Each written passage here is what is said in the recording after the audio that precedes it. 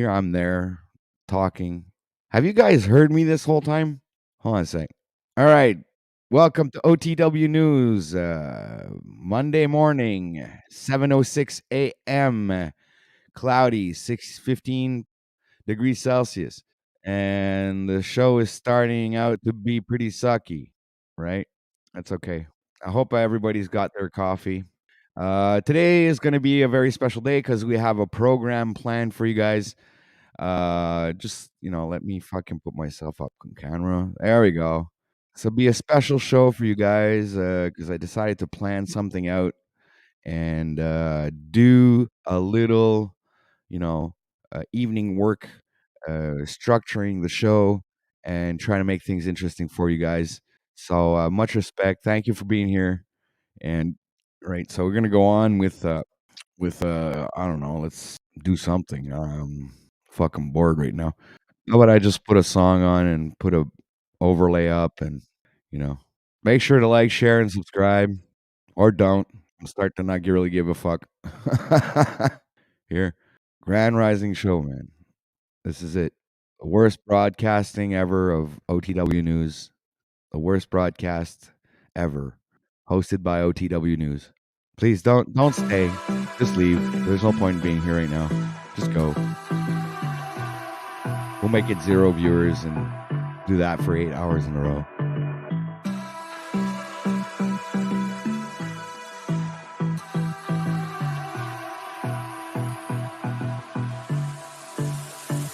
Hey, Mellow Dome's in the house. What's up, Mellow Dome? Thanks a lot, man. I was just, explaining to people how of a bad broadcaster I am.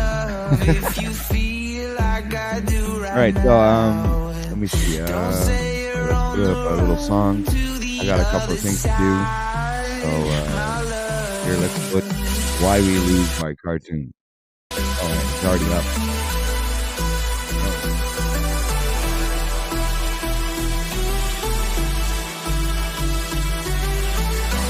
You guys hear this?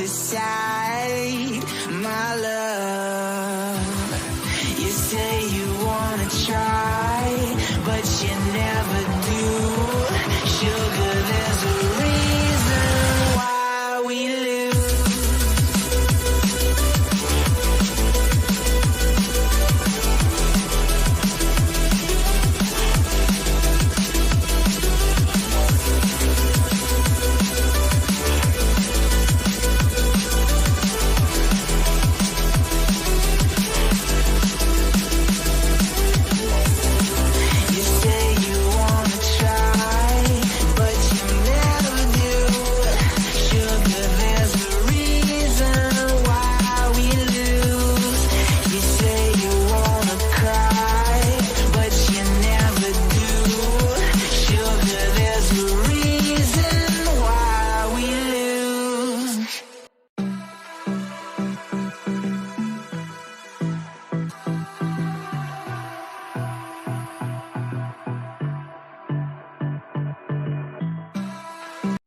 All right, ladies and gentlemen, mic check for everybody who's out there. Tell me if my sound is good. I'm not too sure. I'm having a little bit of technical issues this morning.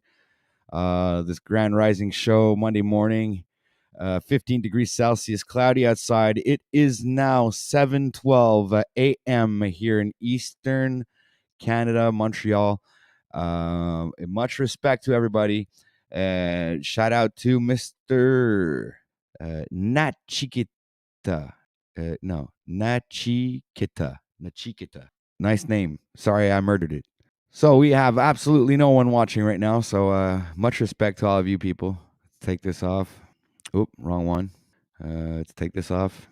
All right, so we're gonna let people roll in slowly. Looks like the show this morning isn't taking off like I expected. So yeah, and I don't want to start the show and do all this stuff for nobody. Hey Moose, what's up? I'm watching and I'm shaving right now. The YouTube counter is broken. Yeah, maybe it is just to discourage me from fucking, keep doing this shit, man. Why? I don't understand. Why would I do it for just one or two people watching? I don't get it. I don't, say, 'cause in my mind, it's because I must suck as an individual, man. People must fucking not really appreciate me at all, man. I mean, if Jack Talcott can get 60 people in the fucking eye, man, I literally got one person watching. It's probably you, Moose. What if I don't feel like rolling with it this morning? Like, fuck it. Get rid of that banner. Grand Rising show. Yeah, whatever. Well, since you guys are just like, you guys suck, I'm just gonna go and fucking play another song and not really give a fuck. So here. And here. And how careless we yeah. All day and all night, we'd stay up, it felt so right. We were so young, we were so dumb. We would get drunk and then hook up.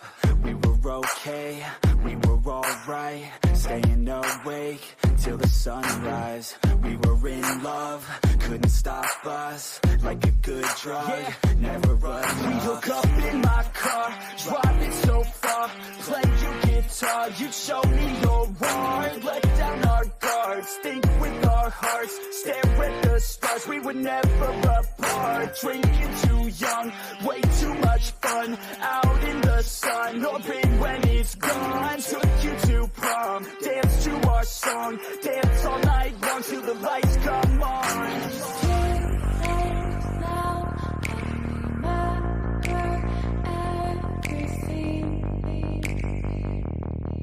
How careless we got. It's too late now.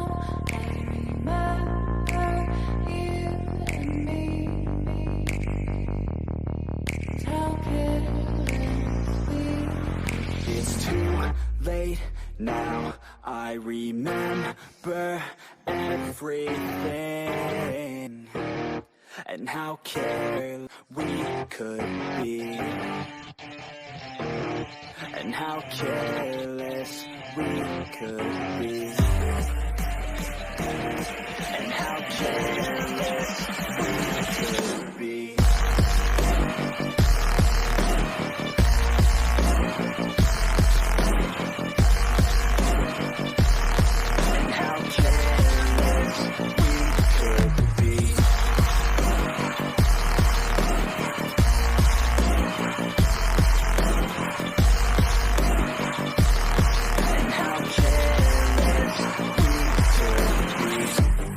Nights, long fights, it felt right, we were alive. We would go out, we were so loud, we were so proud, we had no doubts. Weekends and weekdays, we'd spend our own way. We were careless, we were fearless, we were reckless, time was precious. We loved to waste time, whiskey and wine, drinking all night, asleep by your side. Finally alive, we would just drive, never arrive. journey was life, staying out late, testing our fate, running away. We live for today, young and so bold, never get old. Screw what we're told, we can't be controlled. Now I remember everything. How careless we got. It's too late now. I remember you and me. How careless we. It's too late now, I remember everything, and how careless we could be, and how careless we could be, and how careless we could be.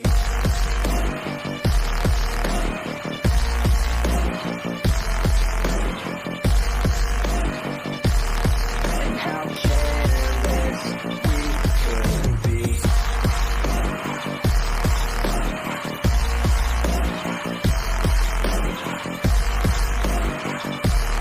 And how careless we could be.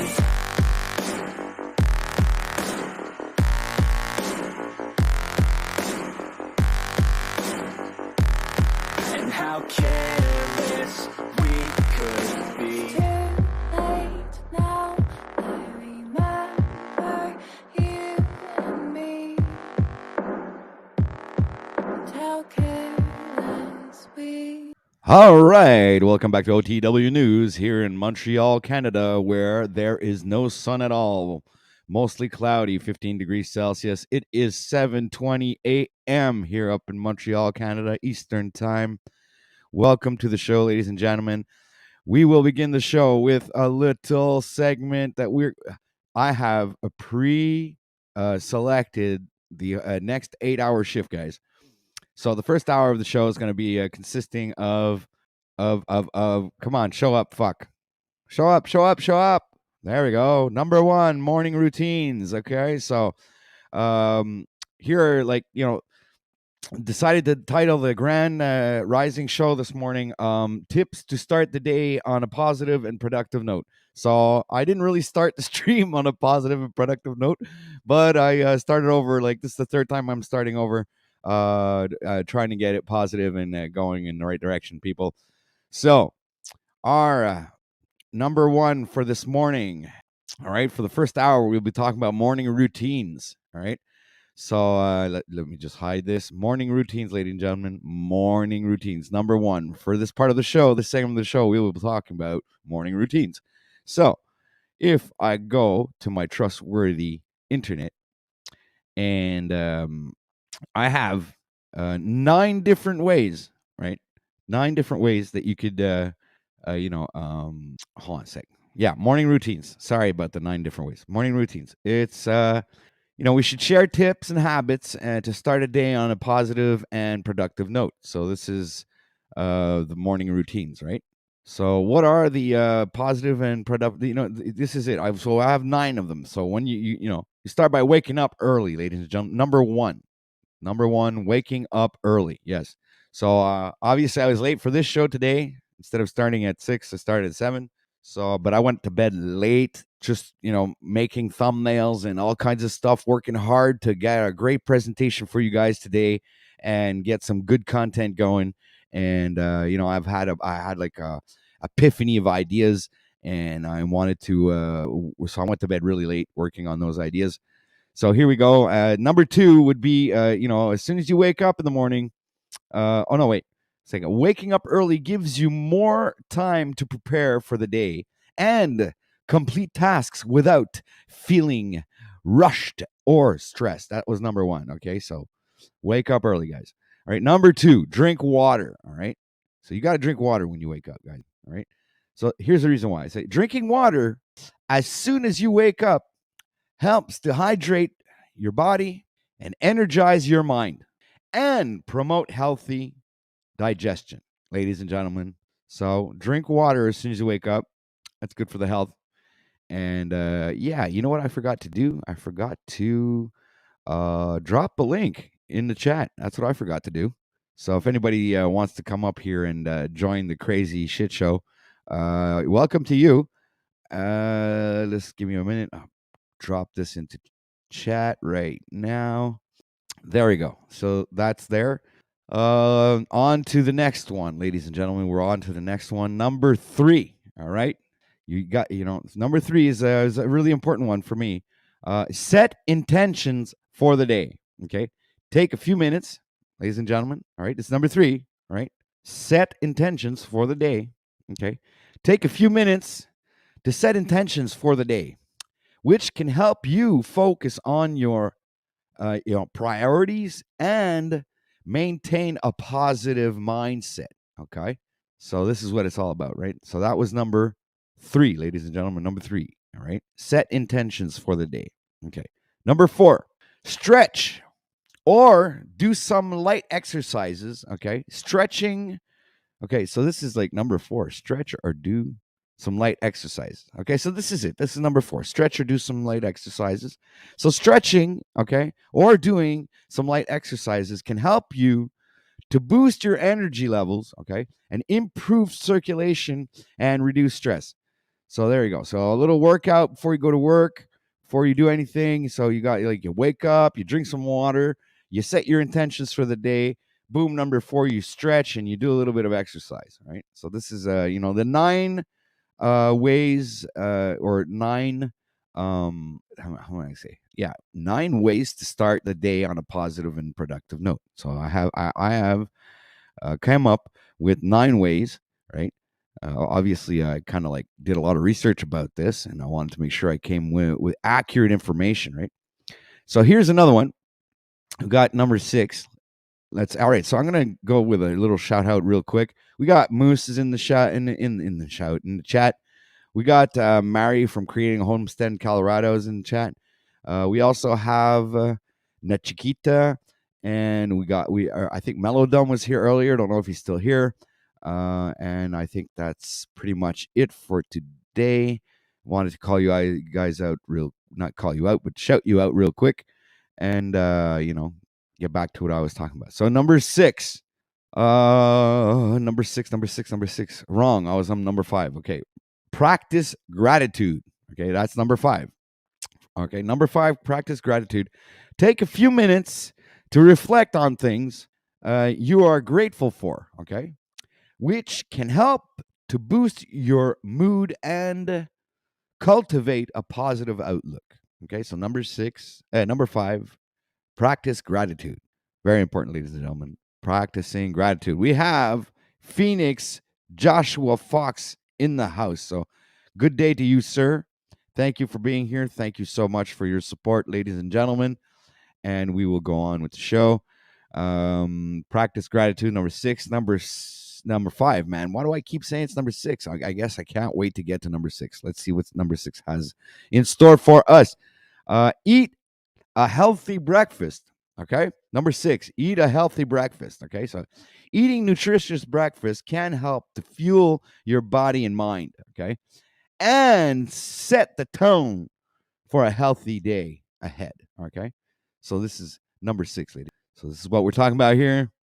Anybody want to click the link? Welcome to you. Let's come and give a couple of pointers. If you guys have any ideas and tips that you would like to give to start off your day with a bang. We got number 7 here is listen to music or a podcast. Okay. All right. So I'm literally trying to give you some tricks here. Right. Okay.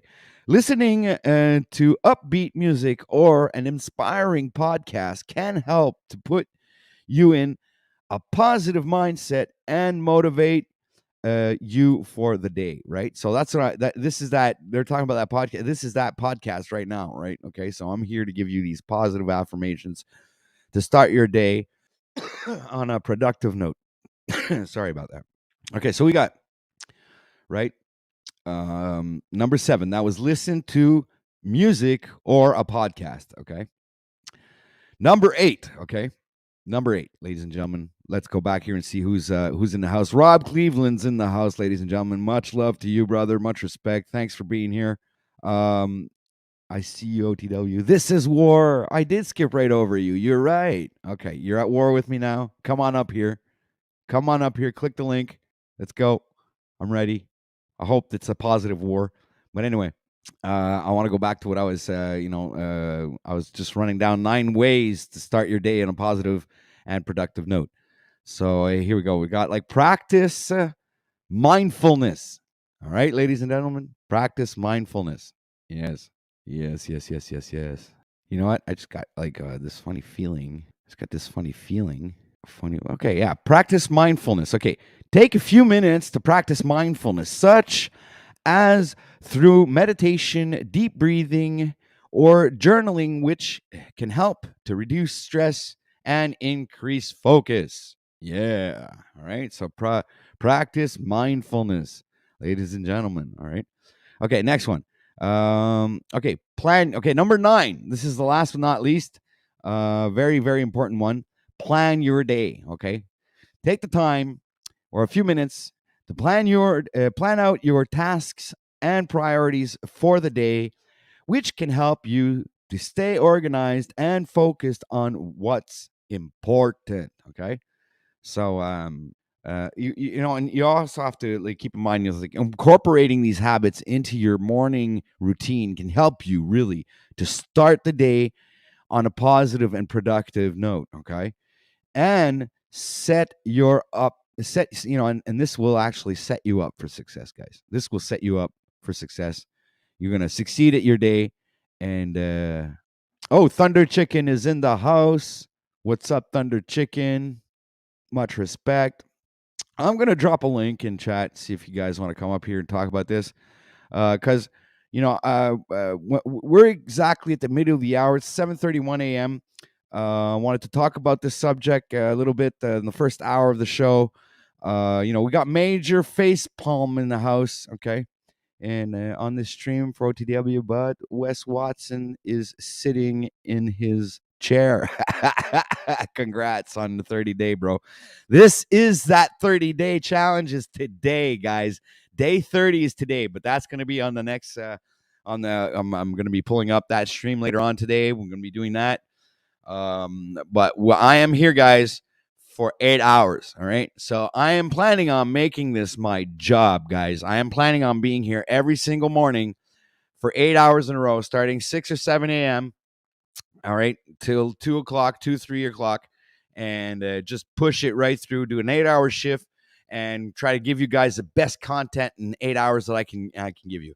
So I came up with a few strategies over the night, and some things that I wanted to talk about, and I just came with my 9 ways, to start the day on a positive and productive note.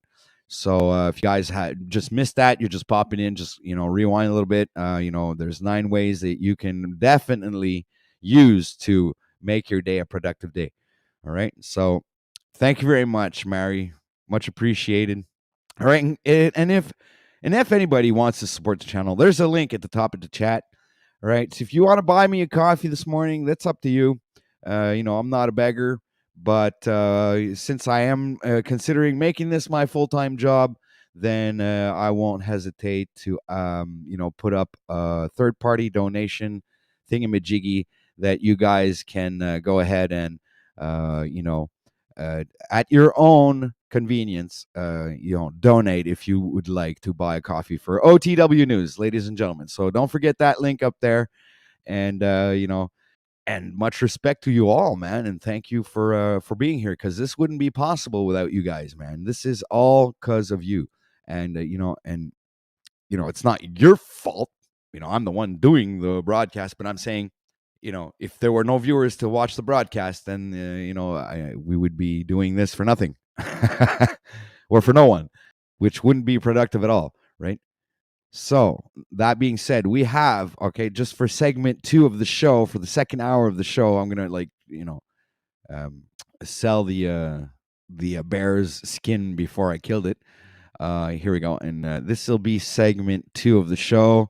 At 8 o'clock, we'll be coming up with this one here, if ever it decides to show up, because my computer's so slow, and maybe this is one of the reasons why we are trying to get a little bit of support from the viewers, so we can be able to, get some better equipment and give you the most broadcasting enjoyment possible. All right, so hold on a sec. Why isn't it showing the overlays, man? This is crazy, man. I don't get it. Okay, so the computer's like fucking with me big time. All right, okay. Is it going to show? Oh, there we go. This is part 2 of the show, ladies and gentlemen. I already even put numbers on it. Number 2, mindfulness and meditation, helping you start your day. This is going to be at 8 o'clock. We're going to start talking about this. So if anybody wants to click the link, come and talk about this right now, morning routines and what you do. We still have another 25 minutes ahead of us. It is, it's 7:35 a.m. Eastern time here in Montreal, Canada, and it is 15 degrees Celsius, and I don't know what it is Fahrenheit, and it's mostly cloudy everywhere, guys. No sun this morning. Grand rising to you all, and let's get back to the banners. Remove this, get me back on screen. So this was a title subject for the first hour, morning routines. So if anyone wants to come up here and discuss their morning routines, the link has been dropped right there at the moment that I spoke. The link is there. So make sure if you guys want to come up and share your experiences of your morning routines and what you like to do to make start your day off with a bang. I'm sure the audience out there would appreciate some tips and tricks, and that would be the best thing in the world, right? So we got a bunch of people watching right now. Make sure to hit that like button and share this out, people, this morning. Like and share, like and share. So I'm putting up the banners. Like and share. Okay, right. So show will begin shortly. We haven't even started the show yet. All right, so let's get this thing going. Drop the link in the chat, guys. So just don't hesitate. For the first segment of the show, we're going to be talking about, morning routines. Okay, so my morning routine consists pretty much of what I enumerated before. So when I wake up early. Maybe today I was a little late. I woke up a little bit late, and usually I'm up like 4:35. This morning I was a little bit late because I went to bed real late. Working on this broadcast today. I was actually working on this. I got like all my thumbnails and overlays prepared, and I made them all on my own. They are all of my own doing. And right, so I wake up early in the morning, and then I drink some water. Right, and that's like one of the best things you can do to hydrate your system and feel better about yourself when you wake up. Then you get, and it helps with your, when you decide to eat breakfast, it helps with your digestive system. So, and then, I don't know if you do this, but, I set my intentions for the day. The thing I imagine, visualize the day ahead of me. And I try to, work through that in my mind and, set the pace for the things that I want to accomplish in my day. Right. And then, I should do exercises when I wake up, but I do the exercises in the evening. So maybe like one of the suggestions that I hear is, stretch and do a little bit of light exercise in the morning. I guess I could start doing that. Wouldn't hurt, obviously. Maybe just a little bit of what do you call it, treadmill and some bicycle from the morning, and then I do my weight training in the evening. And here it says, practice gratitude. Oh, sorry about that. I'm vomiting right now. Things are coming out of me. Sorry. Okay, so practice gratitude. Take a few minutes to reflect on things you are grateful for. All right. So, I'm not too sure. Maybe I should be doing that because I don't think I'm doing that in the morning. You know, I guess I could be doing this more. Actually, this could be a more productive thing for me. To practice gratitude early in the grand rising and things. All right, and then it says to eat a healthy breakfast. Well, that's for sure. I do that. That's one of the things that I do. I have a smoothie. I start my day with a coffee, then go straight to the smoothie and the superfood, bananas, berries, all the whole thing, the whole kit and caboodle. Here it says you listen to music or a podcast. Well, I do listen to the music in the morning, and I create a podcast, so I guess that works, right?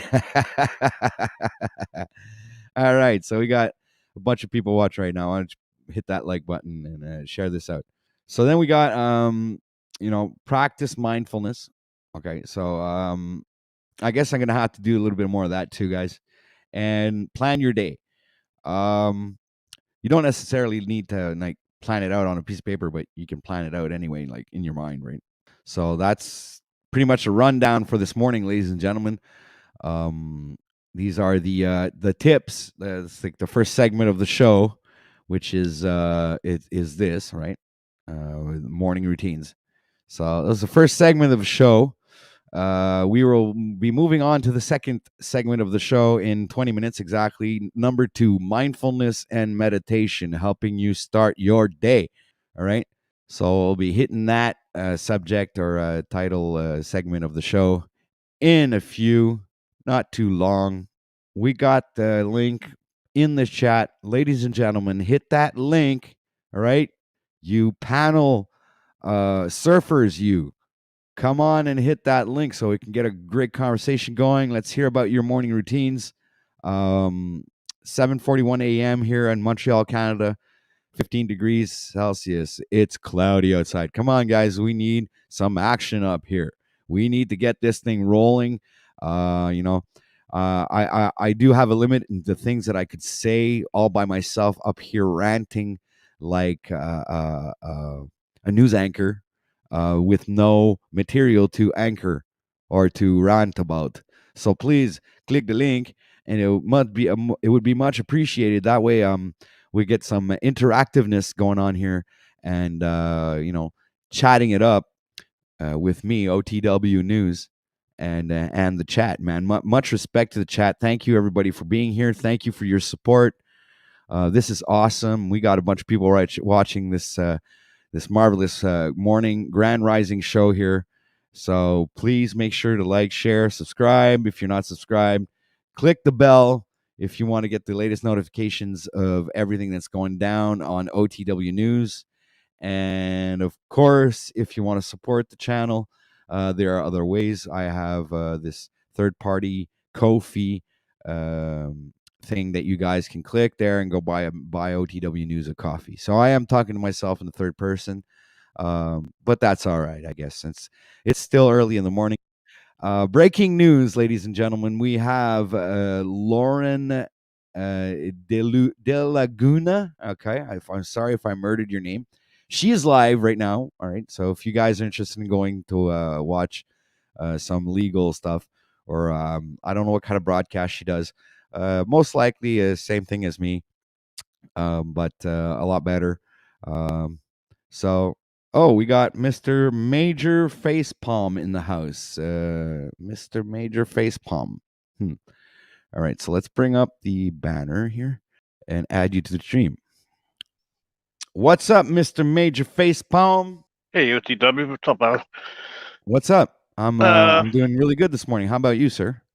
I'm all right. I'm all right. Just calling with a producer's note for you. I'm actually running around, so I won't be able to stay. But just wanted to let you know that for future streams, let your viewers know that if they when you say when you ask them to like and share, if they just hit share and then the next day they hit it, it's copy link. Even if they don't share it to somewhere, it still counts in analytics.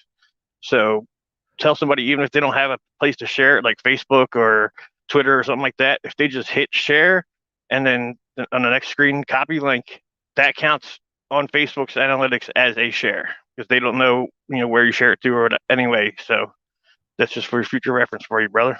Thank you much. Thank you so much for that information, sir. I think it's very valuable to know that.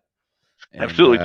Tell your producer Moose, make sure he repeats it every time. Yeah, my producer isn't too happy with me this morning. I was an hour late on the job, so I got some shit from my producer this morning. But everything's good. We gotta do things to start the day on a positive and productive, outlook, and see that we can, how can I say this so eloquently? We have to be able to overcome the day and be the champions of our day each and every day. So every day is a new challenge, and every day is an occasion to rise to success. Right? So, Well put, sir. Grand Rising, and take care. Like I said, I can't stick around, but congratulations again on 30 days. But it's 30 days of the rest of your life. So Yes, sir. And I really appreciate your presence here today, this morning. It's very refreshing to have somebody to talk to, and at the same time, very grateful. And you're always welcome, sir, to pop in at any given moment and just chop it up with us over here in OTW News. I sure will. You're doing 8 hours today. I'm sure I'll make it back at one point. All right, man. Well, we'll be here till 2, 3 o'clock this afternoon, sir. So we're here for a good 8 hours in a row. I've got a good show lined up, even a great show lined up for you guys. And hopefully, other people will decide to click the link and come on up here to participate in the different segments of the show that I've already prepared in advance. So like in one of those positive affirmations that I mentioned before, it's good to plan out your day, right? So that was number 9, actually. So this is pretty much what I did. I planned out the show. I split it into 8-hour segments. I mean, 1-hour segments for a full 8 hours. And, and I didn't really want to, mention what the titles are going to be, because it's in the description, guys. If all you guys want to know what we're going to be talking about, what's happening, everything, the whole list is in the description box down below.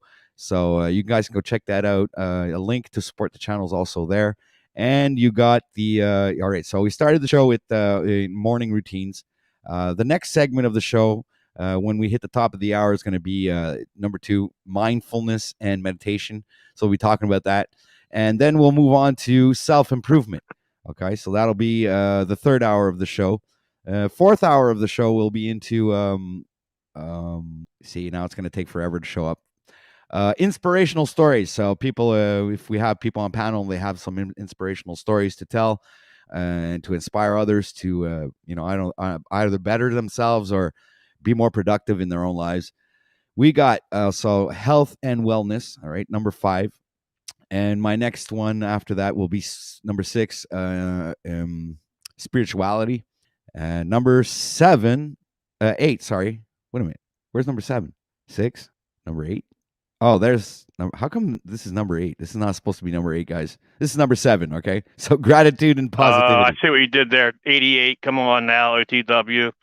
Come on, That must have buddy. been it. I skipped number 7. And the last but not least, ladies and gentlemen, to end the show, we'll be talking about relationships. So there you have it. You have the whole rundown of what today's show is going to be all about. So you know exactly what to expect coming down the road and coming down the line here on OTW News broadcast here in Upper Montreal, Canada. It's presently 15 degrees, 7:48 a.m. We are about to hit the top of the hour, ladies and gentlemen. And we have with us Mr. Major Facepalm, which is about to leave us, I believe. So Yes, I am.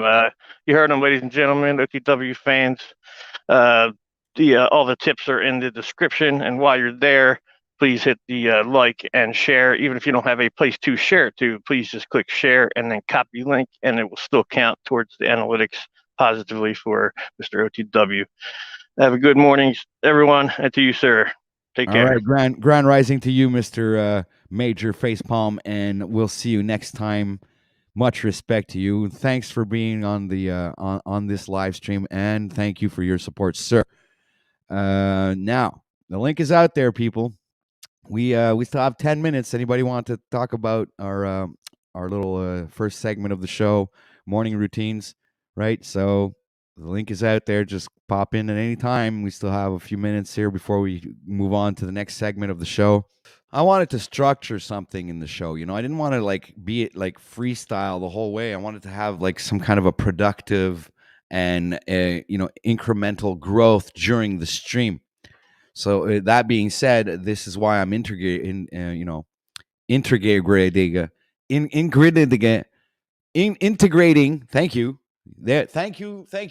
Thank you for giving me that word. Integrating these segments to the show, so we can get a little bit of structure and see if we can maneuver around these title subjects, because I noticed that many podcasts or live streams, what they do is they don't, they could go off to one subject to another and this and that, and it's it never really focuses much on one thing.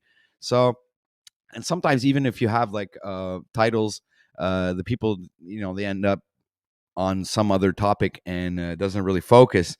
So I figured if I kept focus on the topics that I wanted to talk about today, then and I'd structure it, it would be easier for us to have one of these conversations. Hopefully, we have other people are going to click the link.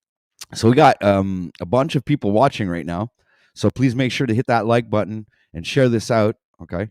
Um, and for all those who want to support OTW News, there is a link also in chat and also pinned at the top of chat. You guys want to buy a coffee or something, want to support the channel, go ahead. It would be much appreciated.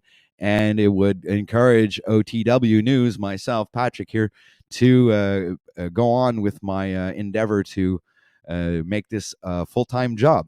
So doing this 8 hours a day, 5 days a week, for 40 hours, guys, is what I'm willing to give this time, and work hard for a really great broadcast, and I hope that you people appreciate the time and effort that I'm going to be putting into this investment here, sir, ladies and gentlemen. So thank you so much for your support. Thank you for being here right now, and thanks for watching. I hope you guys are enjoying yourselves, and that this is for you a productive and positive morning that is beginning, or grand rising, as I call it.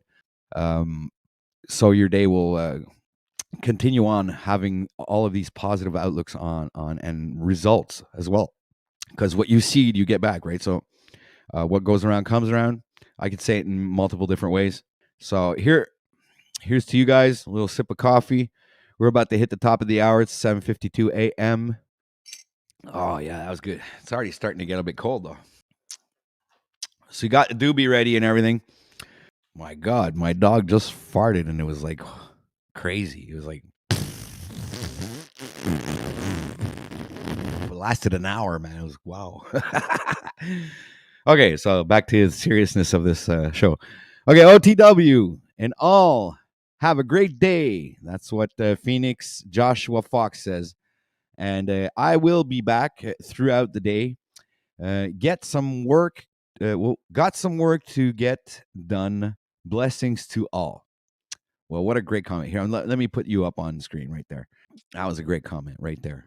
Later, Josh. That's what Rob says. So peace, man. Much respect. Thank you for being here, and hope to see you again today, Mr. Phoenix or Mrs. Phoenix. Well, I'm not too sure. I can't really see the avatar too well. I'm not sure if that's a dude or a lady. Oh, Joshua. Joshua is a guy, right? Okay, dude. Yeah, sorry about that. No insults here. Not trolling you at all. We got What Life is in the house, man. Much respect. Yes, these are beautiful people, amazing people, great crowd, great audience. Thank you so much, you guys, for supporting OTW News. It's a great experience. I love being here for you guys, and I'm trying to drop some good information and some positive and productive means for you to go on with your day and your day-to-day lives, right? So we got Timmy Carini in the house, man. All right, so we got Timmy Carini. You guys, I see you guys on panels so often.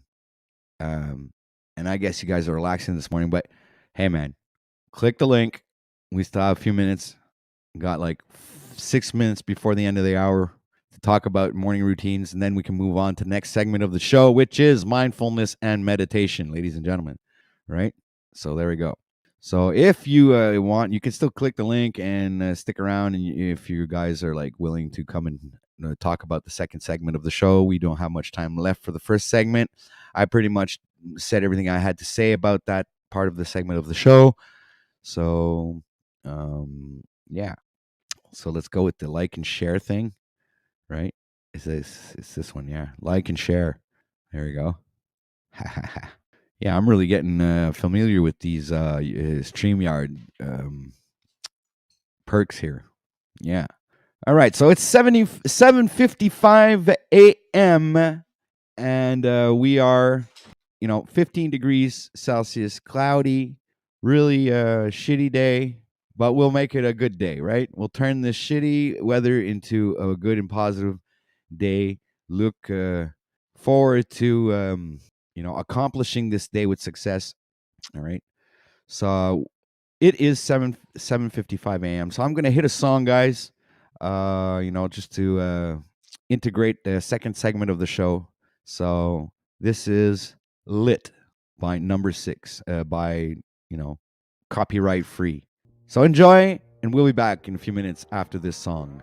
Everybody, please stay on for segment part two of the show.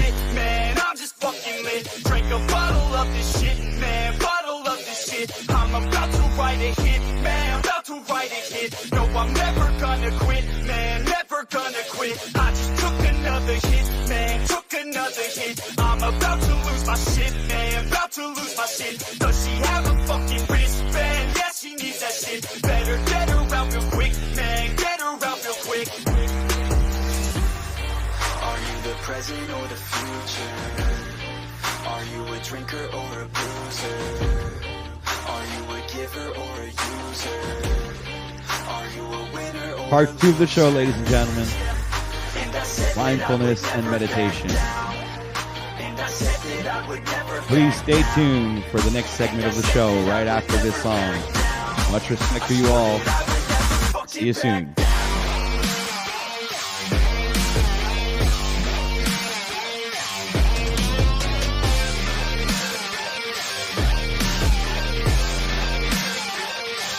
Christos is in the house. Yeah. Check it out.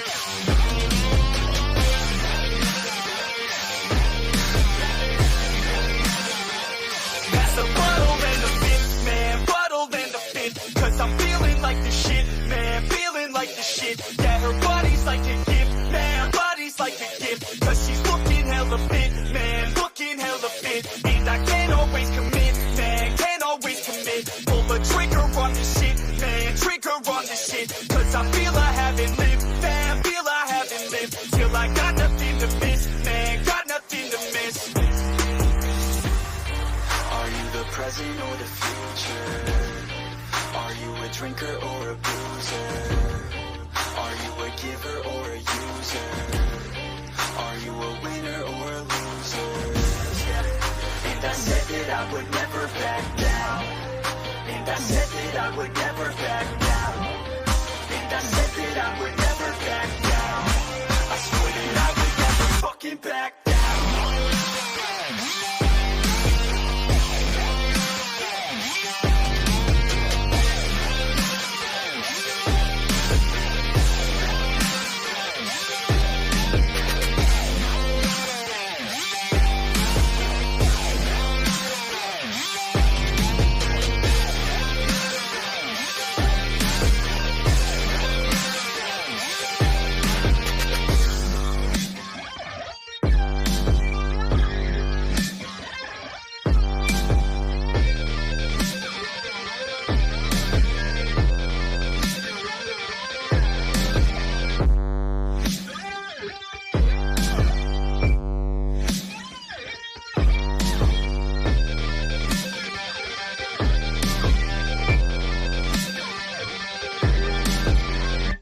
All right, I'm back, ladies and gentlemen. That was Lit, Netflix, YouTube, Netflix. And I was going to say YouTube, but Netflix, copyright-free music.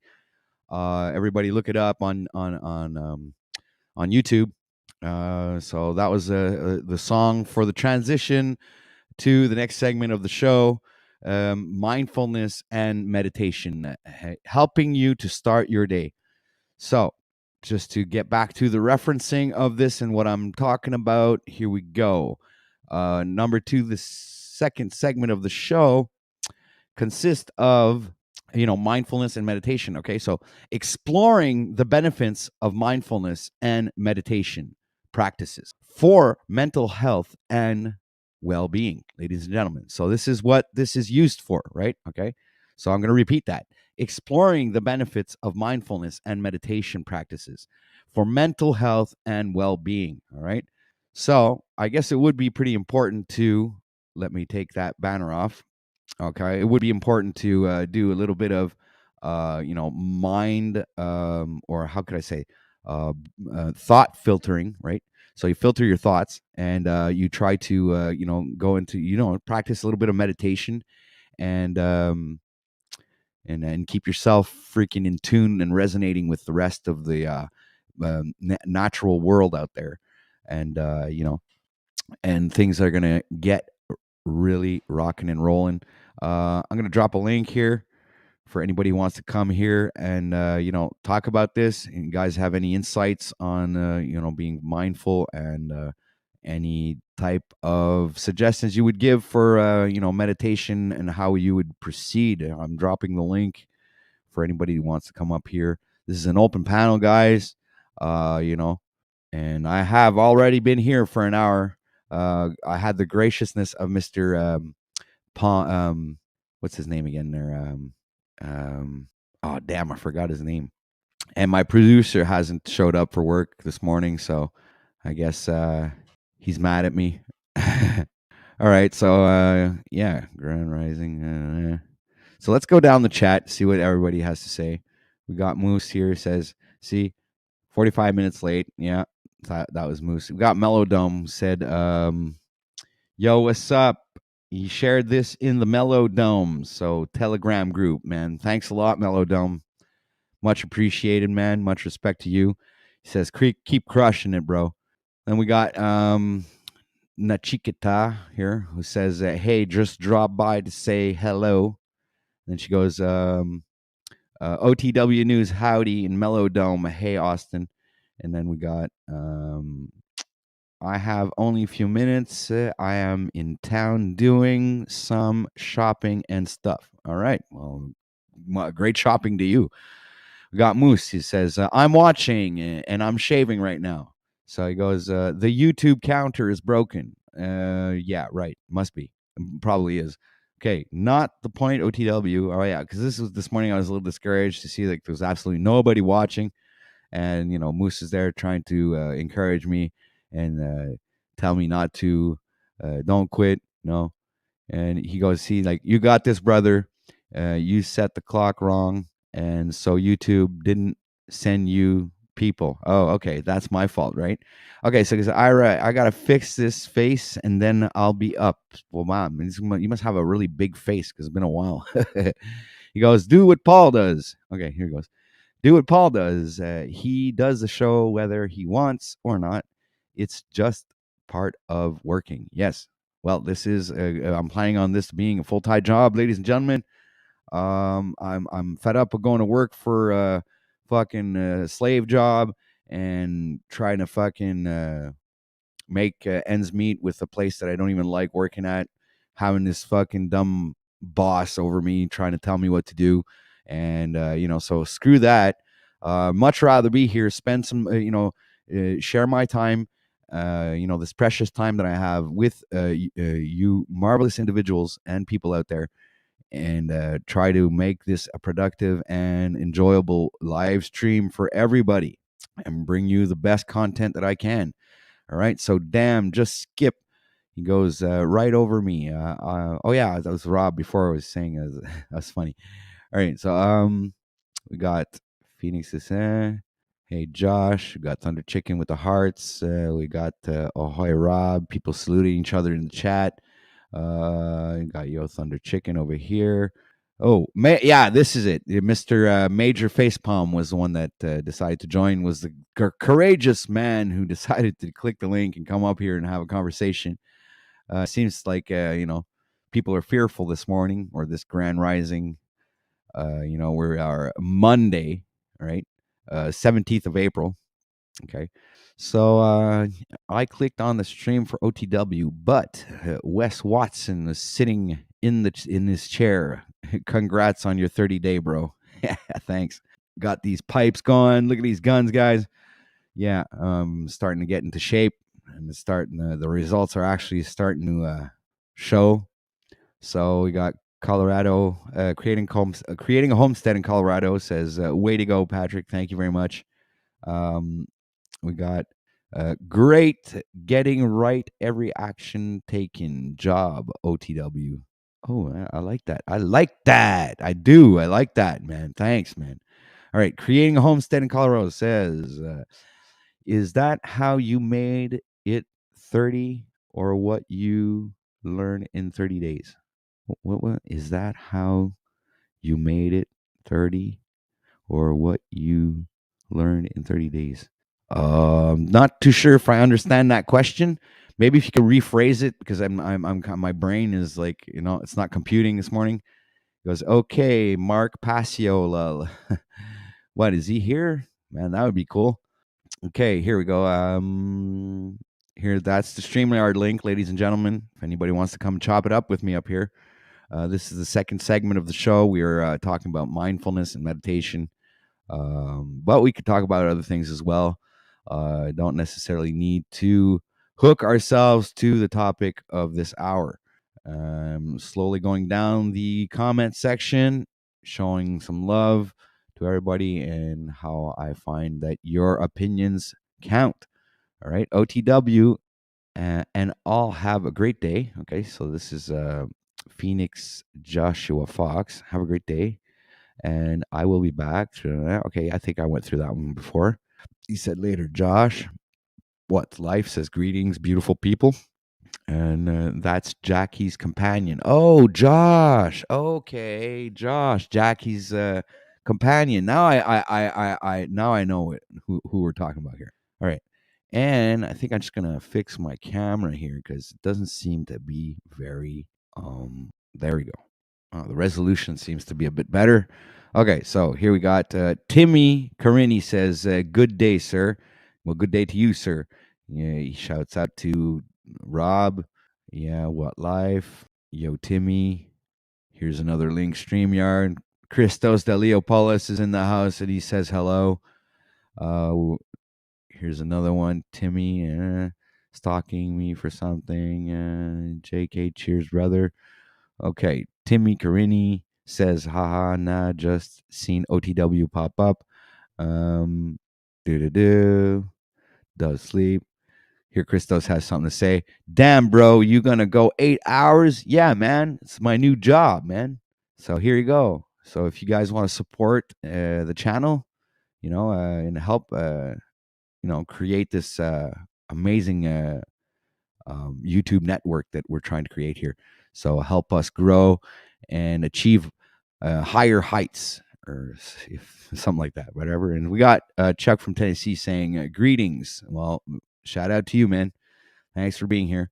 Here's the link, guys. The link's in chat. So you guys want to click the link and come on up here and chop it up. Then we got Christos Leopolis is going like 100% all the way. And he goes, have you taken any cold showers? Well, usually I always take more or less cold showers. Sometimes it's a little bit warmer, but I don't really like taking hot showers, man. It's not something that's something my woman does, She makes sure to put the water so boiling hot that I don't go in. I don't know. All right, so this is the second segment of the show. We got mindfulness and meditation. Anybody have there any insights on what they would like to hear or comment about, mindfulness and meditation? The link is in the chat, ladies and gentlemen.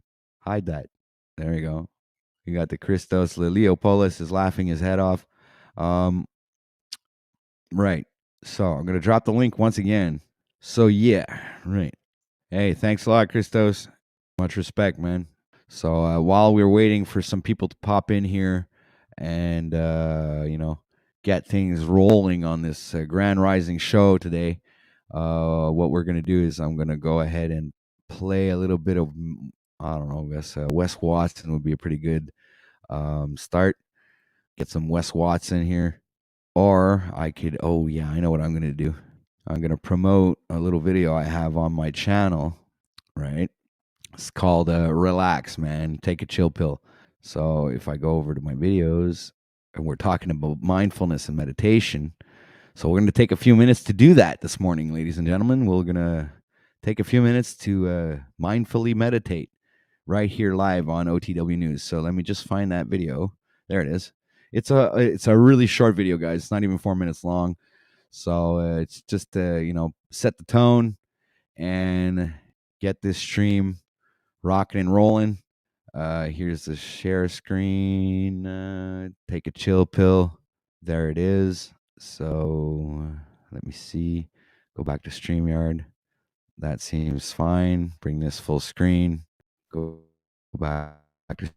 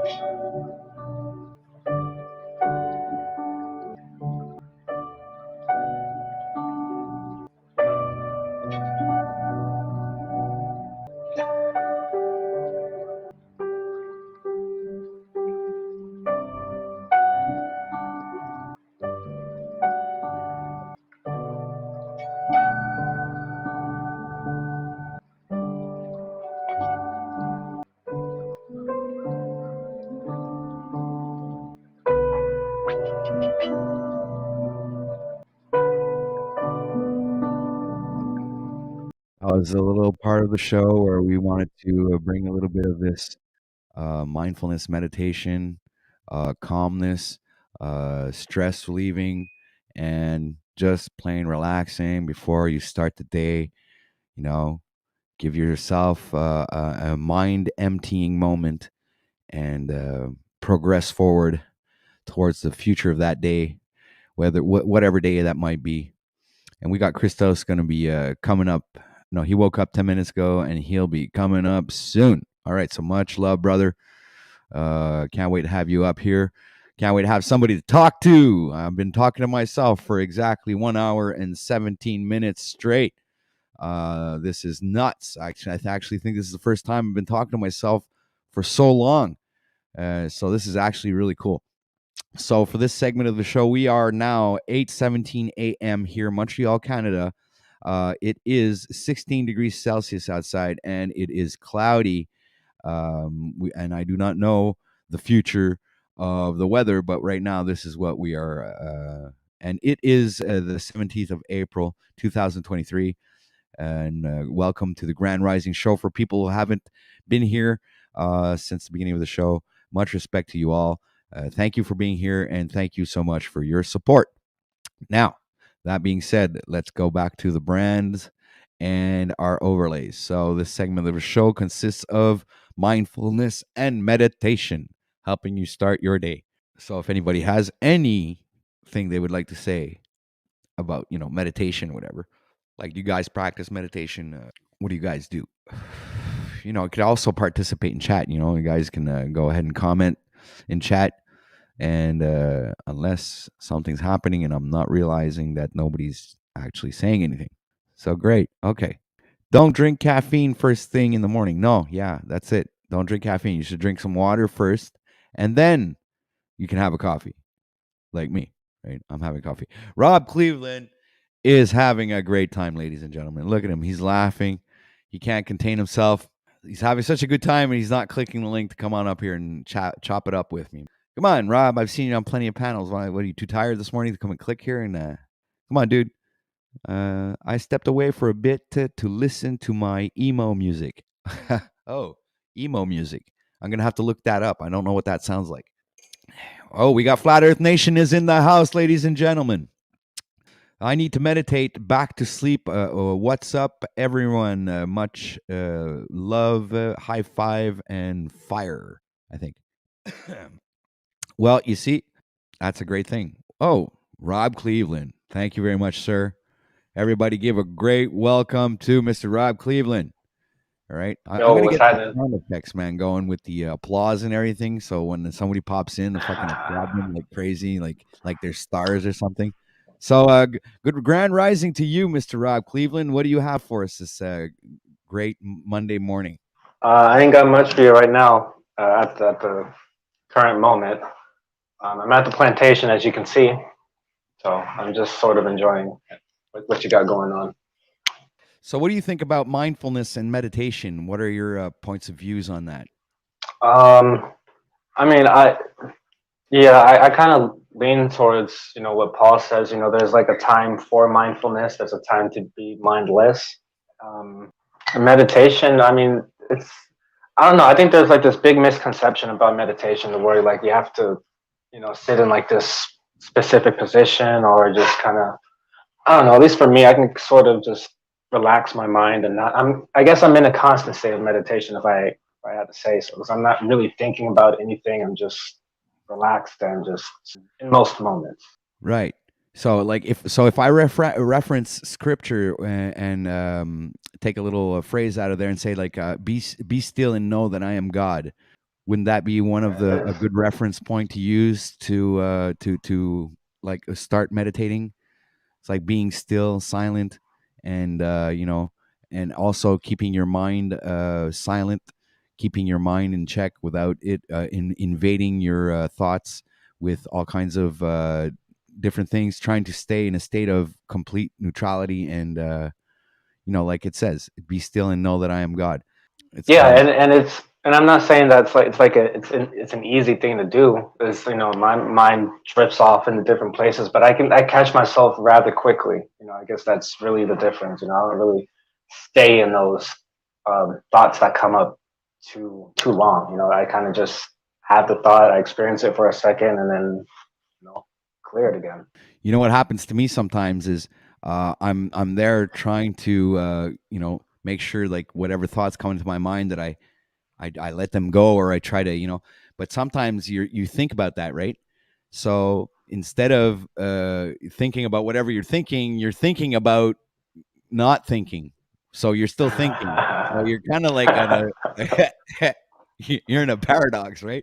So you try to get rid of that because you got to stop thinking completely. So stop thinking about not thinking, right? So just like really don't do anything. It's I have to admit it's not an easy endeavor because I catch myself doing that sometimes where I'm thinking about not thinking, which is a little stupid, but it still happens. No, it's understandable, and I guess I mean it's sort of like easier for me, I guess, because I've always been in like by myself, and I've always had solitude. I don't really have like a lot of. I don't me myself personally. I don't have any children, but I don't just know like outside noise. Even with my job, you see what I do. I'm a security officer. I just sit here in solitude. So I guess it's a lot easier for me to just be in that space. Okay, so you spend a lot of time yourself, in other words. So you Yeah. do have, yeah, I guess you do have a great deal of time to enter that mind state and stay mindful, I guess, because I could see that you're a very posed, calm individual that you don't get riled up very often. In my experience of seeing you on panels and everything, I've always considered you a very calm and posed person, very well presented. You know, and I'm throwing flowers at you right now, throwing flowers. Thank you. All right. So we got Ginger Ridge is in the house. Howdy, folks, she says. All right. Much respect to you. Thanks for being here. And we got Flat Earth Nation saluting Thunder Chicken. I just dropped another link in chat, ladies and gentlemen. If ever you guys want to pop up here and come and talk about this with us, chop it up. And hold on, let me see. I wanted to do something. Drop a link in chat for anybody who would like to support the channel. Yeah, All and, right. and in about 5 minutes, I'm gonna have to step away to clean the guard shack, but I'll still be here listening. All right. Well, you can stay on panel. I'll keep you up. people attract people, right? Oh, so we got Yeah, that's, typically I don't like being the first one to come up. I feel more comfortable when other people have come up. It makes it just easier for me because I'm not a real chatty cat. If you haven't noticed. you know what, Rob? That's what I was getting the impression is that when people come in and they see only one person up on screen, it's like as if everyone's shy to be like the second person to come up. Like let's say I don't know, I'm putting myself as the first person. They're a little shy to click the link and come on up here. And it's kind of strange, saying that because many people that I see in chat are usually people that usually don't have any issues with clicking the link and popping up to get some airtime and be able to speak their mind, which is very peculiar in my opinion. Because I'm always expecting, I guess, but that's deceptions come with expectations, right? So I guess I was expecting to have a plethora of people on panel, and it ended up me being here by myself for an hour and 17 minutes, literally talking to myself, which is Well, something I guess I'm going to have to get used to, right? I'll say this just for myself. God damn it, I forgot what it was I was about to say. I just left my mind that quickly. Guess it wasn't that Wow. important. That was quick, man. It's like it left your mind while you were talking, bro. That was like really quick. All right, we got Christos de Leopolis is in the house, ladies and gentlemen. Give a great round of applause for Mr. Christos. Peace, brother. Much respect and happy to have you on OTW News Grand Rising Show. What are you up to, sir? Well, I remember what it was I was going to say, so I'll go ahead. But All right. just with me personally, I'm more of a listener. I never really did the panel thing. So I think maybe Melodome was the first panel I ever came up on. That was a while ago. I went up there to just show my face, but more recently I've been coming up a lot more just because I guess people like seeing me up there. I don't know. I do it for the people, but I'm more of a just listener, chat hero guy. Well, I'm gonna have to apologize to Ginger Ridge. I thought Ginger Ridge was a female. Apparently, I might have been mistaken. So with this gender bullshit going around, it's kind of hard to fucking know how to identify people now. You can't even say if they're a woman or a man anymore. You have to like, how can I tell the difference? So yes, I assumed you were a woman. I guess Ginger uh, is the kind of name that you would give a woman. I never really figured that a man would be named Ginger, but obviously that could just be your handle. But I wouldn't understand why a man would choose Ginger as a handle. It kind of awkward, in my opinion. Maybe because he is a ginger. That's just a guess. I'm just speculating. Well, that's a very educated guess there, Rob. And right. So, but you're allowed to be the gender that you want to be. You just have to mention in chat. All right, you just have to mention in chat which gender you would like to identify yourself with, and I will identify you as that. So either I'll say sir or ma'am, okay, or Mr. or Mrs. There's a good chance that I use these things and these terms, even though here in Canada, Quebec, when you go into a government establishment, they do not pronounce you as Mr. and Mrs. anymore. They're not allowed because of the gender identification. So they will be removing the Mr. and Mrs. In their discourse. Isn't it a crime to misgender somebody there, or is that somebody or somewhere else I'm thinking of? I don't even know, man. A crime? You can. Well, You yeah, actually, I think they would deem it as like a hate crime, misgender. I would probably fall under that category. If I had to guess. my Hello? gosh. Oh, there Hey, we what's go. up? All right, we got some feedback from Christos, man. What's up, dude? Your mic is coming in loud and clear. Welcome to Wait, the Grand is Rising my Show. mic bad? No. You're coming in real good. Okay. Yeah, my bad. I had to fix it. I don't know what's going on. I'll put my camera on here in a second. I'm just getting my bong ready and opening the curtains.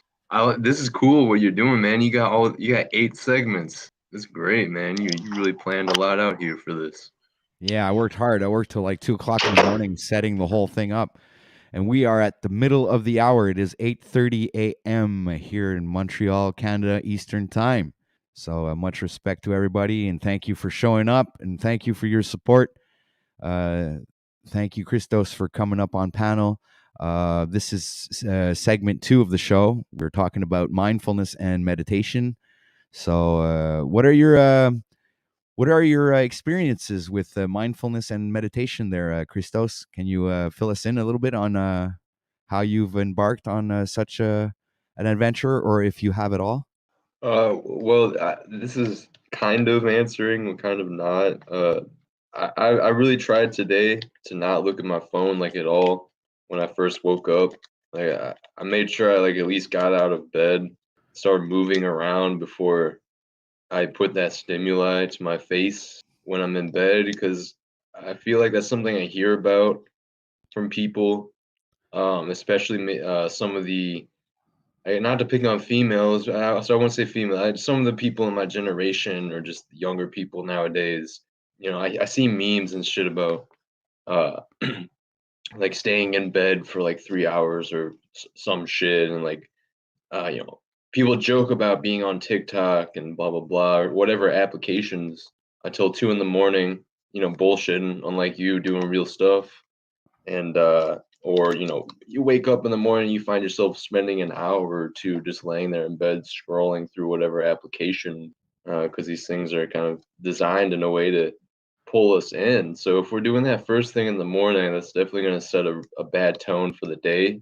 um it's like the total opposite of being mindful and meditative is diving your brain into the metaversal world of technology first thing in the morning. It's just really throwing you off kilter, I think, for the rest of the day. So I think that's a form of mindfulness right there, is just get up and start moving and do something to start your day rather than getting on your phone first, because it's gonna set a bad momentum, I guess, for the rest of the day. In some ways, they say the most important, time to really get shit rolling is, when you wake up. What are you doing when you wake up? Your brain's in those alpha waves, I think.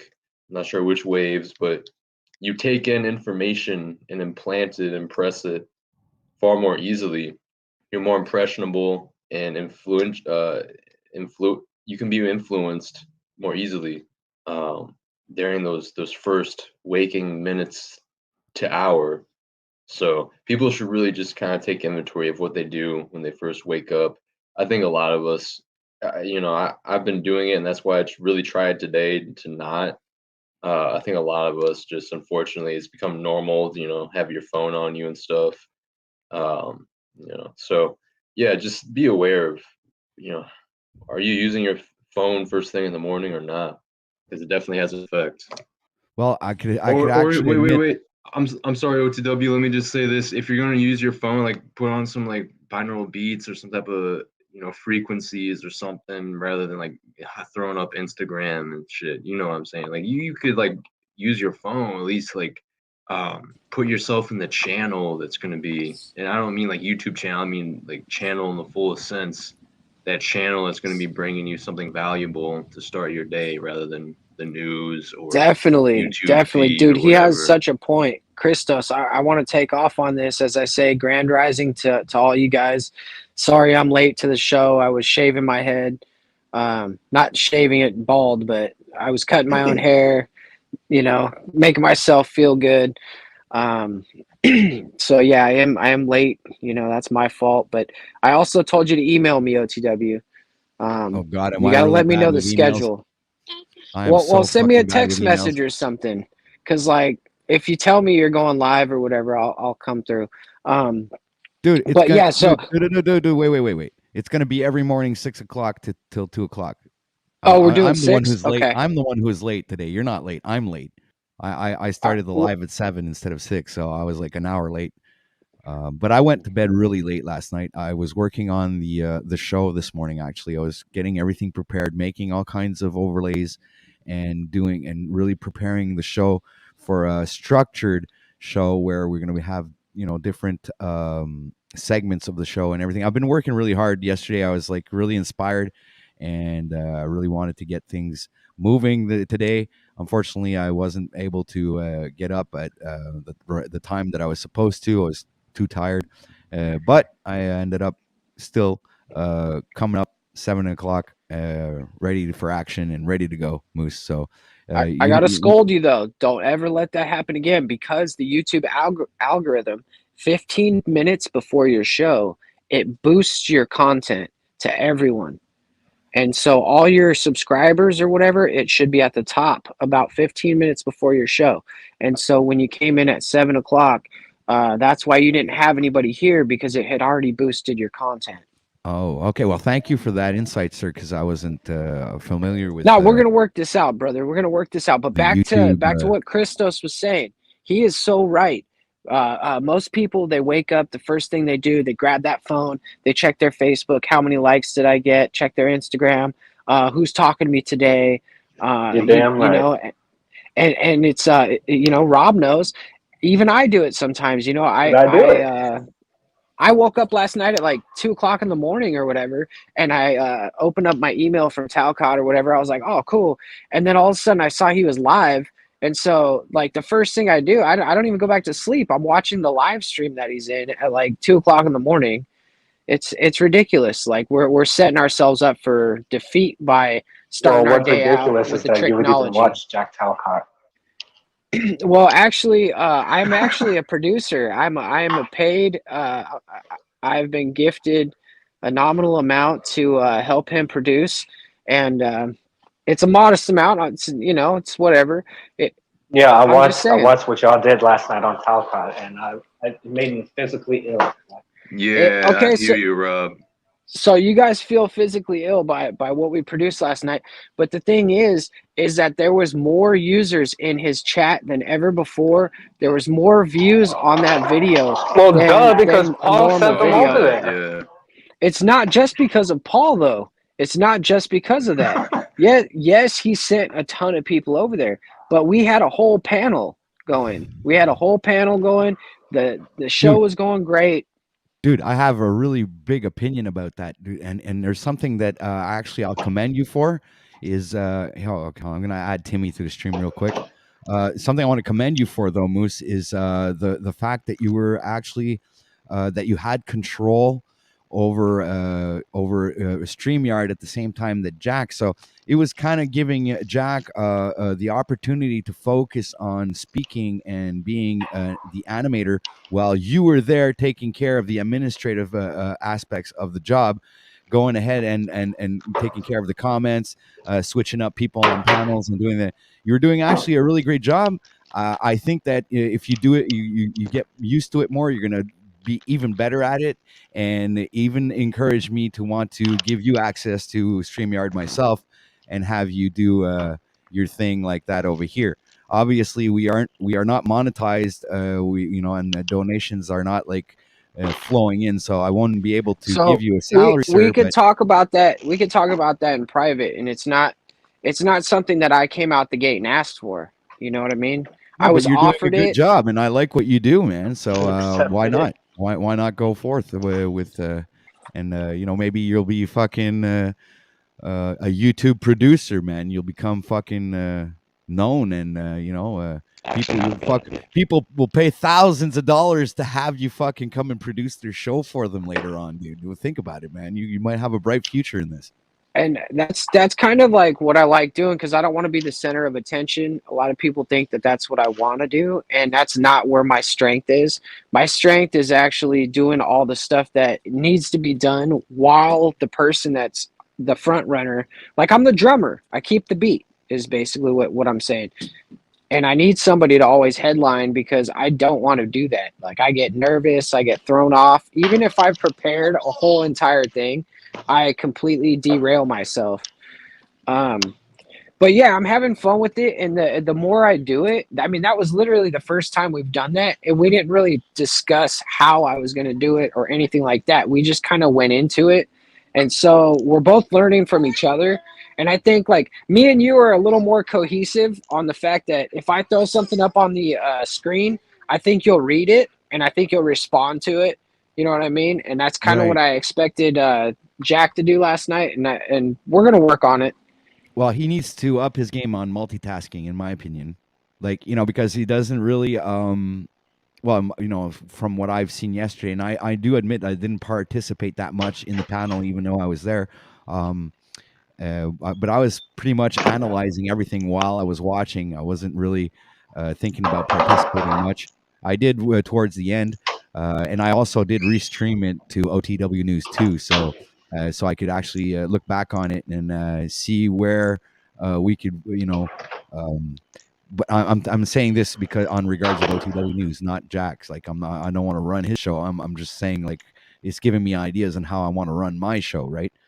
So yeah. So much respect to you, Moose, for that, and I think you're doing a great And job. I have a lot of ideas for you too, and that's why I said email me, because that's the best way for me to just kind of like memory dump and give you everything at once, because it's just easier for me, because when I get inspired all at once. I focus 100% on what I'm inspired on, and then I move on with my day. You know what I mean? Yeah. So we're Like just gonna after let I'm done Timmy. thinking about your, Just huh? gonna let Timmy say something. He popped in. Has been listening. So welcome to the show, Timmy, and much respect. How you doing, sir? What's up? What's up? Oh, I'm great, bro. I'm Oh, great. your I'm mic. great. Holy shit, your mic Cupcake. is Terrible. Your Oh mic yeah, is just as bad as you're like a yesterday. I don't robot, man. understand. Holy fuck. Oh, Damn. restart your phone. Is That's it, what is it it, is. is it still terrible? No, No, it's fine good now. now. Fine now. Good now. Do you hear feedback or no? No. No. Oh, okay. Little bit of an echo, but Oh. All right. I'll get it handled. What's up, brothers? What's up? Thanks, OTW, for having me up, man. So what's your take? So, what's on your take on mindfulness mindfulness and meditation? meditation? This is segment This is 2 of the segment show. 2 of the show. Right. Any other deeper context, or just kind of in general? Well, let's say your personal experiences on the matter. I mean, you're echoing real bad. Holy moly. Yeah. All Holy right. cow. I'm sorry. I'm fucking you guys up. I'll want me to go away? I do need No, to just restart. like Put the volume down on your PC, so we won't so hear we the won't echo. hear the echo. All right. Yeah. Or So you have the YouTube video playing in the back. no. So it's much better now. Yeah, I see. Moose is right. I need to restart my computer. Yeah, man. Mindfulness and meditation. Yeah, I think it's an automatic thing. Mindfulness. I think it's just one of these Eastern kind of things where folks you can't really try to be mindful. You can't try that. I feel that we are run by states, like a state of mind, and you either adopt that state or you don't, and that's how folks are able to have, for example, streams of consciousness. Like, where does that come from? I believe that's from us being in a state. So if I'm playing the role of a teacher at the moment about something, I don't need to think about what I'm saying. Like right now, I'm not thinking about the next words that are coming out of my mouth, and I didn't think about planning this in advance. Kind of just comes stream of consciousness. And I think that's just because I practiced this state for 10,000 hours of speaking and thinking, like this line of thinking. But meditation has a lot of different connotations and styles. But yeah, I think that in terms of meditation, I really feel that it's getting into those states. I think that's all we're doing when we do meditate is you use. It's really, I see it as numbers: -1, 0, +1. So if I'm in a shitty state, it's a -1, and I'm like, fuck, this sucks. It feels bad. It's negative. I don't like it. And so going back to the 0 state, sort of like lifting an anchor off of a shitty dock. You're lifting the anchor, the boat like goes out into the sea a bit. You get to that centered 0 state, back to basically God, the unconditioned state, the no thing, the nothing state.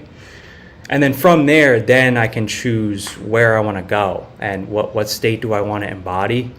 This is how I see limiting beliefs, meditation, and all that stuff. Wow, that's great, man. I like your perspective. That's really good. So your Yeah, thoughts that was on well put. Very well put. Going back to neutral. I like how you brought the numbers in there. Number counting, bro. Yeah, and that's in our everyday lives because these numbers always present themselves in any given moment. Um, it's like this fractal, numerological. I murdered that word, but anyway, you know, this place that we live in is based upon frequencies and energies and fractals and numbers. I think are all integral part of this reality, and being mindful and doing meditation are I think key ingredients to being complete aware of your being, all your actions, all your thoughts. It's a positive way to do a retrospective on yourself and be able to uh, you know uh, act upon the reflections that you've made during either those meditations or while you're being mindful. So, that being said, ladies and gentlemen, we are exactly at 8:46 a.m. here, Eastern Time, Canada. It is still 16 degrees Celsius, very cloudy outside. We are April 17th, and right now we are in segment number 2 of the show called Mindfulness and Meditation, helping you start your day, ladies and gentlemen. And well, I did put a little video in here during this segment where we take 4 minutes to relax and listen to some very calm, soothing music, and then moved on to an open panel where we have these great panelists up here with me right now. Very honored to have you guys with me. And wow, man, you're looking good, Moose. You're looking good, man. Got that And double chin kind of going on right now. It's weird. yeah, but you Is that gotta a lift your phone snuggie that up. you was wearing? No, that was blankets. It was just Got to some do the blankets. selfie Snuggie. thing. Got to do the selfie thing. You put the It's a phone up in the jacket. air, and for the phone to be I was looking talking to down on you, Christos, so we Moose. don't see your double chin. Read the You do room. look better though, Moose. Yeah, there you go. Put it up higher a bit, just a little bit higher. There you Looks like a go. different person. Now Completely. you got there you go.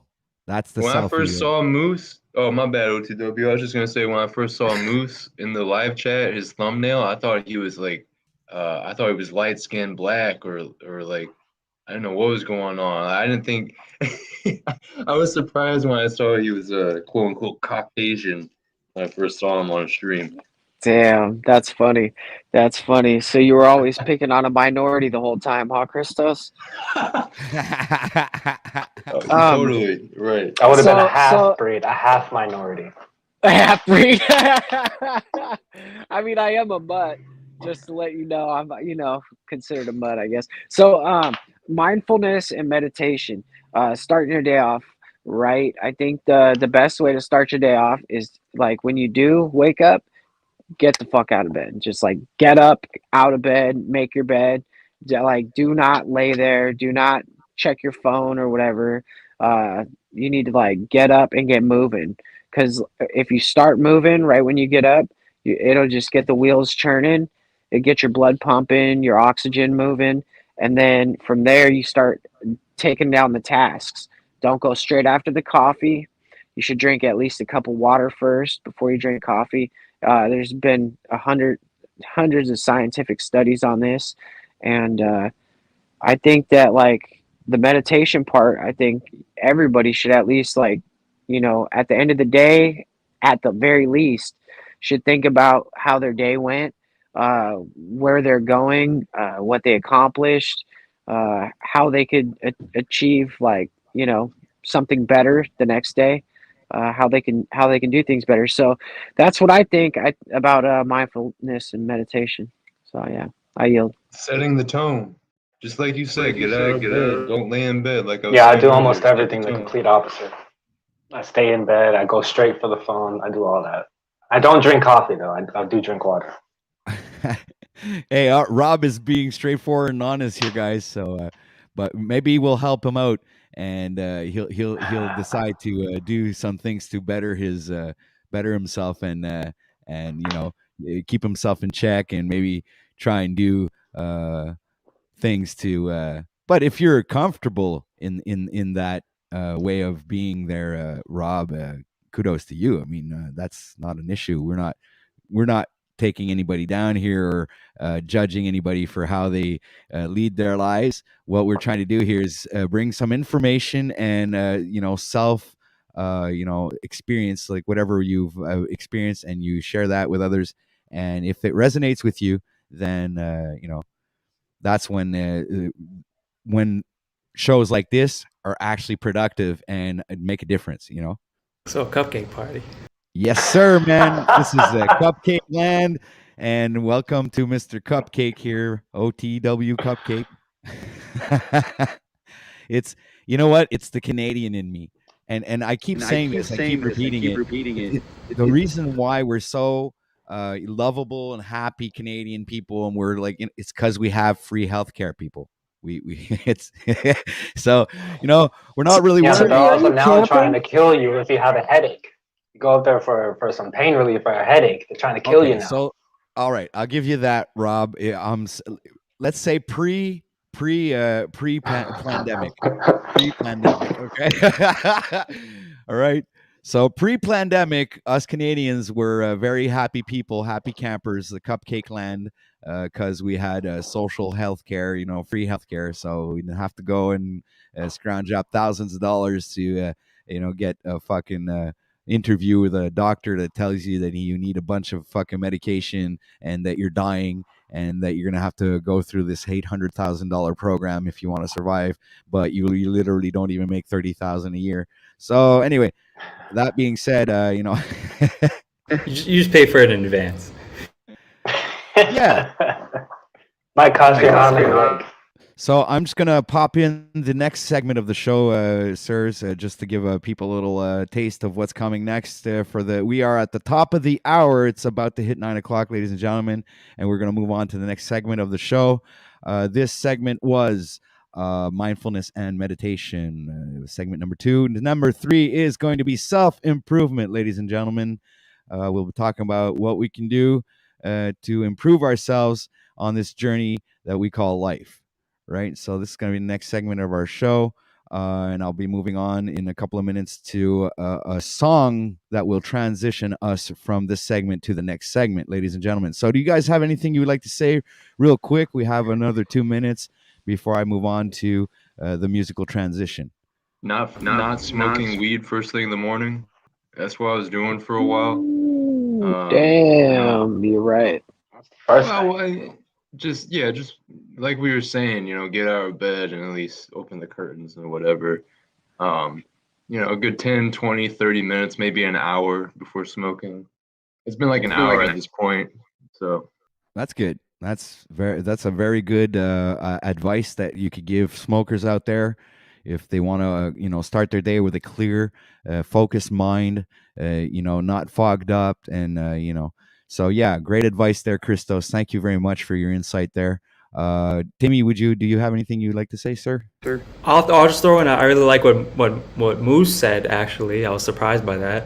That I liked what he said, and I would just add what I do is I don't think too much. What I do is I see the day finished as I wish it to be, so I see it play out. And feel the feelings of what it would be if the things happened at what I wanted. So yeah, I'll write it down on a list of my to-dos for the day later and have 1 or 2 main things I'm trying to accomplish that day. But I'll see that done and actually experience it before it actually happens. So experience it in consciousness. And then at the end of the day, if it didn't happen, then I'm going to revise the day and actually redo in my consciousness things that I should have did better or that I wanted outcomes to be differently. And when I do this, magical things happen later on. So all right, cool, very interesting. So what I'm going to do is, guys, I'm going to move on to the musical transition. So just bear with me, please stay up here. We'll be right back after these messages. Wait, so basically you're taking a smoke break? No, this is not a smoke break. It's a musical transition. I smoke on live on panel, dude. I don't need a break to smoke. I just I'm trying new tactics and new ways to do the show. So I'm trying this out. So all right, we'll be right back right after these messages. We will be back. We will be back. You're never gonna make it, you're not good enough. There's a million other people with the same stuff. You really think you're different, man, you must be kidding. Think you're gonna hit it, but you just don't get it. It's impossible, it's not probable, you're irresponsible. Too many obstacles, you gotta stop it, yo. You gotta take it slow, you can't be a pro, don't waste your time no more. Who the fuck are you to tell me what to do? I don't give a damn if you say you disapprove. I'm gonna make my move, I'm gonna make it soon. And I'll do it cause it's what I wanna fucking do. Cause all these opinions and all these positions, they come in millions, they blocking your vision. But no, you can't listen, that shit is all fiction. Cause you hold the power as long as you're driven. There's no way that you make it. And maybe you could fake it, but you're never gonna make it. I feel like we're somewhere where we have to pay $15 for a beer. Make them take it all back. Don't tell me you believe that. Are you just gonna take that? $15 is expensive for a camera. Fight back.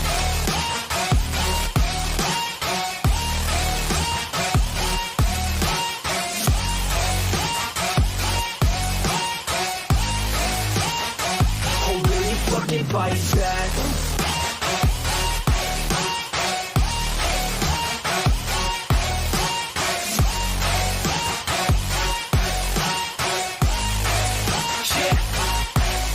You ain't gonna make it, you ain't never ever gonna break it. You can never beat them and they're better than you face it. Thinking that they give a damn, you're not thinking straight, kid. No, they don't give a damn, you got what I'm saying? I'm not fucking playing, I'll give it to you straight, man. There's too many others and you're not that great, man. Stop what you're saying, stop what you're making. Everybody here knows that you just faking. Nah, I don't wanna hear it anymore, I don't wanna hear it anymore. All these fucking thoughts, they are not what I need anymore. I'm about to shut the motherfucking door on all you poor ass haters with your heads in the clouds. Talking out loud so proud, you better shut your goddamn mouth before I do more speak out. It's about to head south. Never gonna make it.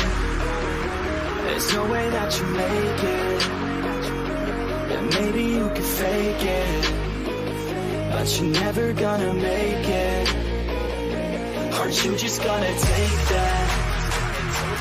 Make them take it all back. Don't tell me you believe that. Aren't you just gonna take that? Or will you fucking fight back?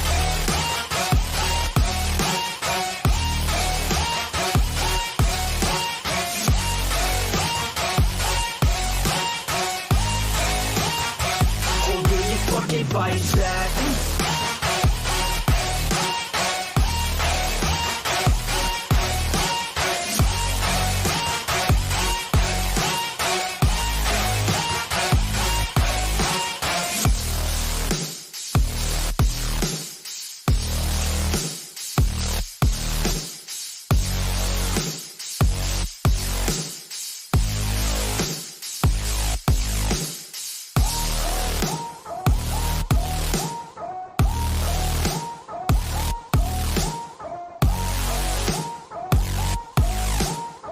All right, we are back with segment 3 of the show, ladies and gentlemen. Just real quick. I'm about to head out. I'm Rob. going to listen from the YouTube chats. I'm clocking out from the plantation, so you guys have a great day.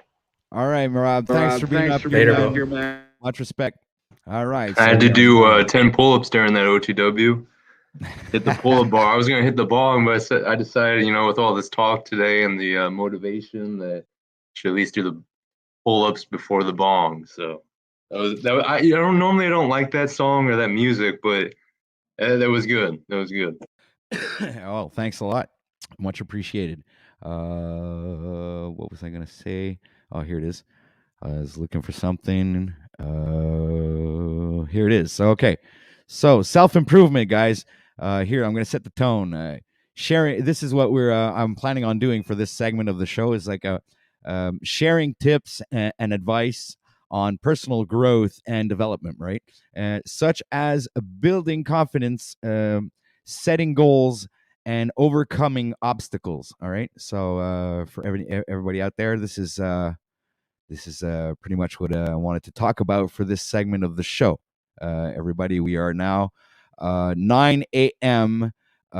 Eastern time here in Montreal, Canada. It is 16 degrees Celsius outside, cloudy, not a spot of sun, but we are still having a great day, everybody, and much respect to everybody. Thank you for your support, and also thank you very much for being here. We will drop a link in chat to invite other people up to participate in this segment of the show. And I also will drop another link if anybody would like to support OTW News in becoming a full-time broadcaster and being a full-time job, because this is what I love to do. And when you're doing what you love, I mean, you don't even see the time pass. And it's just great being here. I'm surrounded with really wonderful people, very intelligent individuals, and great panelists. I'm going to have to say thank you to Mr. Christos de Leopolis, Mr. Timmy, and also Mr. Moose. So thank you guys for being here and helping this channel grow and supporting, the journey of OTW News. Myself, Mr. Patrick, and yes. So I don't know if you are trolling him though. Oh, wait a minute. I'm not. Oh, fuck. I was reading private chat. Sorry about that, guys. Oh, we got No, Genevieve is in the no house. privacy on this show, Sorry, I Patrick. was in the wrong chat, man. That's so funny. All right. So, yeah, Genevieve is in the house. So, bonjour à toi, Genevieve. She is from Ontario. She speaks French. So, I get to salute her in a different language that you guys do not speak. So we could actually have a conversation and nobody here would understand what we were talking about. That would be cool. All right, no, seriously. So back to what I was talking about here. Self-improvement, segment number 3 of the show. And I would like to have your guys' opinions either in chat or here on panel of what your ideas about self-improvement would be for you. And at the same time, keep in mind, this is not like a professional. We're gonna little disclaimer here. This is no medical advice or professional. These are all sharing tips and advice. These are on our personal growth and development. Okay, such as building confidence, setting goals, and overcoming obstacle people. All right, so thank you very much for enduring my little monologue there. And your thoughts, panel? Yeah, I think a lot of people should get into supplements to a certain degree. They don't have to go overboard like me and others, but just I think when it comes to self-improvement, um, we don't want to reinforce the pill culture. Take this capsule and it's gonna XYZ, but for people that aren't necessarily doing like supplement regimens or like looking at optimizing their health, some ways to start I feel like would be become familiar with magnesium, become familiar with iodine, and another easy one is just if you're not getting outside in the sunlight enough, make sure you're supplementing vitamin D somehow. I mean, mushrooms have vitamin D. There's different drinks out there.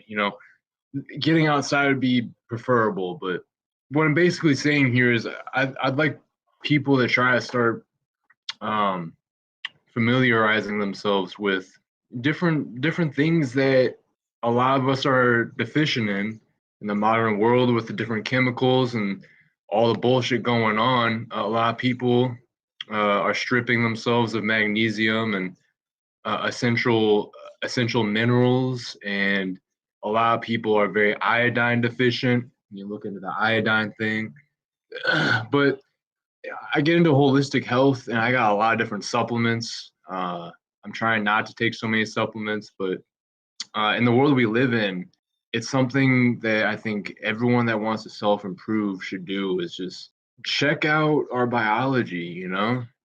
This shit can be fun.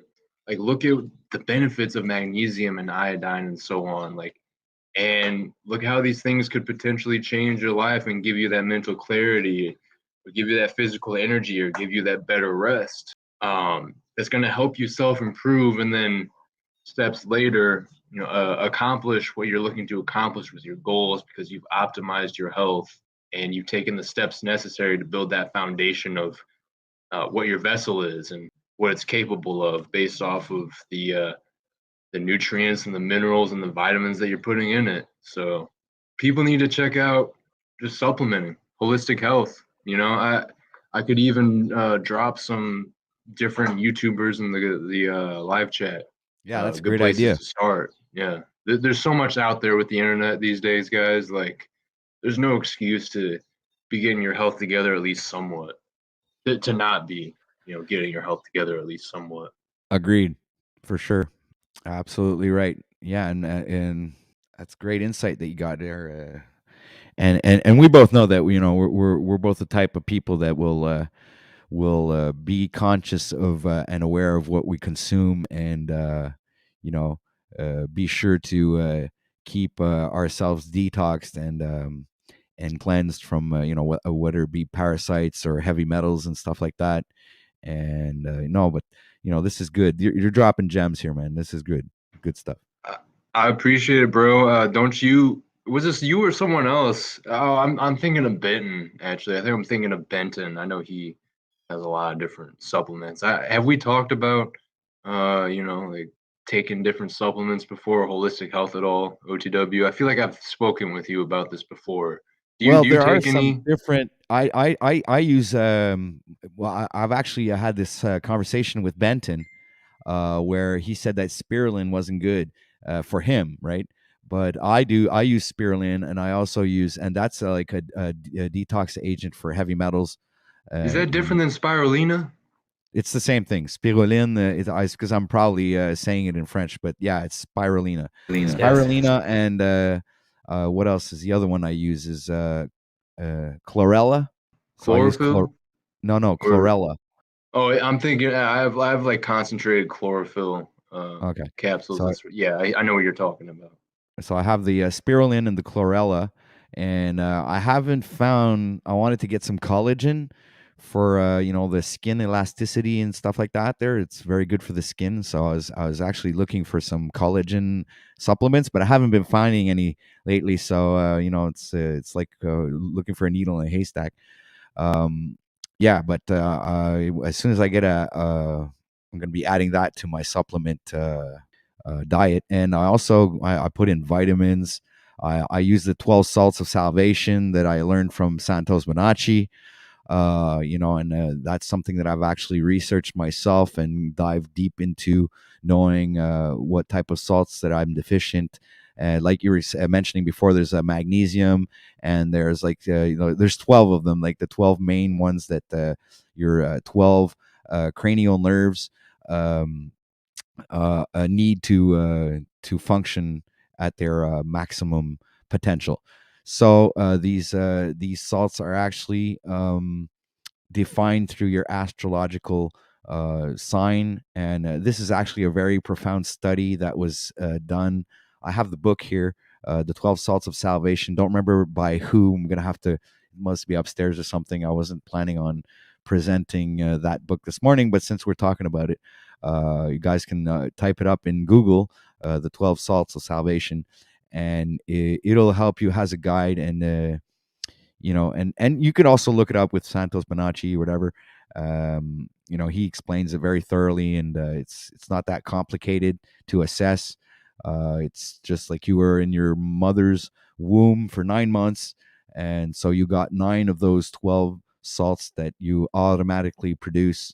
Your system already produces it. It was given to you while you were in the womb, and but you are deficient of the 3 other salts that would be aligned with the 3 other months in the year, which are also aligned with the your astrological sign, and is like a good way to let's say, I think a lot, if you're a Leo, magnesium is one of your deficiencies, so you most likely have a problem with blood circulation and cold fingers, cold toes, and things like that. I'm not Leo, but I'm with someone who's Leo, and that's the symptoms. And if you look up Santos Bonacci, you will actually get a full, very detailed, especially if you look up his site, go on mrastrotheology.com, and you'll find all the information that you actually need to figure out what salts that you are deficient. I don't even fuck around with that shit. I take all 12 salts, so I'm not, I don't even fucking take the time to. I think I know which ones I'm deficient, but I don't care. I take all 12 of them, and I don't even. I want to make sure my brain is functioning at its full capacity. Considering the fact that I am Canadian, I do need those good nutrients to keep that brain running correctly. All right. And, when you get those supplements for detoxification, it relieves your brain, blood, and your whole system from the heavy metals that we consume and that are literally dropping out of the fucking sky. All right. Okay. So this is one of the things that, it's good for you to keep yourself detoxed and cleansed. So, the blood is circulating properly, and, you're doing the things that are necessary for your own health. Granted that you're also doing the research for you, because like I was saying before, this isn't any medical information or whatever. This is just us, giving out our personal opinions based upon our personal experiences. So that being said, your thoughts, panel? Man, I think a lot, just like you were saying, well, to build off of what you're saying, I think a lot of people that are depressed or really going through stuff and have trauma or emotional baggage and whatnot, I think a lot of that comes from the toxic environment, and that's not acknowledged. And since it's not acknowledged, these protocols are not put into place.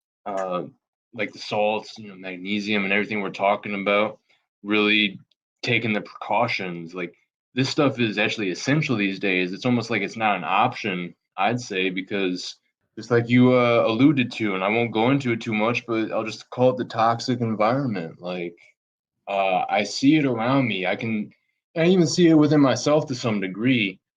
When I stop taking certain things, I can feel the difference, and I can also see in society around me that a lot of the afflicted people have that ignorance to what we're talking about here, mineralizing your body properly, and real nutrition, and also understanding how things are dynamic. And just like for Benton, the spirulina was not for him, but it was working for you.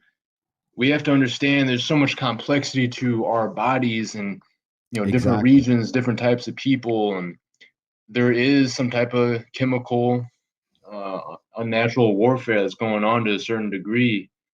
And that stuff really is afflicting, I think, a lot of these people out here that are or emotionally getting sick and feel that they need to be put on different pills and whatnot.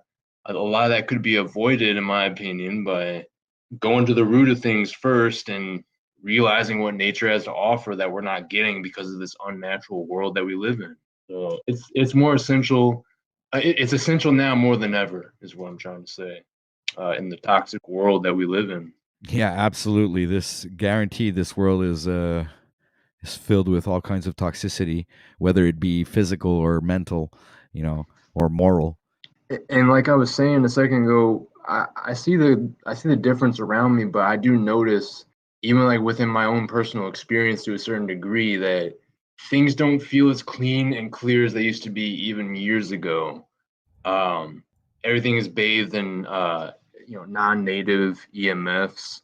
And I know some people would say that there's no harm done by EMFs, but we've saturated ourselves with this stuff, and I don't think that 5G is gonna give everyone cancer and fry everyone in the years to come. I don't really think that, but I do think that there are going to be repercussions for entrenching ourselves so deep into this electronic AI system, and that everything's running on the quote unquote grid.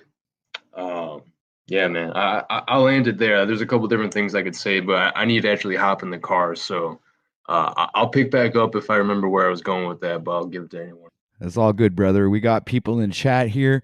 We got 20 people watching right now. So why don't you guys go ahead and hit that like button? Share this out. If you're not subbed, go ahead and sub. And at the same time, click that bell. So if you want all the notifications for when we go live, because this is Follow the beginning. channel, you filthy animals. Yeah. And this is the beginning of the rise of OTW into the palmares of broadcasting glory and absolute.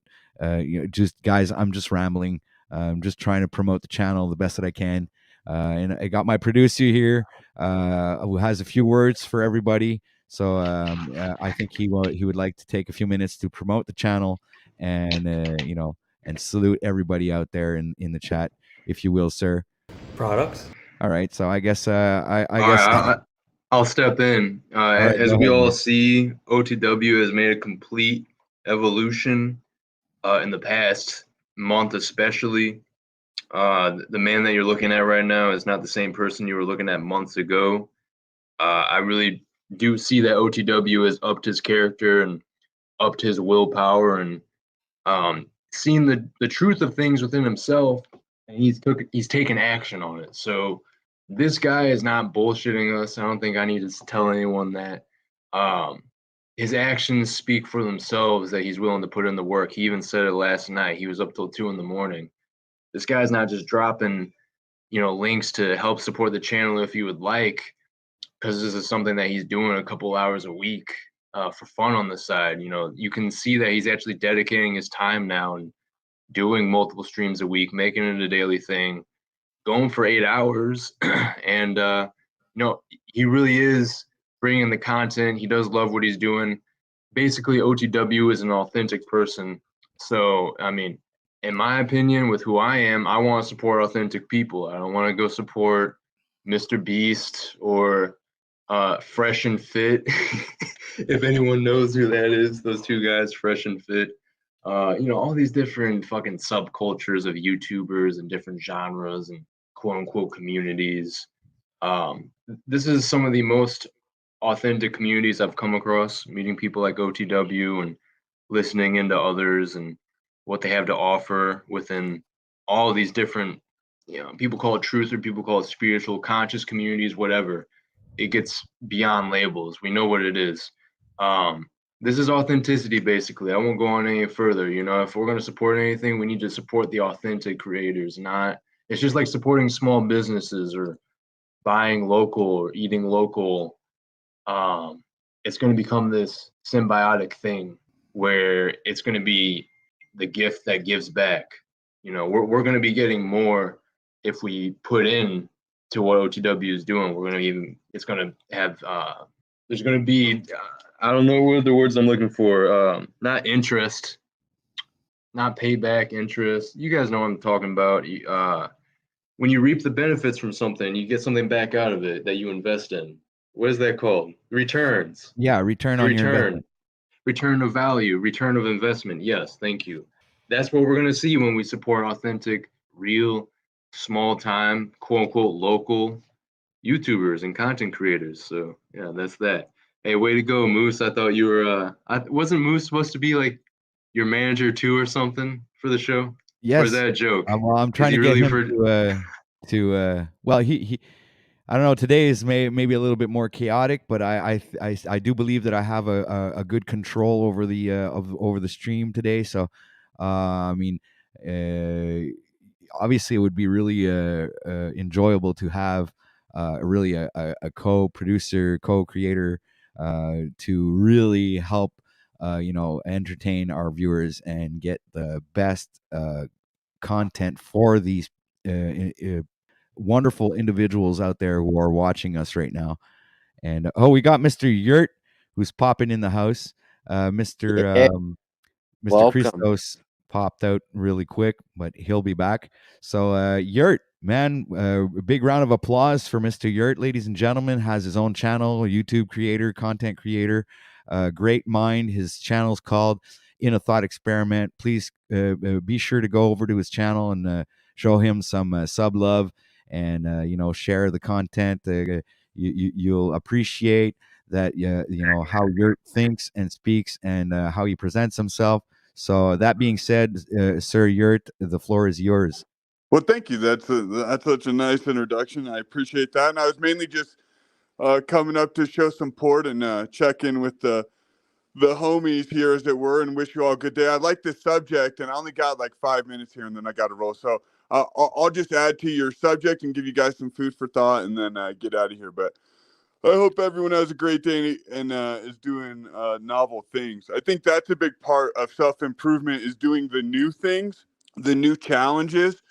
I know our friend Jack talks about like living without fear, and I understand what he means by that. But I think the better approach is to use your fear as the indicator for what you should do. So the conversations you're afraid of, the activities you're afraid of, all those things are the things you need to immediately start doing. There's a great book, sort of a not a self-help book, but an inspirational book. It's called "Feel the Fear and Do It Anyways." I highly recommend that. And then the other point, I just on the fear. So use your fear as the indicator for the things that you need to do, and then go do those things first. So these panels are a good uh, tool for self-improvement, because a lot of us have fears of public speaking, and also sort of putting ourselves forward on panels. So people could use this, if they're afraid to come up here, they should come up here, things like that. The other thing for self-improvement, and then I got to roll, is embrace death. Embrace your mortal, lifespan, and that it's death is hunting you. Death is the hunter, and OTW know where some of this comes from with the Carlos Castaneda stuff, right? And a bunch of ideas. Stoicism gets into this. A bunch of different philosophies do. Embrace death. Death is coming quick. It's coming fast. You don't know when it's coming. It's coming for all of us. So the reality that you have before you is your opportunity to do something. So, here today, gone tomorrow. And everything you love, everyone you know, everyone on this panel, we're all dead. And you can get depressed about that and, be upset about that. Or you can realize how incredibly empowering that makes every day, and the choices you make, and why being lazy or not doing what you love would be such a tragedy. But I think that's all I got to go. I know I just tossed a lot in there, but is that some food for thought? That was absolutely phenomenal, sir. Cool, Very, dude. very, very good insight. Very good, presentation. Also, very well and eloquently put. Thank you very much, sir, for popping in here and giving Respect, us dude. your opinion, and What's up, much Yurt? respect to you, man. Peace and Yeah, power, respect you too, brother. man. Yurt. Respect you, man. Respect you, man. Cool, guys. Cheers, I'll bro. be around. Love listening, and we'll talk again. All right, ciao, brother. See Man, you next time. I barely missed it. I was gonna say, what is this deep voice from the dark abyss that I hear from? Maybe it was just me, but on my end, his voice sounded like extra deep, but like abnormally, like almost like there was a voice modifier. I'm not saying that, but that's what it sounded like.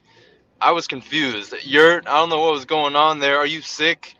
Is there just like some extra nasally action going on? Like, because I don't know. He sounded like a different person almost. That was weird. Yeah, I actually like his voice. He has like a really good broadcasting voice, I think. Yeah, he does. Yeah. So right off the bat, he's got points, just like for the fact that he has like a really great radio voice. You know what I'm saying? Yeah, it's kind Oh, of for like the sure. Canadian news ladies. Like you turn on the Canadian news ladies, and it's like they got points whether they're talking about the weather or they're talking about the news. Doesn't matter really. Yo, OTW, I gotta ask you on the topic of being on this segment, right? Self-improvement, da da da da. What's like, what for me? I'm asking for me, but also probably for the crowd as well. It's like, what exactly is really the theme of the content besides the titles of these segments, right? Like, what's the overarching theme? I don't know if you thought about this yet. The overarching theme that you're going for. Because spiritual awakening sounds great, right? It's tips to start the day on a positive and productive note. Yeah, no, like I'm just asking beyond that, like what, like your overall thing. Maybe you don't know yet. It's fine. You mean like the goal of the channel? Yeah. Honestly, it's just to create a platform where I can contribute and bring important information out to people who are not familiar with that information, whether it be on health or spiritual advancements, or whether it be on personal growth, how to deal with how, with yourself in regards to how your life is being displayed in front of you and how you react. And I mean, this is pretty much the focus of the channel. There's also a lot of decoding occult symbolism and stuff like that, and we'll be doing more shows on that later on.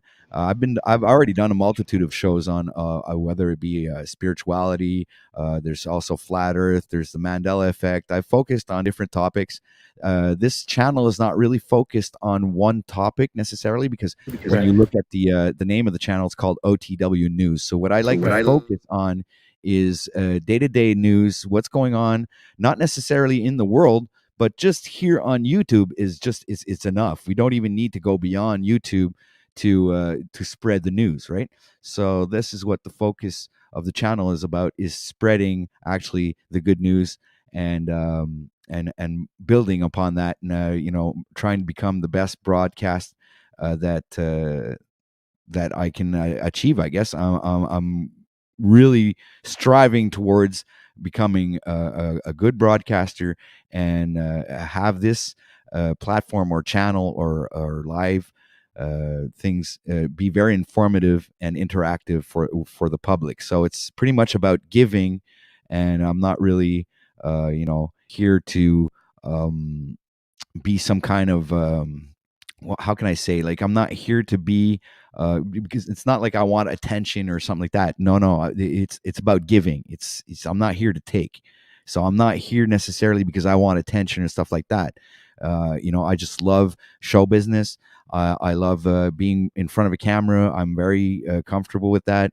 I also like the interactions I have with people, and I learn a lot from you guys.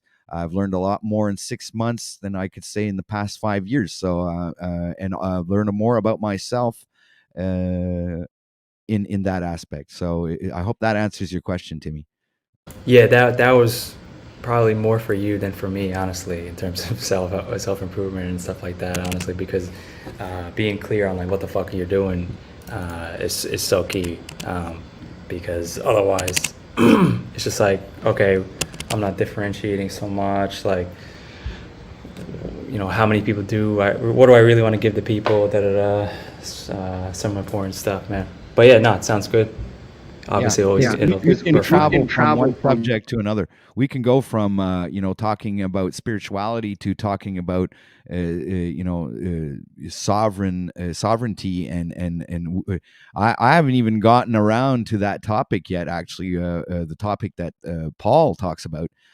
Because I do have a bit of insight on that topic and a bit of knowledge, and I was planning on doing videos on the knowledge that I do have, and that I could most likely be able to share, that I haven't really seen, except for maybe a little bit of Justinian deception, and there was Eternally Aware. There's two channels that I was really following, but they do not make any videos anymore, either of those two channels. So I was thinking of digging up all my all the collected data that I had, and make my own video and present it in my own way. Not like there's nothing new under the sun. This is information that's already out there. But I figured that there's always new people on YouTube, new people coming around, people that know this information, and I think it's important to keep this information alive, even if it does consist of creating an echo chamber.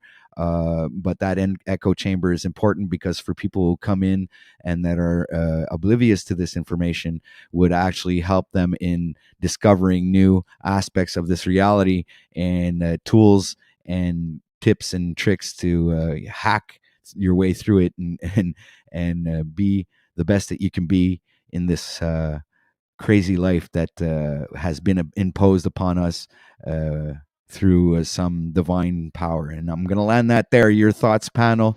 OTW, we're gonna have to do an occult decode sometime.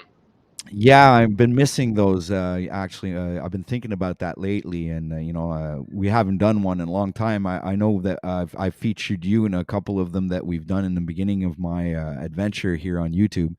But I would really appreciate, I love doing one-on-ones where we go ahead and fucking decode either movies, songs, children's stories, scripture, you name it.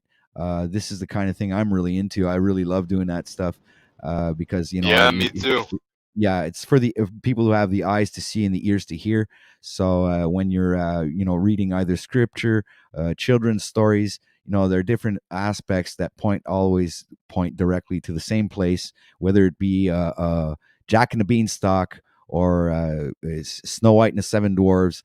It's always coming back to the Christ consciousness and the sacred secretion and whatever Santos Bonacci promotes. Well, I mean, if you look at the stories, they all connect and everything is in synchronicity with each other. So those things are kind of important to point out. And those are also types of information that I like to bring to the attention of the public, because not everybody is really aware of the occult symbolism and the things that they use to program our subconscious mind to get us to adhere to their will and their way that they have programmed society and programmed the individuals that live within that society to conform to the policies of these higher powers, right? And I think it's our job to refocus everything on ourselves, to deconstruct the indoctrination that has been imposed upon us and reconstruct ourselves with positive and factual information, where you're not believing stuff but you're actually knowing things, right? So it's like and I could use it as an example. I play guitar, right? Well, I don't believe I can play guitar. I know I can play guitar. All right. So if that anybody knows what kind of reference I'm trying to make there is, well, I practiced playing an instrument for many, many years, and I don't have to believe that I can play to play. I can literally play because I know how to play. So this goes for many aspects of our lives, whether it be in health, whether it be legislation, laws, whether it be spirituality, whether it be your just your day-to-day lives, whatever you do, you know.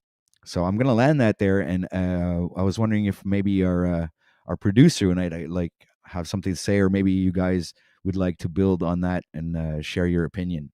Yeah, someone else should grab the mic, or I mean, I'll hop in here. But the thing is, I just stepped out of my car for like the past 20 seconds, so I didn't catch the last bit of what you were saying, OTW. Well, that's So I'm down to hop in here, but I don't want to be disingenuous because I didn't hear all of that last part. Oh, it's okay. Well, you can hop in with your personal opinion on the matter. We're still entertaining the third segment of the show, self improvement. So you can build upon that if you're not too sure where I was at. Because to repeat myself would be like, holy shit! I'd have to rewind and remember everything I just said. And like It's Timmy was mentioning impossible. before, when you're in a sort of a flow state, you don't really think about what you're saying. It just comes out, and it's like an avalanche, right? It just stumbles down, and so you're not really Boom. Yeah. yeah, it doesn't really so it doesn't really mean that you're kind of recording everything you're saying while you're saying it, right? So it's like to backtrack on what I was saying would be like completely crazy.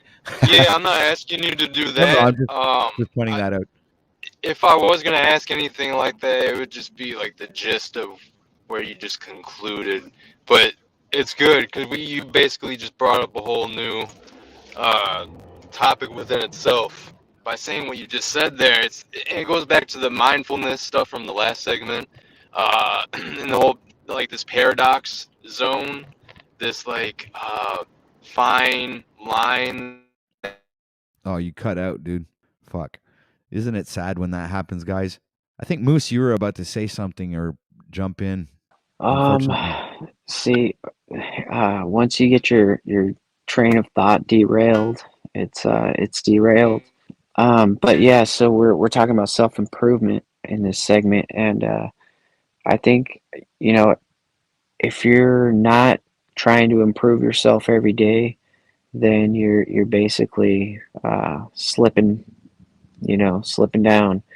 And I think you're not doing anybody a service. I think that we're all responsible to be the best version of ourselves, and I definitely feel like there's ways I'm slacking, and that's where your 30-day challenge comes into mind, and it's kind of got me back on the ball, trying to get my physical health.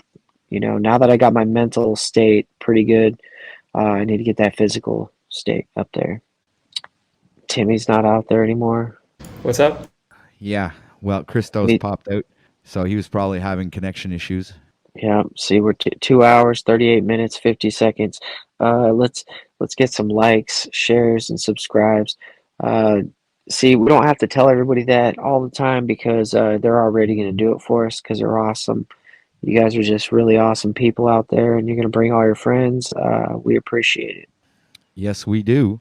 And if you guys like the content and appreciate this broadcast, please make sure to like, share, and subscribe. Even though we've already told you to do so, I like to repeat myself and repeat what Moose just said. And also, if you guys are interested in supporting the channel, there is also a link to buy a coffee for the OTW News team.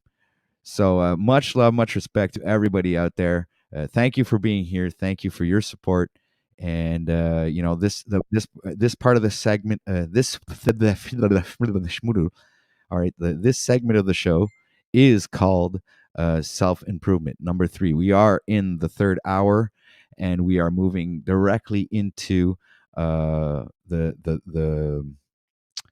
later part of the hour. So we're like 9:39 a.m. here, Eastern Time, Canada, Montreal, and it is still cloudy. Has dropped down to 15 degrees Celsius, and we are April 17th. We also have a new member to the panel, a new addition. Everybody, great round of applause to Mr. Pineal Power, Sean of Source, aka. How's my sound coming in, sir?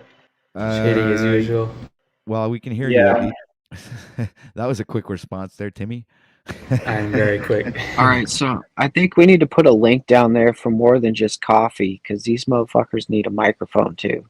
Yeah, well, help us support Pineal Power. Everybody, go over to his channel, like, share, subscribe. Leave a comment, click the bell to get all the latest notification. Pineal is very devoted and in his endeavor to become a YouTube broadcaster.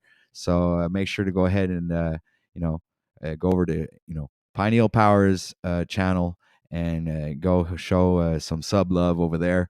And look at that beautiful sky that he's showing us. Isn't that great? I'm going to put him up full screen. This is a perfect, Something doesn't seem right about that sun. well, at least you guys have a sun. We don't even have a sun over here right now. Completely cloud covered in gray.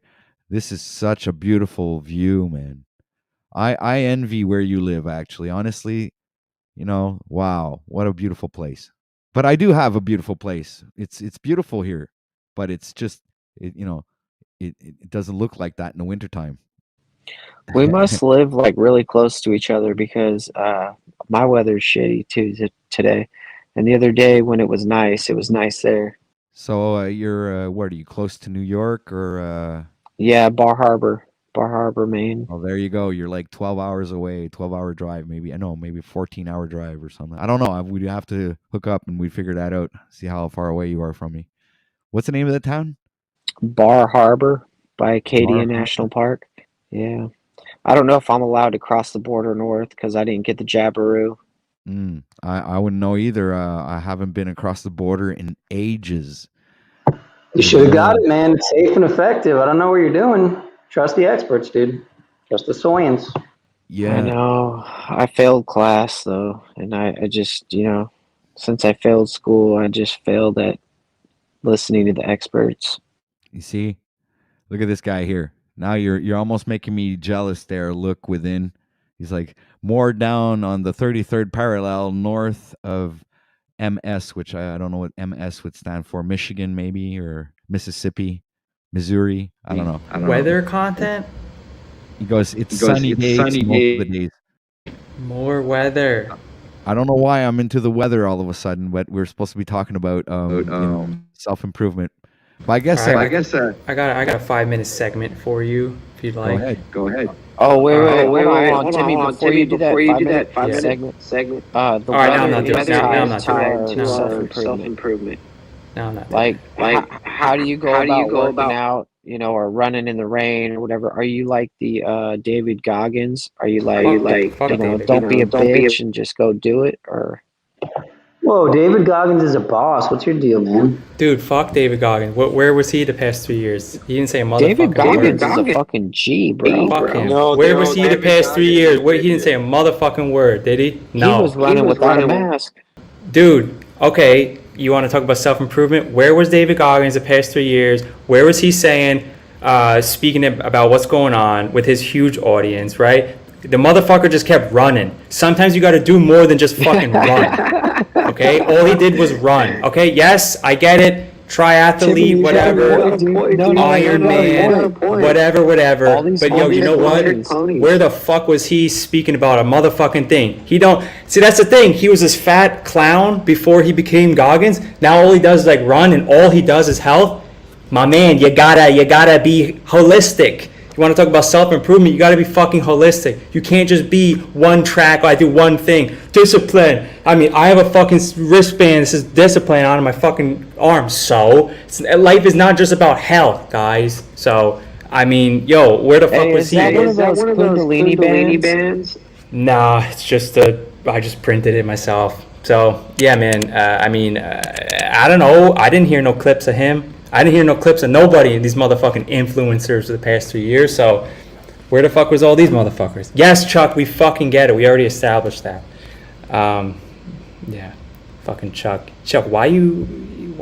I'm just. Chuck's a hater, dude. He goes everywhere. He hates it. Oh, now you see. Yeah, okay. Everyone. No, he sees hates it me now. every single channel now. He's I think just we a got snake. feedback.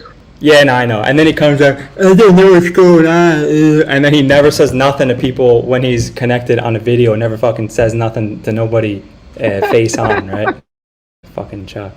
The snake in Tennessee, cuck in Tennessee. Great. Yeah, David Goggins has injured himself so many times because, and like it seems like he has this like pride almost about injuring himself from pushing himself so far. Maybe I shouldn't say he has pride, but a couple of my good friends and I agree that he's an idiot, and people need to kind of look at what he's actually doing. That it's almost like this addiction he has to just pushing himself, which is good, but now like it's unbalanced. David Goggins is unbalanced. You can fucking find out how many times that dude has hurt himself and had to get some fucking work done because, I just have to, keep pushing it. There's a time to be mindful and have that rest down period so you can optimize your next time you're going to fucking push it. Yeah, you're totally right. He was talking about shitting in a bathtub and bleeding and stuff. And like after the race, and you know what I mean? Like, he was talking about some nasty stuff. Like, he pushes himself to the point where like some people would die. And again, like, what is it all for? Like, he totally missed that about freedom and about like doing what you want to do and being able to like run where you want to. Like, running is just, it's supposed to be metaphoric to like being free and happy and standing for something. And like, you're right. Sorry, Jimmy. He didn't say nothing. No, it's cool, man. So obviously impressive in what he does and his commitment and discipline. Obviously, I salute him for that.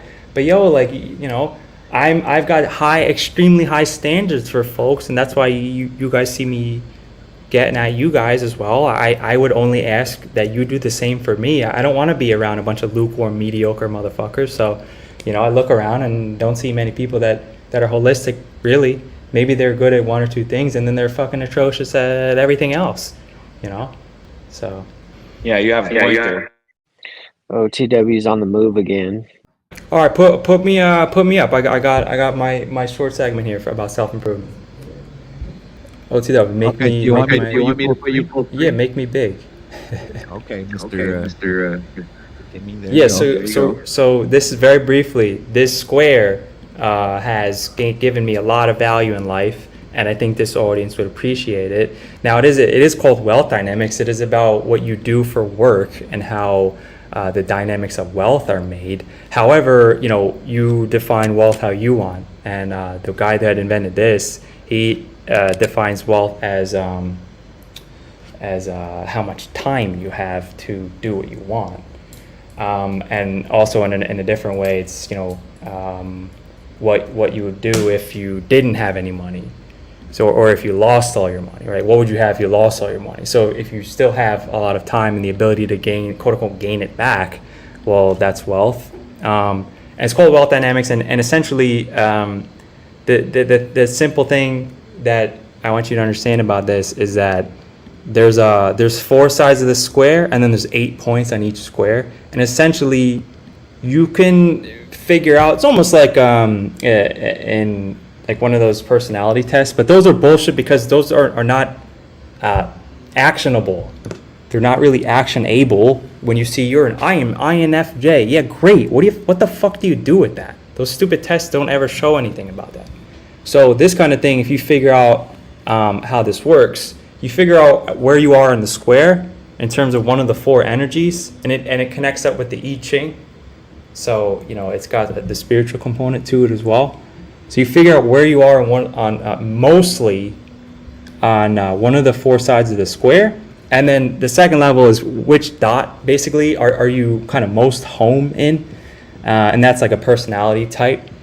And just as one example, you see there Richard Branson, or you put Steve Jobs at the top middle. That's like the creator. He's thinking about, okay, he's best at the spark of an idea, coming up with a new idea, figuring out what is the beginning of something. And the idea here is that these folks in the square, obviously, some suspect, some extremely suspect, some less suspect, but forget about the politics for a moment and just like think about how these folks made their wealth. And it's really at this one sharpened specific thing. For example, like Oprah Winfrey, she didn't come up with products, but she made a network where she put other folks' products on that. So she focused on being a star and made the platform and a network, and then folks that made products, folks like Steve Jobs or Branson, made products.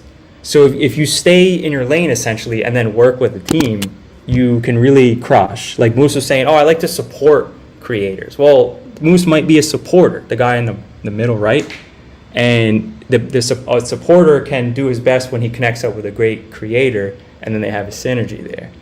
So it's a really interesting concept that has really empowered me, because I realized, I'm the top middle dude, because that's just what I do all the time. Avoidance, it's not about the fucking politics. If you fucking people can't be more than one-dimensional, just like, go fuck yourself. I'm so tired of you one-dimensional fucking morons. Stop looking at everybody about one dimension, you stupid motherfucker. Trump is in the bottom right. Any deal maker, insert any fucking deal maker into that square, you stupid fuck. I don't have time for you dumb fucks anymore. So fuck off. I heard you speak for. You're a stupid, arrogant motherfucker. Anyway, moving on. So, Jesus Christ. This is why I fucking can't even like talk to most of these fucking dumb fucks.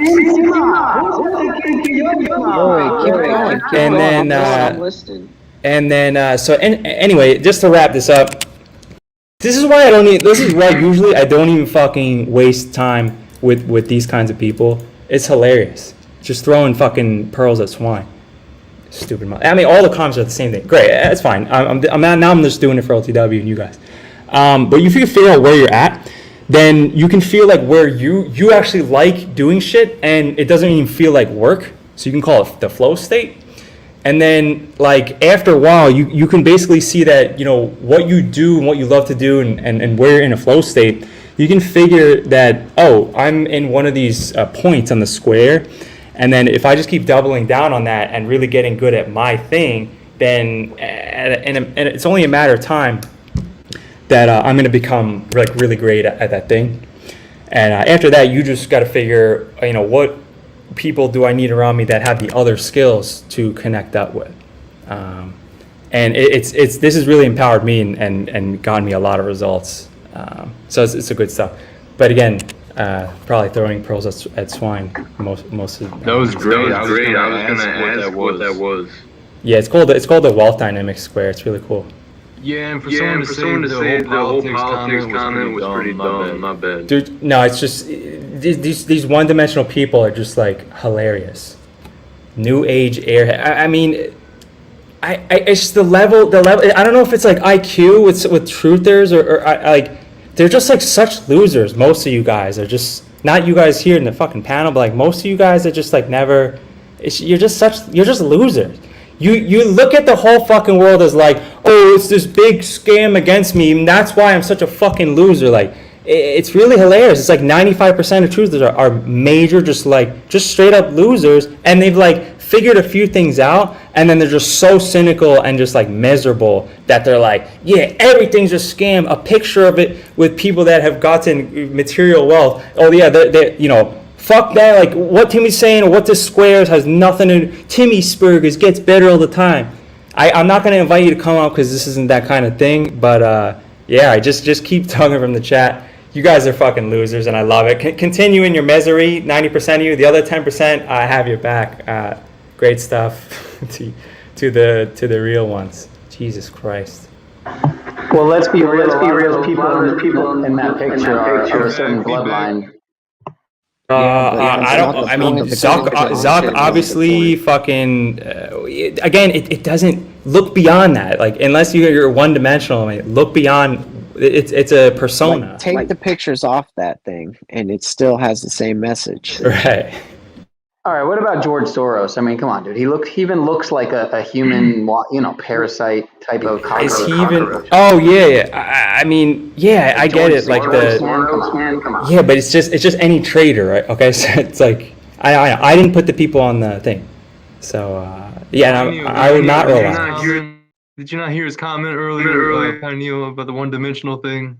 I'll keep going and yelling at the slaves if OTW doesn't jump back in. Yeah, go ahead. I'm here, man. I'm just yeah, no. Just on my way back there. All good. Yeah, It just really amazes me, man. I mean, most of you guys are. Do you guys not look in the mirror and like just realize like how like deep and how bad of like of a life and miserable that you are, and how you're such like most of you are just complete losers, and it's just. And then you just want to blame everybody and everything, and it's just so sad. And it's just a joke. Like you avoid especially the outspoken losers are the most funny. Like you have like nothing, you've been had and do nothing, and then you're like cynical because you look around and you see a few systemic reasons of why you're a major loser, and then you just shit on everything. It's hilarious. Yes, Star Daddy. I mean, Star Daddy. That dude's a good dude. What you are, I mean, I don't know what you mean by that, but I surround myself with folks that think positively and in truth, and attack problems head on, and don't just sit around like for 20 hours a day just being a miserable loser. I mean, this is why like the truther community stuff is weird to me because.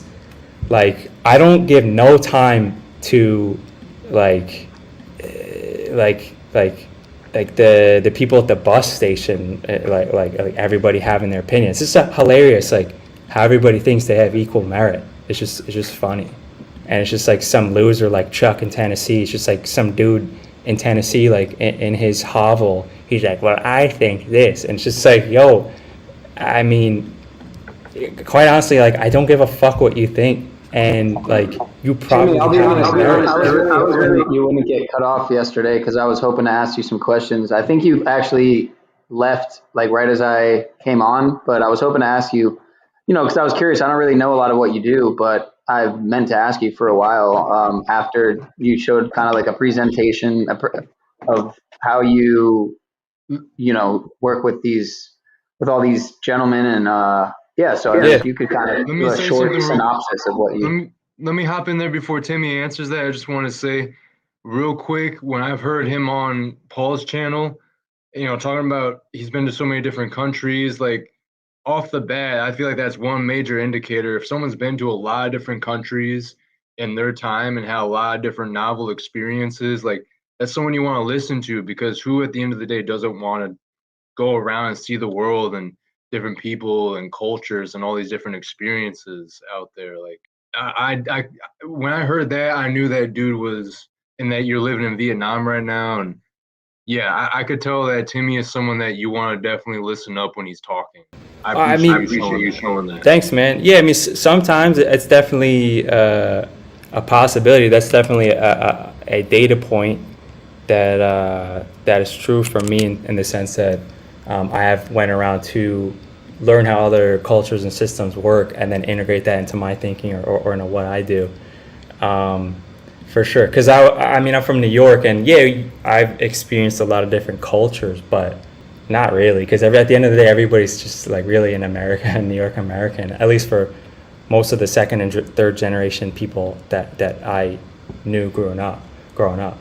Yeah, American culture is culture is spread like a virus in a way. Yeah.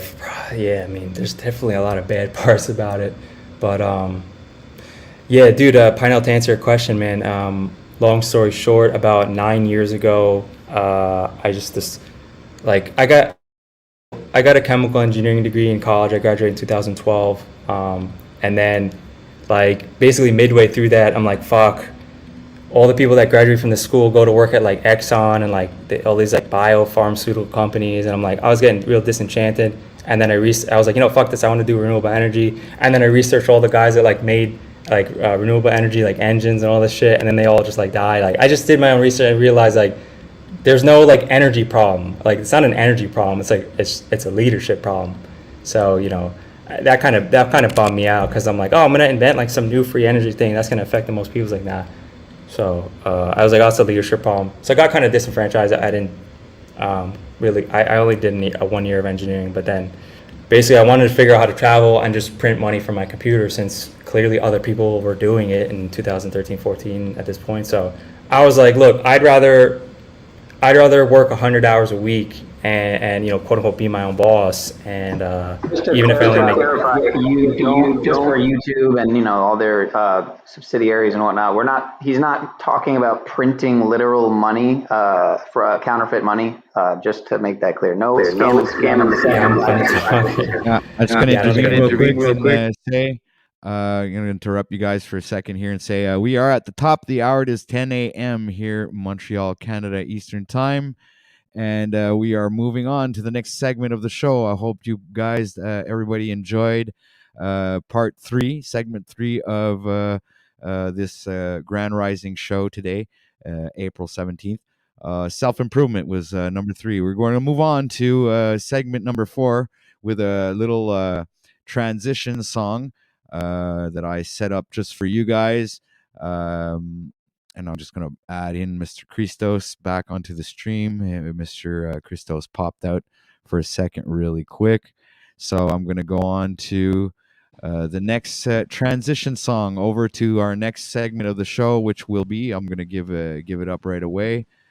Our next segment of the show, number 4, is inspirational stories. All right. Let's so do this will it. be the next segment, number 4. If I could just add one last thing to that part 3, OTW, I would just say it's a very simple thing, very short, but cut out more bad stuff, add in more good stuff. It's really that simple. I mean, cut out one bad thing every day or week and just add one good thing, or activity or food or supplement or whatever, exercise, nature walk, and take out one, thing you do, whether it's buying a certain thing all the time when you go to the grocery store, that carton of Ben & Jerry's, or that, hopefully you don't go to McDonald's still in 2023, sorry, woken up to that, or any drive-through really for the most part. Yeah, that's all I wanted to add, since I didn't really get to add anything. So Is my mic coming in clear, or is Yeah, it you're all crackled good. up? Okay, so No, you sound good. before Hey, anyone else Christos, gets it, hold on. I just was gonna say to what Pineal was saying, as well put, and that shows the whole function of the input-output table that we are existing in, day in and day out. We are the input-output function, and that's utilizing it by doing exactly what Pineal was saying, by taking one thing out, putting another thing in. We are that in between. Anyway, Y'all got it. It's like Atomic Habits, I forget his name, James Clear. All these little things add up to a giant momentous progress. Oh yeah, I've listened to that before. Yeah, I know what you're talking about. Atomic Habits. Little things, little things at a time that make immense change. So immense progress over time. So I yield. All right, thank you very much, you guys, for your last comments to support the closure of our last segment. So we're gonna move on to the next segment with a little song here by Cartoon, On and On. So his musical transition, ladies and gentlemen, please stay tuned for the next segment, Inspirational Stories, and we will be dropping the link for anybody who wants to come up and tell us your inspirations. Thanks very much, and we'll be back after these messages. Time is barely on our side. I don't wanna waste what's left. The storms we chase are leading us, and love is all we'll ever trust. Yeah, no, I don't wanna waste what's left. And on we'll go, through the wastelands, through the highways, till my shadow turns to sun rays. And on we'll go, through the wastelands, through the highways, and on we'll go.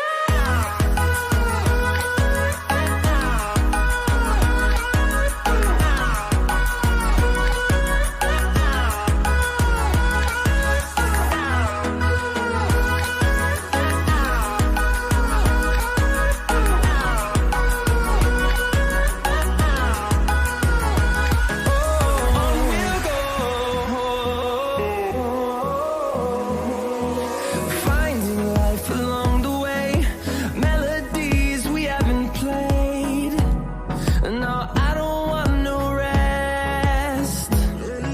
Echoing around these walls, fighting to create a song.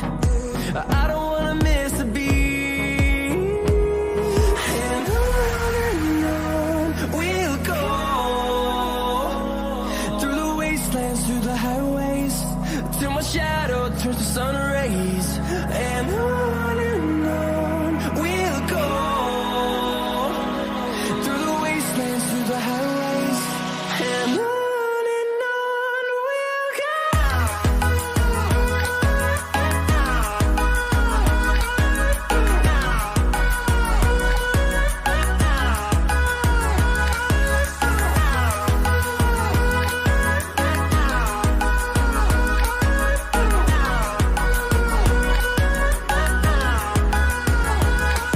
we'll grow in number, fueled by them to see the horizon, turn us to thousands. And we'll grow in number, fueled by them to see the horizon, turn us to thousands. And on we'll go, through the wastelands, through the highways, till my shadow turns to sun rays. And on we'll go, through the wastelands, through the highways, and on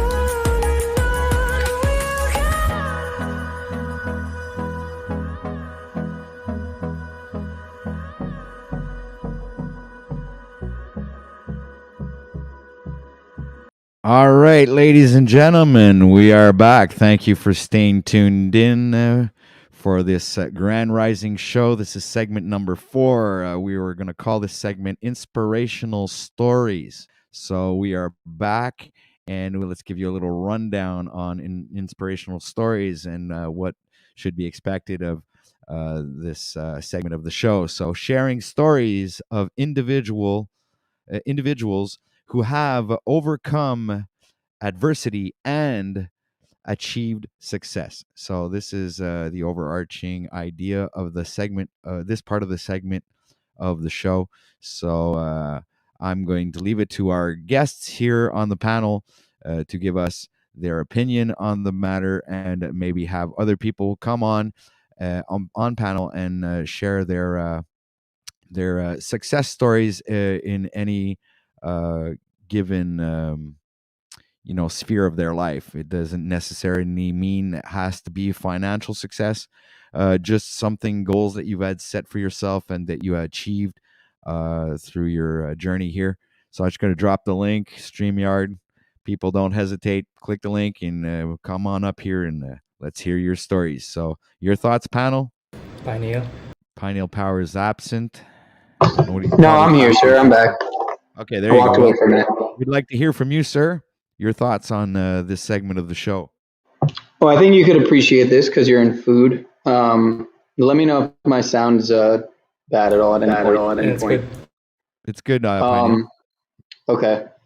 One of my best memories in food. Again, I graduated. You know Le Cordon Bleu, correct? Yeah, I think yes. The Cordon Bleu. Yes, I do. The Cordon Bleu. Yeah. Well, they closed all the schools allegedly in the country, or at least most of them in the U.S. quote unquote. But yeah, it started in Paris in 1896. Anyway, I graduated there maybe 8 years ago. Right. And yeah, one of my best memories was actually pursuing some events, doing some, trying to find gigs and whatnot. And some of them not paid, but some of them paid and not so well paid. Like when I worked South Beach Food and Wine Festival. It's called Sobe Fest. I'm sure you're familiar with South Beach, right? Yeah.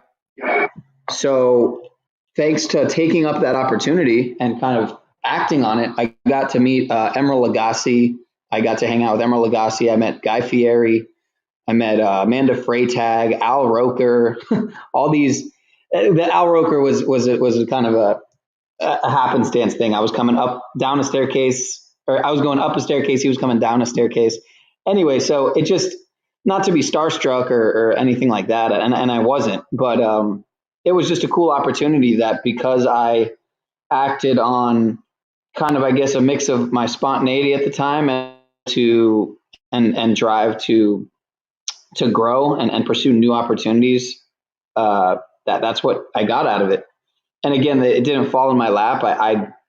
When I saw, when I heard that all these big people were around, I kind of at first didn't know exactly what I was to do with that, but I just figured, let me be different, because everyone else in the kitchen was just doing their thing, right?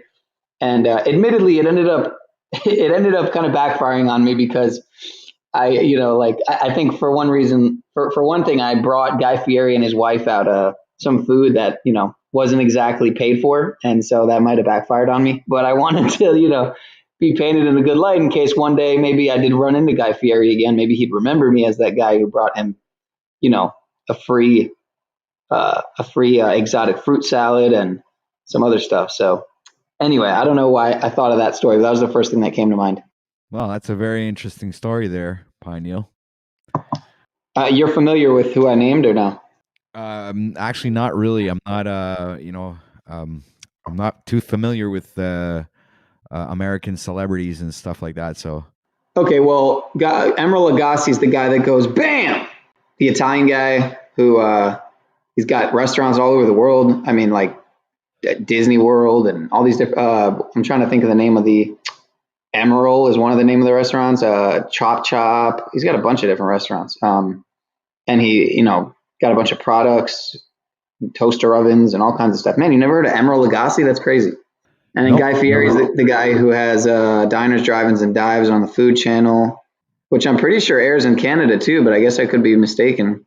Anyway, I guess Canada's a lot different. So yeah. Well, we're a little bit Americanized over here, but there's still like things that I guess like they promote a lot of Canadian stuff, right? So I mean, like on our media, it's it's Canadian, but it's Americanized. But they promote Canadian artists and stuff like that. So obviously, we do hear about all of the superstars, Americans, Hollywood actors, and all that stuff.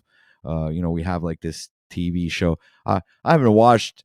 Television in over 5-6 years now, actually. God bless, man. The ones that I used to watch, they used to like, how can I say, like, it would really be like how can I say it? Like fuck, what kind of show? I'm trying to give you an example of a show that we would watch that wasn't like with hold on, let me think.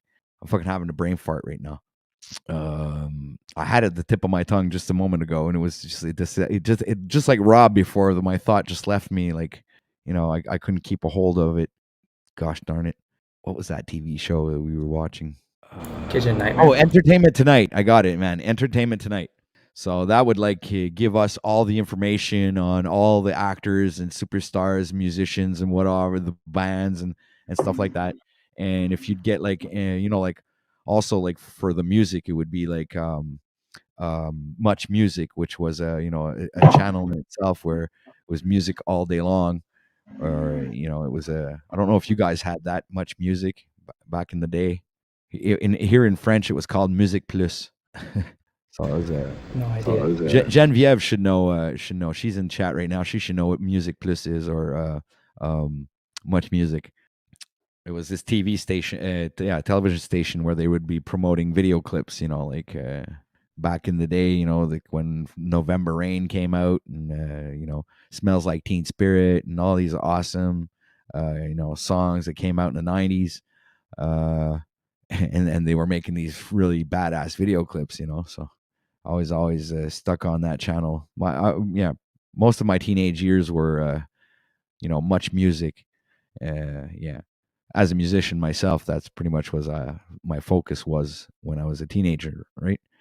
So inspirational stories, ladies and gentlemen. Now I wonder if myself I have an inspirational story. I was thinking about that while I brought up the overlay. Inspirational stories. Timmy, do you have any inspirational stories for us? So Sure. my own. Yeah, I'll give a restaurant inspirational story since it's a segue. I used to work at a restaurant while I was trying to figure out the fuck I want to do with my life, and I didn't want to be there. And the thing that really it's just a short story basically that I worked there for about a year and basically hated every day. And why? Because there really was no exit point that I saw. But the day I decided that, all right, I'm moving to Colorado and I'm going to be a snowboard instructor and I'm just going to do that. I never been there before. I don't know what the hell's going on. I just decided it and I gave myself 90 days. I booked a plane ticket 90 days in advance. And then every day that I showed up at that quote unquote job, that became 1/90th of the opportunity every day to capture as many coins as possible. And I became better at sales and I became better at service by doing this. And actually every day then became enjoyable, even though it was the same fucking day as the prior 9 months. And then it worked really well. My tips tripled because I was actually doing service instead of just being miserable. And and then I saved enough money to get the fuck out of there as I planned to. And it worked really well. So I keep doing that 90-day goal thing. But powerful stuff. That's a great story. I actually like that. The only story I'm thinking of is my 30-day challenge, which actually ends today because later on this evening I'll be doing day 30 broadcast of that 30-day challenge. So hopefully everybody will be tuned in to come and celebrate this completion of this challenge and its actual success and me is seeing it through all the way.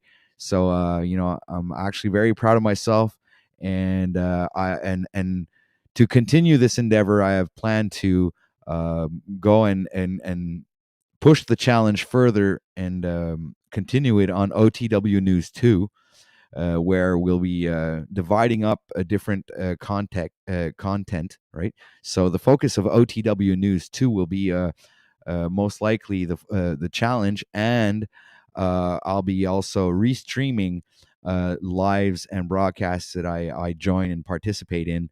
That most people don't have a chance to get to see me if they are following OTW News and not following these other panels. So it gives these certain individuals or followers or audience to go follow OTW News 2 and see what I do with my spare time when I'm not broadcasting here 8 hours a day.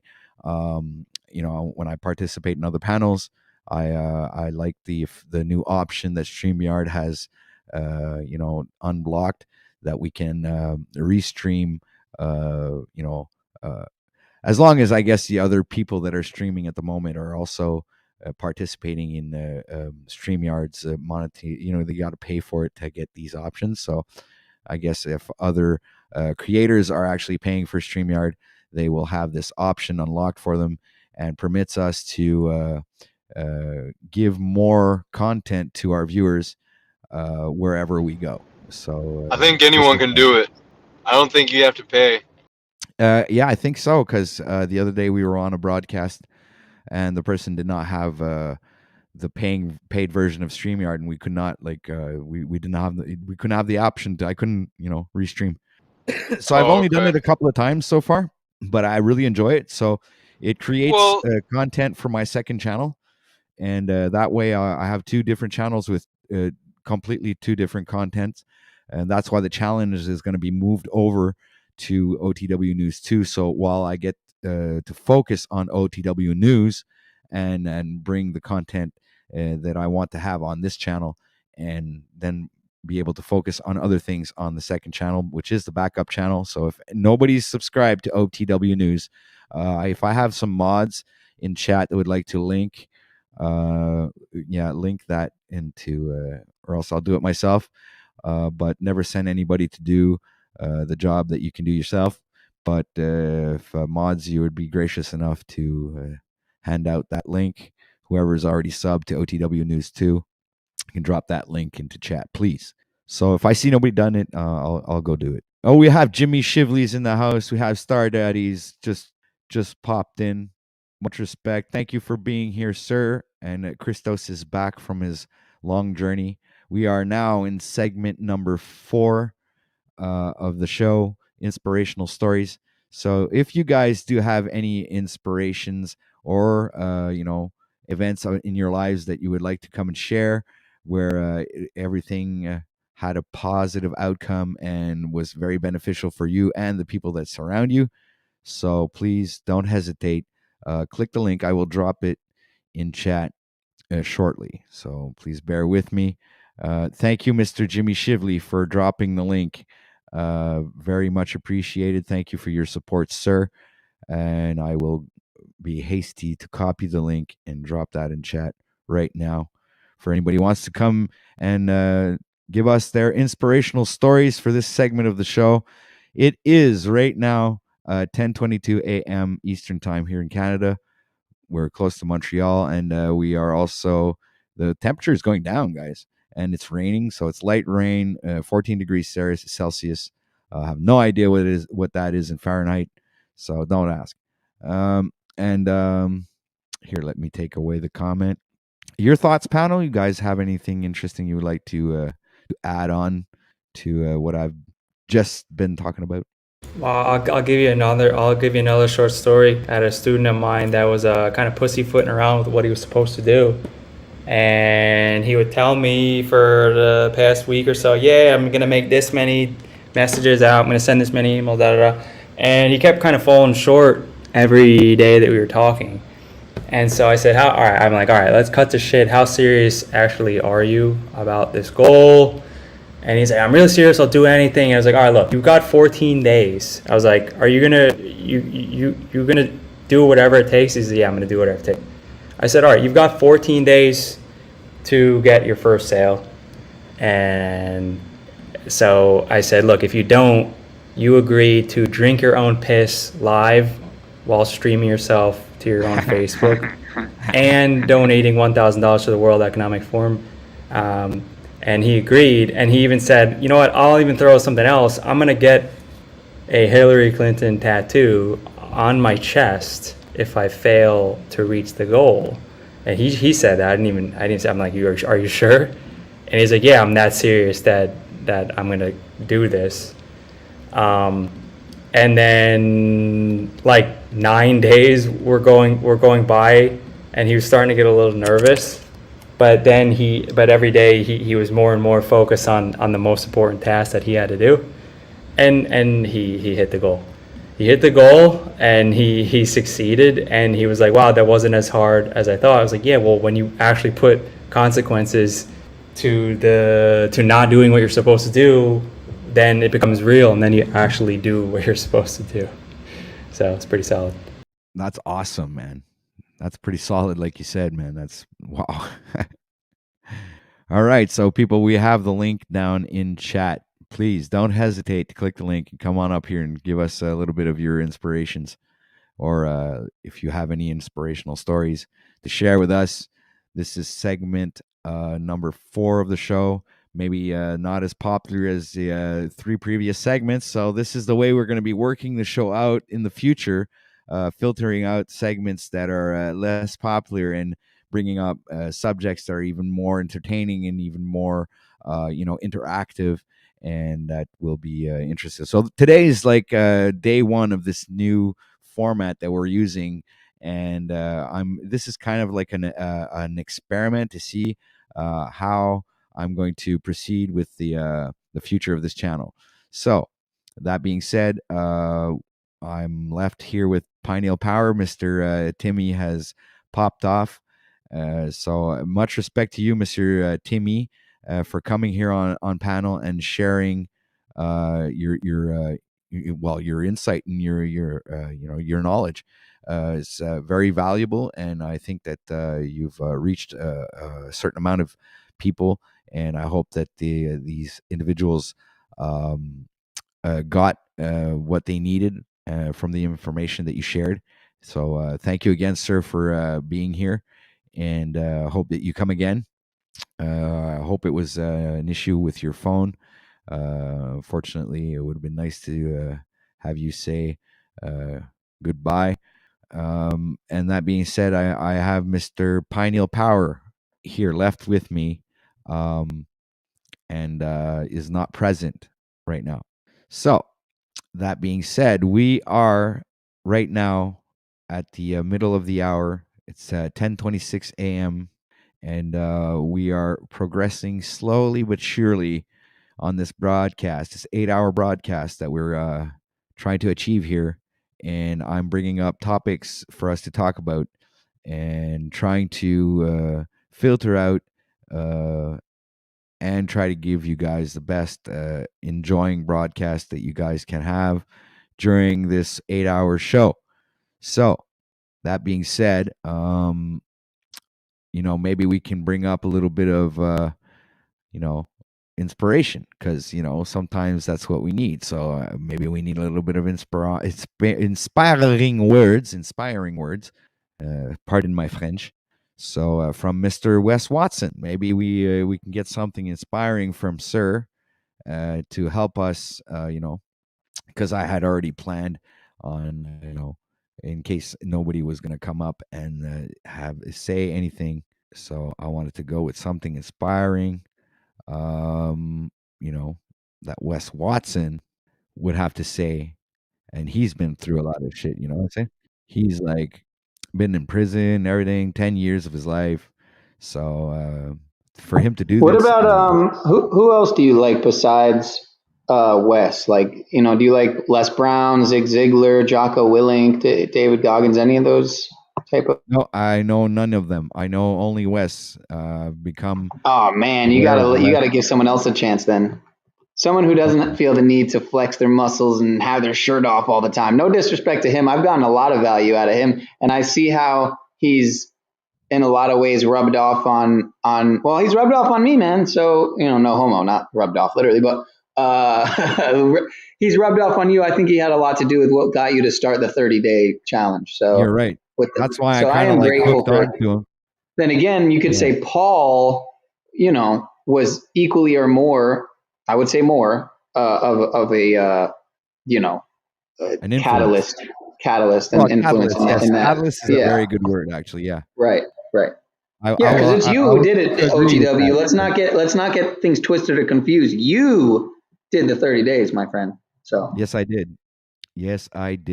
And I'm actually very happy with myself, and I'm very proud of the results. And I actually took a picture before I started this, and I'm gonna take one in a couple of days. Excuse me. Oh, there we go. I'm gonna share that. I'm gonna do the community post where I have the before and after the 30-day challenge. So yeah, I thought of that. I figured people would be I do like the name of this intrigued to though, see the Miami evolution. elevation. Yeah, I was just talking about Miami. That's pretty synchronistic. So Yes, it is. That's why I chose this one for that particular reason. And yeah, I think it's a good addition to this segment of the show as well. So enjoy, people. This is Mr. Wes Watson with his inspirational story.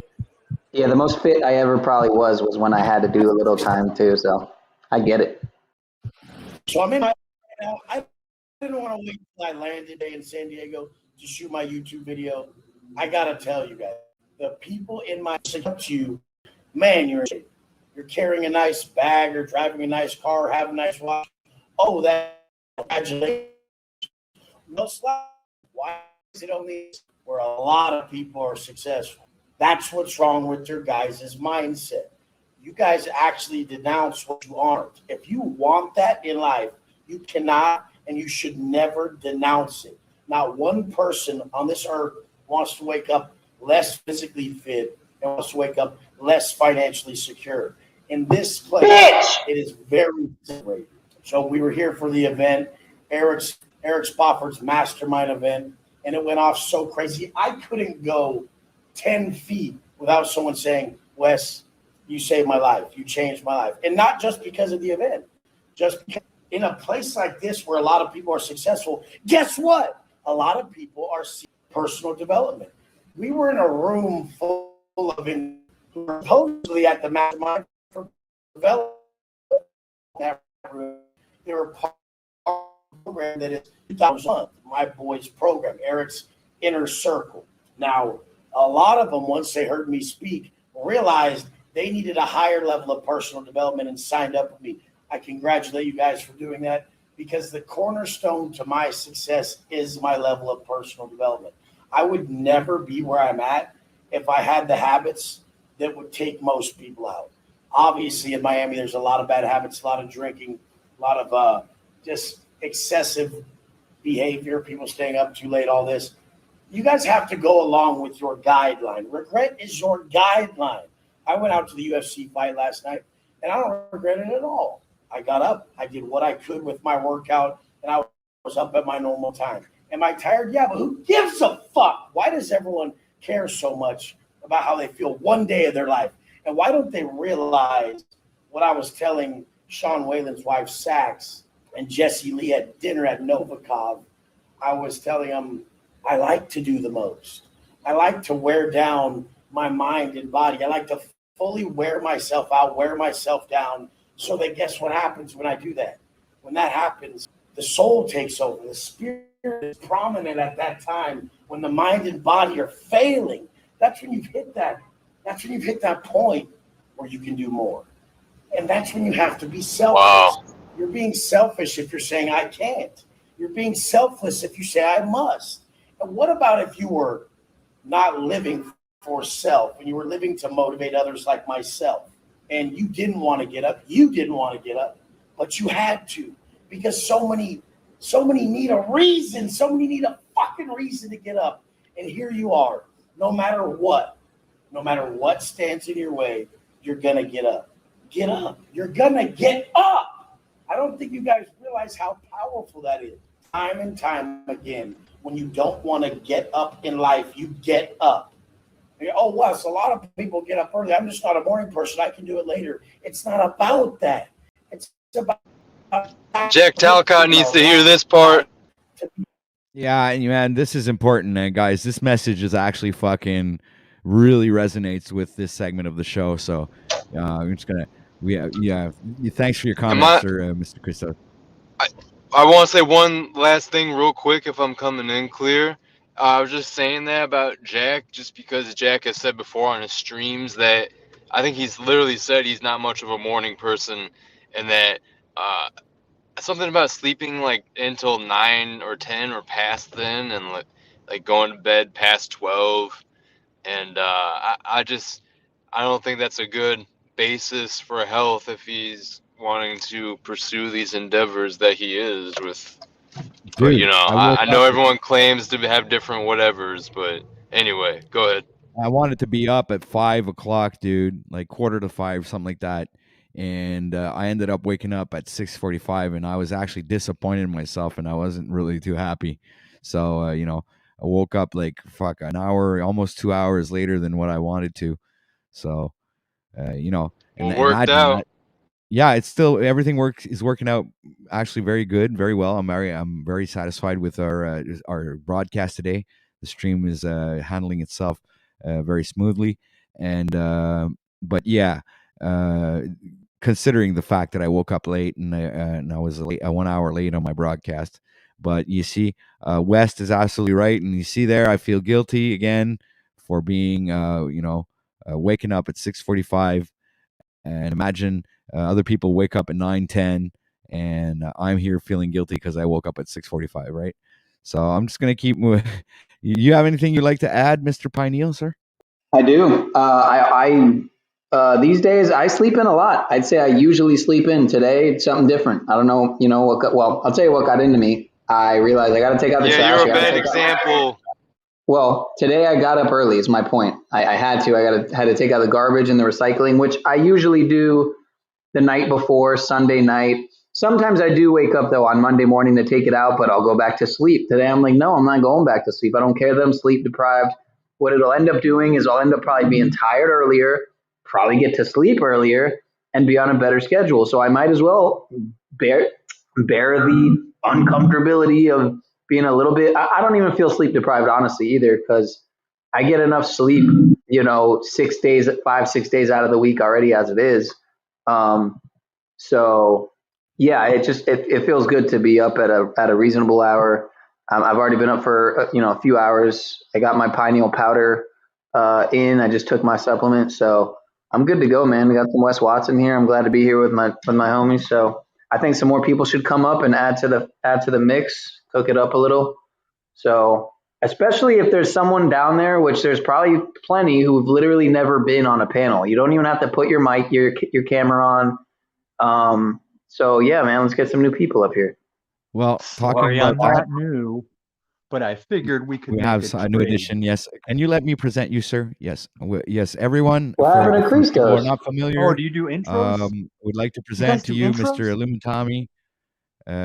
Yes, Illumitami, you have the floor, sir. Christos is still in the chat too. Yeah, I figured we could make a trade. I'm gonna elaborate on the schedules that Christos kind of referred to. It's like and all I want you to do is tell me this name. I know one of you guys know from Ian's.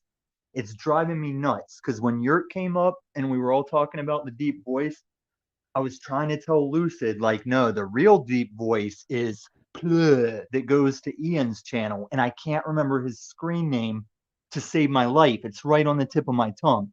But I think that the dude claims that he's white, and like his picture and his bio is like really darkened out, but he has the most Barry White radio voice. I know you know who I'm talking about. And I can't remember his screen name to save my, it's right on the tip of my tongue. So think about that for a minute, and I'll run down what I know about the sleep cycle thing, because it is weird. Like, it's like between 3 and 5 schedules that kind of overlap, where like people have to find out if they function better in any of these given schedules. But like one example is like some people, it's like late in the middle of the night is when you feel like, yes, red squid, Yeti life with the Yeah, I save. just fucking it just Oh while my I God, went to that the was fucking because I think I he went has to the like league. some extra letters on the end that I was always like, why doesn't he just go with red squid? But I could not remember what that name was. I'm Yeah, so first. yeah. Yeah, you're Yeti good, Life Christos, took like 'cause a I was thinking 10-pound about it weight too, off man. my fucking shoulders right now. So I know Lucid knows that dude too, but Lucid was guessing like Sir Drop and stuff, and I was like, no, it's not Sir Drop. But yes, Yeti or Red Squid, he has the sexiest voice that I can hetero admit to. a sexy voice. Like if he was gonna meet girls, I know I'd be like, now I gotta warn you, ladies, this guy's voice can impregnate you upon hearing it, because that's what kind of very white voice he has. But All anyway, right. these sleeping Lumitami, cycles, I have a question for you, sir. huh? Do you have for this segment of the show? I don't know if you've been watching or not, but we are in segment 4 of this 8-hour stream, and right now we're talking about inspirational stories. So I was wondering maybe you would have some inspirational stories that you would like to tell our audience from your personal experiences, sir. Or should I Yeah, I continue with do, Wes Watson? but like every channel I've told those stories on, they just turn it into like a curse that will follow me from chat to chat. And they say, "Hey, that inspirational story you tell, like that's why you're a piece of shit. You fucking meth junkie. Roll out meth junkie pedo. Meth junkie faggot pedo. Get out of here with your stories." So yeah, I might be able to think up a new one. I don't want to interrupt your structure. It's good to see channels doing structure. That's what my appeal was with Lauren and Henry. It's not that they're doing anything much greater or more special, but just the fact that they're attempting structure. I was digging that. Right. Yes, I Oh yeah, I wanted to guess I bring a can. little bit of a diversity to the broadcast, and create a little bit. Try to direct the conversations in a certain direction where we don't go off topic too much. And when the topic becomes saturated, we can move on to another topic, right? And Yeah, that's uh, a good and, idea. and I what I'm going to feel be that. doing throughout this process is filtering out the topics that are less popular and bringing in new topics where where they're more interactive and more beneficial for the audience. Because doing And this, we're always trying to think about since the you viewers. seem to have the type of schedule where you can stream every day, are you thinking of like are you gonna break up the shows, or are you gonna go like day by day type thing? Like Thursdays is charity day or something, you know? Like Well, what do you I'm going to think? be bringing up a certain amount of different topics every day. I was thinking of doing one topic an hour, right? So that's about 8 different topics. Trying to focus the topics on the same theme, if you will, right? And then break that down into, like I said, filter out the the um, the segments of the show that are I guess not as appreciated as other parts of the show, and build an awesome show using this data, and eventually have only very absolute interesting topics that we can come and share our experiences and get even more people on the panel and even more people viewing the show. For obvious reasons, would like for this broadcast to become a success and would like to become a professional broadcaster in the long term. So that being said, the time that I am taking now to do this is because I have chosen to quit my slave job and do something that I actually like doing, and for me is something that I want to invest, in a future, in for the for my future and the future of this broadcast, right? And I want to elaborate on some of that because honestly, all the time I've been in these streets, I've always tried to say that the advice or benefits I can bring was as more of a viewer. Like, I'm not sitting here telling you guys what app to use to stream or how to stream, but I think my contribution is like, well, as a longtime YouTube viewer, I can say blah, blah, blah, you know? So I like the topic breakup, but if you see one getting hot or being good, you're not gonna like still condemn it to an hour, right? If something's really flowing, you can just Well, let you it see, go. I agree with that there, Tommy, Okay. because during I already noticed during a part of this show that the I think it was the second, or was it the third? Yes, the third segment of the show. Um, Hold on, let me think. Was it the third or second? Was actually very hot, and okay, it was the transition between the third and the fourth part of the show. Conversation was pretty hot, heated. It was actually going well, and I came and I disrupted it to transition over to the fourth part of the show, the fourth segment. and maybe I should have let that segment move on, and like you said, keep reading the room and understanding that I should have let maybe that conversation build even more instead of coming and interrupting. But I'm learning, sir. I am learning, and I will adapt these things for future broadcasts. Yeah, nothing wrong with that. And even as you described that, I was almost like, do you have a referee shirt on right now? Like you sounded like you were running through penalties, calling first down, offense. Need a little bit of echo in it. But no, that's fine. Yeah, man, just develop like that, and also not too much pressure. That's why I always jump everybody's shit whenever they try and use the numbers are dropping thing. It's like, come on, people, like stop already. Like numbers are like your long-term gains in your weightlifting. It's not like that one set made all the difference for your gains. It's like, no, day after day is how you make your gains. And that's the same way with viewer count. Because, I mean, people come and go for natural, organic reasons. Like, I like y'all's streams. I like a lot of these streams in the streets. Doesn't mean I can make every stream every day for the whole thing. Actually, was kind of ashamed of myself when I was making every stream every day for the whole thing. Right. So, Christos, you have anything you would like to add, or Mr. Pineal Power, sir? What was the question? We were just talking about his structure. He's kind of roughing in. He's drafting up a structure he's going to try and develop. Yeah, no, I agree with Tommy. I mean, like, it's something that I definitely would like to incorporate more and try to, have more structure and structure. I mean, just a show, right? A compartmentalized, structured show. I mean, it's a lot more easily digestible for people. It's not all over the place. It's something that I struggle with because quote unquote, whatever you want to call it, ADD, OCD, all these different, AKA poisonings probably from the air, food, and water. In my opinion, is what all that stuff is. But anyway, I yield. But also don't forget OTW, and I mean this takes an acquired taste or an eye for it, but we all know that chat that we all love to hate, they do like a good derailment. Like not every show every day, but there is the type of derailment where it's like, nah, let that one roll. Like that one's a nice little break, entertainment derailment.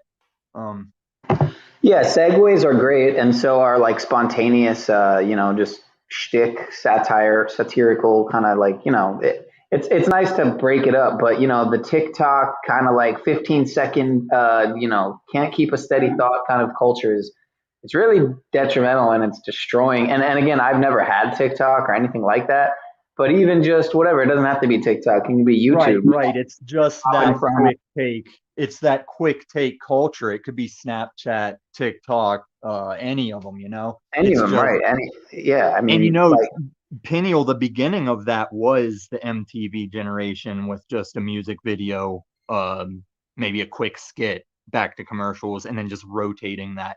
That's how they started it, and then escalated to the apps. Because the music videos didn't know we'd have devices with apps, but it still evolved to it.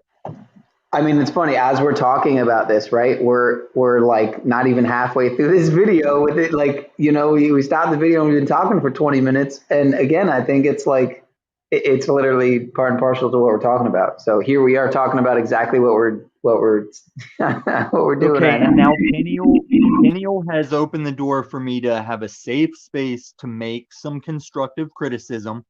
And I do want to say, because when I first turned on to see if you knew that red squid name, as soon as I turned it on, I was like, oh, I don't even commend Paul for playing Wes all the time, much less if you guys all start playing Wes all the time. Yeah, I honestly, I've been meaning Paul's going to play Wes. So there's the fill of Wes. But OTW, all you got to do is find another quality person to be your go-to restream or reference guy, Yeah. Because That's why I tried to bring up some other names. That's why I brought up Les Brown, Jocko Willink, Zig Ziglar. You should There's drop so many links names. in private chat, and I can Brian click on it. Tracy.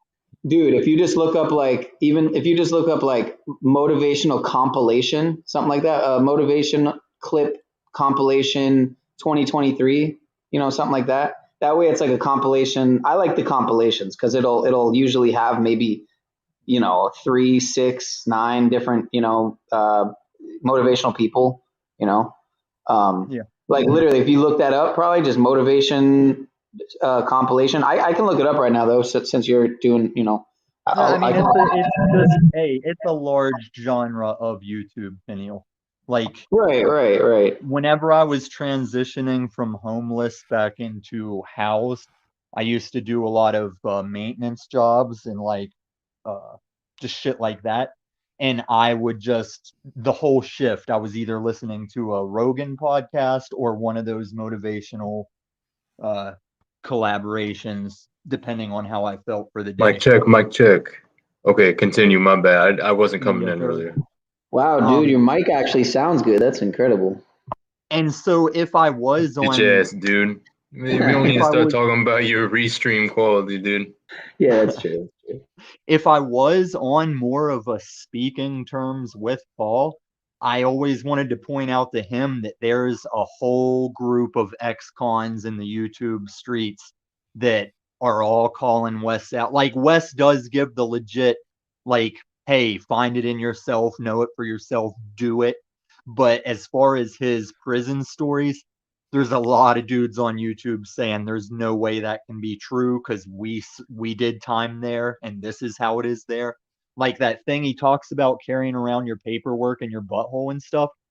Everybody else that's an ex-con on YouTube is like, there's not a reason to do that. Like, your paperwork just comes eventually. And it's like, if you show up without it, people just give you the benefit of the doubt or hold up.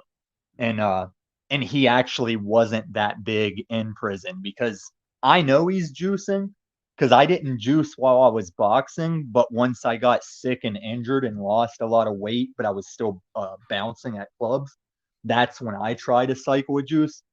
And as a guy that's done juice, I promise you that dude does juice cycle after cycle because you don't get Tommy, that vascular and tight from just farm work and eating meat. We know, Tommy. We know. Yeah, well, Wizard the other day was trying to say that. I know what he was trying to say. And you will never be natural and outlift the juice guy. That's the whole point of juice. It's like once you set that gold record at juicing, you have to juice to meet that gold record. It's what Lance Armstrong and all them ran into.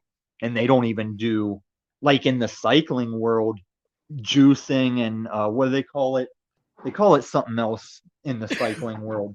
But it doesn't even mean that you're doing I'm just gonna pop in real quick here, Mr. Lumitami, and say that I'm gonna end this segment of the show with the rest of Mr. Watts's video here, and after transition over onto the next segment of the show, which will be the new point of conversation, health and wellness, number 5. So please stay tuned, everybody, ladies and gentlemen.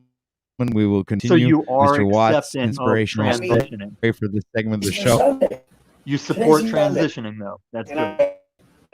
How great. Turn the quality down. It'll make the buffering less. Does Wes look like you could less buff him? Less nature, high.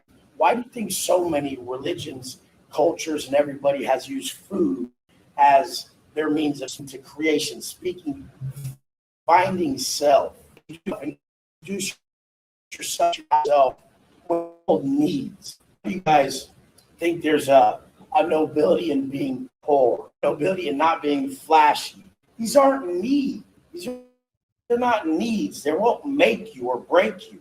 The needs that you withhold actually will. So that is a form of sacrifice. You are not sacrificing by driving a shit bucket. You are not sacrificing. And it doesn't disturb your pussy, bitch ass, low level friends, families, neighbors, or acquaintances. You're actually doing this with your act. Be less with your action. You need to live such a manner that it pulls people up to be more due to your actions and who you are.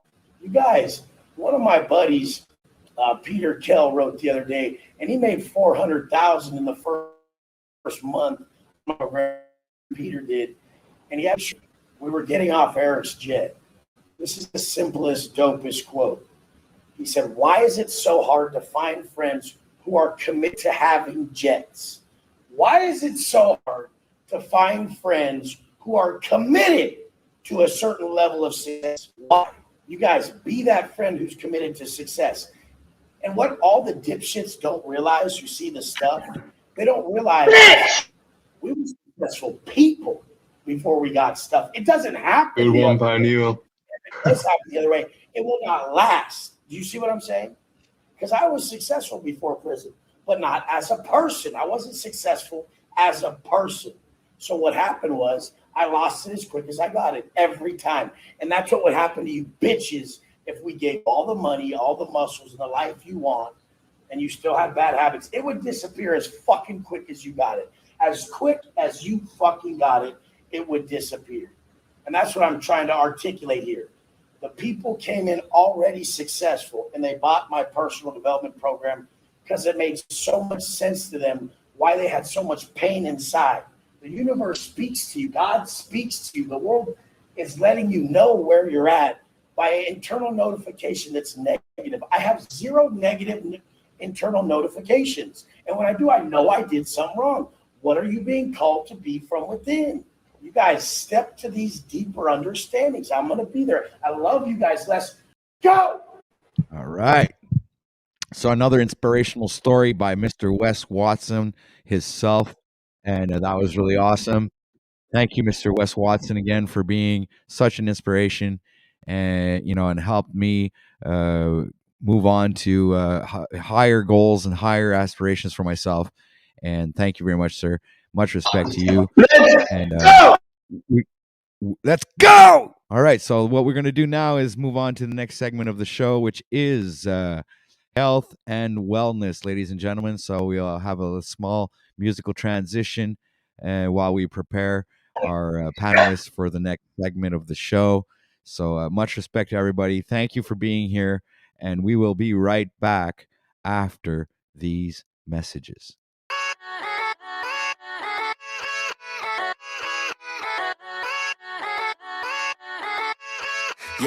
Yeah, let's go. I ain't the first with the curse, with the thirst that I wanna be better, not worse, man, it hurts. I'm on this earth with my words, and I put them all together, insert, cause I wanna have worth.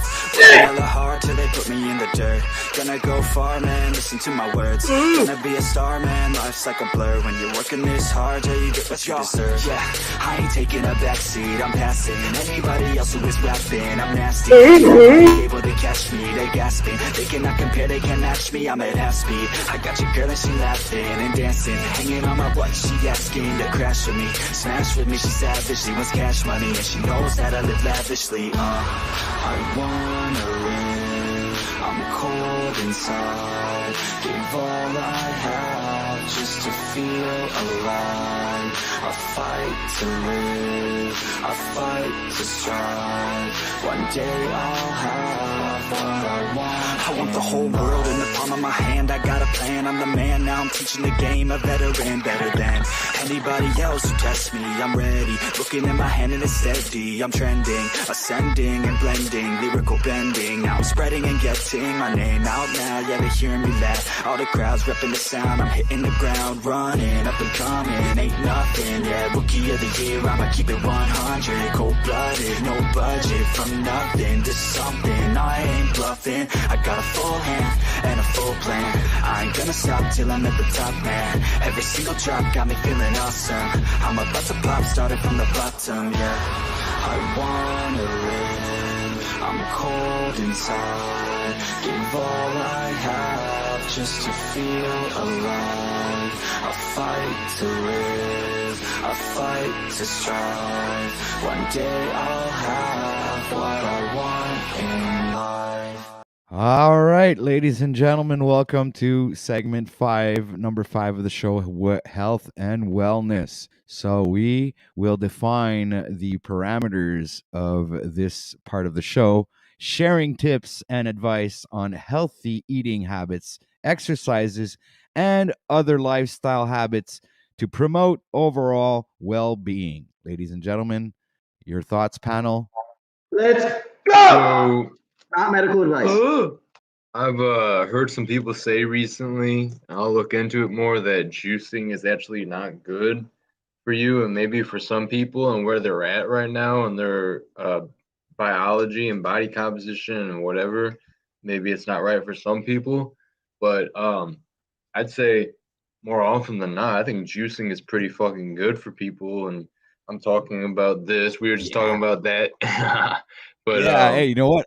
Hey, you just got, dude. I'm gonna set up my mobile. You guys are gonna go see me fucking make my smoothie right live here on stream. So I'm gonna do that. So that's gonna be a good part of the segment, and I'm gonna let you guys chop it up a bit while I go set up the smoothie machine and prepare the fruits and stuff. And I'll pop in with my mobile phone so I can bring that into the kitchen because I can't bring this whole setup here over there. That doesn't work. Okay. So that being said, guys, your thoughts? I'm curious to hear more about this. I mean, there's always some counter argument to, there's always a counter argument, but what did you hear about negating the benefits of juicing as I drink my juice here?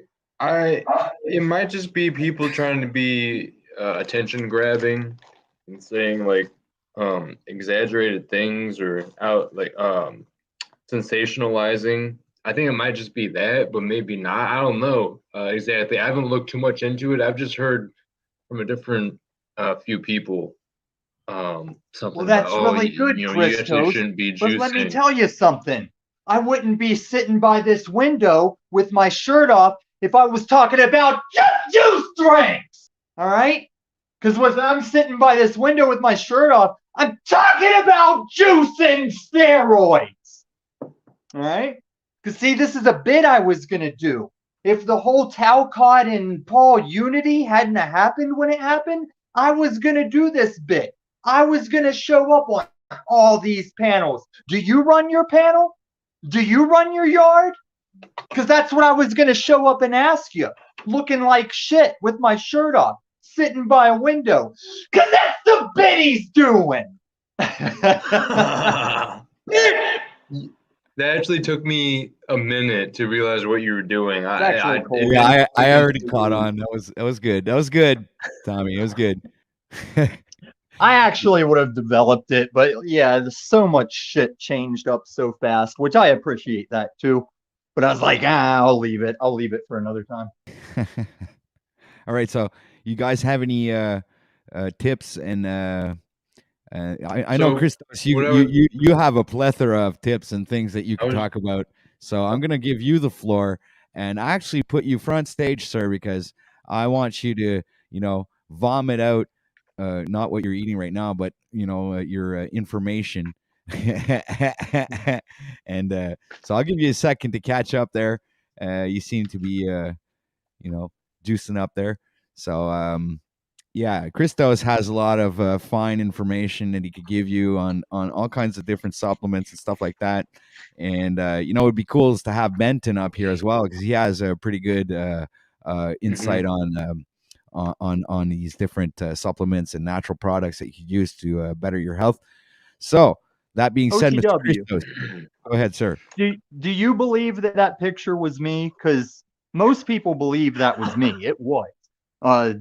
The buff ass boxing picture, and the stuff I can share is if you ask about it. Like all the advice I have on anything in life usually requires you to ask a way that makes me go, oh yeah, I do know something about that. Because I can't just sit and pull information out of my head at will, but you can remind me that I know stuff. Because there is a safe way to take a needle and inject testosterone into your butt cheek. Like there's a safe way to do that and not Jose Canseco yourself. Yeah, for sure. For sure, there's a lot of people out there, doing it safely. Not to say that it itself is like something safe or cool or good, but It's yeah, it, all it can in be how done you without use it. messing Yeah. yourself up. It can be done responsibly. I definitely know a couple people online that kind of go through the in-depth science Oh, you know more than of that, Christos, and these so does things. everyone listening. Because here's the honest to God truth. Even though I watched people speculate about Wes Welker, here's the honest God to God truth. Every Hollywood star you've known of since the 80s that was remotely ripped and shiny in the sun with oil, they were on some kind of juicing supplement because Hollywood and blockbusters, like don't let The Rock tell you. Like, remember what The Rock looked like with a flat top when he was like early in wrestling? He was half his size that he is now. That means he got older and bigger. Like, that's, come on. Come on. And I'm not saying you should knock someone for juicing, Mhm. because there is the fact that once you should wait until you plateau. If you do want to do steroids, wait until you just can't seem to get any stronger on your own, and that's when you do it. If you did it as a new lifter, you're just wasting the boost. It's like blowing your nitrous at the beginning of the race. Very Yes, very interesting. well put. Exactly. Yeah. Well, I And tried. that's the thing. I know that there's definitely some younger people out here, my generation and a little younger, that I don't know how much of a problem or trend that it is, but there are these fucking high schoolers and college kids out here trying to, get Gymshark sponsorships, and they're on the Yep. juice so obviously, but at such a young age, and without a lot of the times there's these people on social media, it's just they want to try to get themselves out there and do the most they can, but like you're saying, blowing the nitrous right at the beginning of the race, there's a lot of Mm-hmm. people that are not plateauing and building that foundation naturally, and they're just diving right into steroids. And there's a lot of people that actually make fools of themselves and don't do it right because Yep. just unwittingly jumping into things for the wrong reasons and not being responsible or smart about it, and just being And not only in your head and egotistical as a young person, Right. Not for only are social those media. kids doing it too soon for the wrong reasons, but that also means they're young enough that, like, when you do juice, you have to come to the realization that there's the afterwards where you will lose your water weight. You are going to lose strength when you came off of it.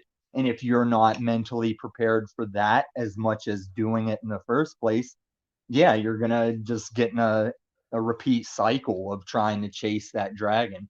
And I think those younger guys are at more of a danger of falling into that. Like, honestly, the reason I did it, well, one part was I was interested from just doing recreational drugs, but I was in a position where it's like, look, I'm bouncing with these other dudes where people might stab us because my position opened up from a guy getting stabbed at the door. And so you don't want to be weak for your coworkers who are like a paycheck style of soldier at your right, like, you're backing each other up whenever the bar fight's going off. So that kind of motivated me to go ahead and do some, but also that my veteran friends could get the finest quality juices. I was like, yeah, when in Rome. Yeah, that's that illegal shit that he's showing to the camera. Please continue. Sorry, I didn't mean to. Mystery liquid from a stranger at the gym? Put it in my mouth, please. Man, so speaking of like liquids and gyms, like man, some of these drinks out here are just cringy, bro. It's ridiculous the type of marketing that will be attempted, and then you can actually really do the breakdowns of what are the nutrients of these drinks, and a lot of bullshit, man, How from the much experience have bangs you to had, the you two, OTW? How much experience have any of you guys had with pre-workout drinks? Because I've had some where I'm like, oh, I would have settled for a couple hits of meth compared to this drink that's got me like edgy you're and breaking up, or is that me? Oh, it might be probably you me. because I hear him coming in loud and clear. But I do use some of those pre-workout drinks, and I actually found I don't feel any different really when I drink one of those drinks than when I do the workout without drinking the drink. I feel the same What afterwards. brand do It you doesn't really drink? make any difference to me. That's in my perspective, but it could be different No, for I anybody think you're else. not drinking a good one. Because here's the thing about like the true pre-workout. If you drink it, and let's say like your gym partner cancels on you or something happens, car breaks down. If you drink one of those and sit on the couch, if you're using a good pre-workout, you should not feel right. Like you should feel like your heart's racing and you're fidgety and you Oh, need I to get up do, and but it's let's say I didn't drink one. Maybe it's like the after effects of of using the drink. But when I work out, and sometimes I don't take the drink, I feel the same way after the workout. That's what I'm trying to point out okay, here. then you probably lift alone, don't you? Yes, I do. I'm all by myself. Yeah. All right, so here's some of the advice I can and this is strictly if you want to get bulk or weight or strong, you must have a partner because the key to really making muscle mass besides cramming food into your gullet even when you don't want it, you must make every workout be heavy and hurt. And it's advantageous. Let's use just benching as the example. It's advantageous for your friend to be pulling 5 to 10 pounds off of you while you're lifting it, and he's slowly letting you take that weight back rather than you just lifting a weight and waiting till the week you can throw that 5 or 10 on. Like you always want to have too much and have your spotter helping with how much is too much until you just have it yourself, in which case you'll add more weight and he'll be back to helping you. And I then do you'll be admit that doing that having a for each spotter other. would be really awesome, and also to have somebody here with me to train with would be even more encouraging. But I'm a And big that man, also so keeps I you do it by from myself because the goal is to better myself. And I mean, and I if don't you know if gotta I lift wanted to yourself, become it really is what big, it is. ripped Yeah. and stuff. I just wanted to be satisfied with what I see in the mirror, and so Right, far and it's that's coming fine. along That's nicely. fine. Yeah. I'm just saying, anybody out there listening, if you're really serious about like size and trying to Mr. Universe that shit, because also the partner will help on those days where one of you really isn't feeling it and the other one's like, no, like get in the car, let's go. Right. And that's why I like going to a gym because anytime, like I do have weights at my house and I have had more shit than I own now. And there's just that vibe of being at your house that, like, if you take a breather and sit down for a minute, you might stay sitting down and just throw on a stream or watch TV or something. But at the gym, your brain knows, hey, man, you're either working out or you're going home. So work out, you know? More accountability is placed on you. Am I coming in clear? Yes, Yeah. you are. Okay. Yeah. Yeah. More account. I hear you.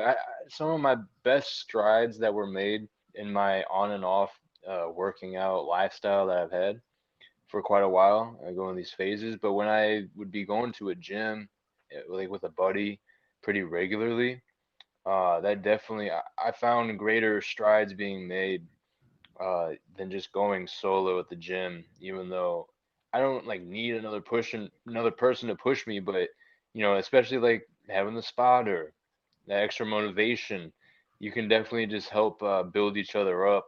And it's also kind of more hype sometimes. You go with a couple people, or you got a buddy to help you, with the heavy And spots. You want to do a PR or whatever. Christos, that's also a good point. Like these days, I don't want friends in my physical space. Like I like having these friends on streams because with the life I'm living right now, where I was doing nefarious things to rescue whores and just wanting my privacy, like I don't want immediate friends in Denver. So you could go to a gym as a loner and you're gonna meet guys that just see you there and shoot the shit a little bit, that they will offer you spots when you need a spot, and you don't necessarily need that hetero life partner to come lift with you. No doubt, I hear you on that. I've talked to some pretty cool people at the Well, your gym. microphone just like fucking Yeah, destroyed you. yeah, it flipped As on soon us. as I showed up. Oh, Mike, yeah. Well, that's Oh, weird. there you Is go. it coming in better now? Yeah. Yeah. wow, I don't know, dude. It switched up It might on just me. be a It was connection. weird. Are you using like a Could be No, headphone? StreamYard. no, it's yeah. I had the iPhone microphone set for my audio, and it should be my headphones. That's usually one of the problems. But yeah. I was just gonna say I've definitely talked to some pretty cool people at the gym. A lot of good people out there. There are the few cringy midlife crisis, fragile ego, middle-aged dudes that whether they actually have a good physique or not, they'll step in front of you like very obviously and like flex in the mirror, like goofy, like theatrical, like is this real type shit I've had happen with these Yeah, it's guys. it's Like they typical try to gym flex, shit. they kind of puff their chest up and they walk like really close to you, almost trying to like brush up against you or like G check you and just dumb shit like that. Every so often you'll encounter. Yeah, Just gotta that get a you good can laugh probably out of find it. comedic YouTube videos that describe like the different types of gym people. Yeah. I would like to But Mm-hmm. shout here's out one to you got to Jimmy watch Shively. for, Christo. Excuse me, sir. Would like to shout out to Jimmy Shively real quick. Thank you, sir, for your donation. Much respect to you, and thank you for your support. That is awesome, and I hope that you encourage other people to do the same. And thank you so very much for your time, attention, and devotion, and your presence here on the channel is very appreciated, Mr. Jimmy Shively. So shout out to you, sir. Thank you so much for your donation. All right, so Yeah. that being said, let's move on to this marvelous part of the show, which is health and wellness. Maybe not the most popular segment, but like I said, we'll be working through these segments as time goes on during the week. So we have 5 days, well, 4 more days ahead of us for this new program to be. And I hate to say the word program, but this new uh, you know, um, interface that I am trying to integrate into the broadcasting um, segments. Right. Anyway, I'm trying something new. I'm trying something different, something that you don't usually see everywhere else. This is you don't usually see 8-hour broadcasts with different types of segments and different types of conversations being brought up, all under an overarching theme. And so, like today's theme is like tips to start the day on a positive and productive note. So it was pretty much like the theme, and all of the segments of the show are all aspects of that theme. Yeah, exactly. So I that think being that's a said, great idea. Great idea. yes, And this, sir, Mr. RT, I would like to, sorry, I didn't get no, around to you right away. no. Everybody give a big round of applause for Mr. RT. Um, welcome Wow, to the man. stream. Yeah, thank Well, you, Christos. good day, everybody. Yeah.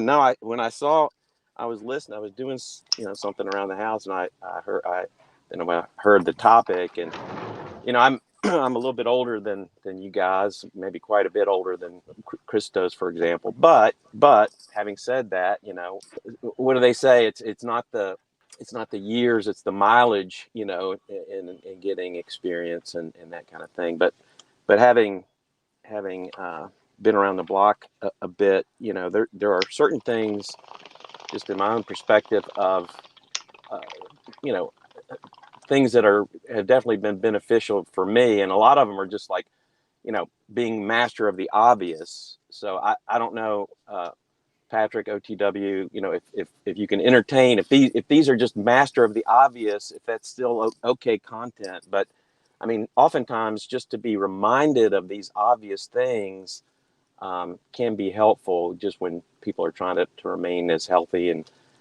mobile and productive as possible, if that makes sense. Yes, it For does. for example, uh, you know, as you get older, in you guys, even your peer or younger friends, they'll complain about back problems, or if people were really into contact sports like football, or even, sometimes even lacrosse or some of those things, they'll have some pretty debilitating knee or other type of joint issues. So, the advice, we can't avoid accidents. I mean, we can try our best to be as protective and avoid, more accidental situations. Don't go unicycling on the edge of a cliff, for example. But you know, things that you can do to avoid, lifting heavy things by yourself without using the right technique and your legs and not just your back, but truly use your thigh muscles. I know that's the obvious thing, but I've known so many people over the years whose backs were just so screwed up, and it's really debilitating, and also, joints, knee joints, and, you see these people, and again, obesity is a You're big breaking problem. up a little Oh, bit. am I? Your mic is a little bit choppy, and you know what Oh, I'm starting to think, guys, is I'm starting to think this issue is not necessarily on each of our ends, but I'm starting really to think that this issue is actually StreamYard based, ladies and gentlemen. When we it could have be. these audio technical difficulties, I do believe that it's not really always our faults, us broadcasters, but sometimes I think StreamYard has issues. So please bear with us. Could, Maybe RT, you'd like to pop out and pop back in, or okay. maybe you have something you'd like to fix with your mic, or Are you I don't know on a what's going phone on. or a laptop? I'm on a phone. I'm on a phone. How Uh, close are you to your modem? Uh, Out and about, but I could be back near my modem. Yeah, try and get closer to the modem, because Okay. even StreamYard sends that warning out whenever you go to a stream. Okay. are you using earbuds or headphones? Or are you using Bluetooth? Not Bluetooth. They're wired earbuds or earphones. Oh, okay. Yeah, it's Well, maybe wired. if you unplug them and plug them back in or something like that, maybe Okay. that'll help. Well, let me try that. Hold on one second. Like, if you guys ever watched Silicon Valley, one of the nerds gives this Is that any painstaking better? description of how much No. work and technological No. effort it Okay. takes to get that porn to the I'll phone bow in your out and pocket. pop back in. Yeah. Okay. Good. He left anyway. No, he's gonna Well, come back. He's No, I'm gonna back up a little bit of what he was saying so he gets cool back. hat, Pineal. Like, when I had my motorcycle accident, the only reason I needed surgery was because while I was in shock, I tried to lift my bike up too fast, too hard, and it popped my bicep off of the bone, and it shot my bicep up to my shoulder. And that was just from being a buff dude that had just rolled down the street with his bike and jumped up trying to get everything out of the way of traffic. And yeah, it popped my bicep off the bone just from not being focused on the lift. wow. That's fucked up, man. That must have been a weird Wow. sensation to have I knew bicep in something your had shoulder. happened, Man. but I didn't even know it was serious until the lady that wrecked me ran up, trying to get me to calm down and sit down. And I was like, I got to keep moving. I got to make sure everything's working right. And she goes, what about your arm? And I looked down, and it was like a Popeye arm, really skinny at the bicep. And then it got big where my shoulder and my forearms was. And I was like, I think I need to sit down for a second. And then I almost Damn. passed out, and everything that was the color white started glowing white, getting fuzzy and glowing. I was like, if I pass out, make sure this backpack gets to the hospital with me. And she's like, I will. But I managed not to pass out. Wow, what a fucked up story. Oh, I can tell it more fucked up too, but also So, what he was saying Rob about just joined us. So Rob, do you have anything you'd like to share with us, or you're just here to hang? Either way, is all is good. I'm just listening. I missed the last 2 hours while I was traveling on the bus. All right, so you missed the last two segments, which were, let me bring them back up. You missed self-improvement, and I did catch most of that. I caught most of that. I think I left inspirational stories is where I. All right, okay, so you're back for the second half of health and wellness. So welcome, sir. Rob, you said Oh, you yeah. caught self-improvement, right? I think I caught most of it. Yeah. Then why don't you act like it? You like that? No. There was a Sarah Silverman skit where she's like, I know, Daddy. And then her dad's like, well, you don't act like you do. But have you guys ever heard that saying? It gets used as an insult, but this shouldn't be used as an insult. It's those who can do, those who can't teach. like people will try and use that as an insult, but what it's really saying is like if you're a natural skateboarder, you're not thinking about the exact placement of your toes and how your ankle flips the kick flip. You just do it, and you wouldn't be able to tell someone how to do it. But when you can't do a kick flip or a trick and you desperately want to, that's how you find out exactly how it's being done, and that's what makes you a teacher of the thing. Like people who are naturals at something, they're not good teachers because they can't tell you why they're so good at it. But people that suck at something Oh, and I see what figure you're out how saying to now. get good, yeah, they have to know how they got good so they can teach people how to do it. It's like Michael Jordan, right? How he's such a great basketball player, but he's like a shitty owner, and he can't Yeah, pick out scouts or good talent. right, because he knows he's good, but he wouldn't know what to look for that says, hey, that guy's going to be good. Interesting. Yeah. A little paradox there. And I think the paradox is just that instead of thinking like that as humans, like my first real interaction with that statement, if you guys remember that episode of Hanging with Mr. Cooper, where they were doing the shoe commercial at his high school and they wanted to have the sports athletes like dog him in the commercial as the teacher. And then the banner was going to say, those who can do, those who can't teach. And he got all mad and ripped the banner down.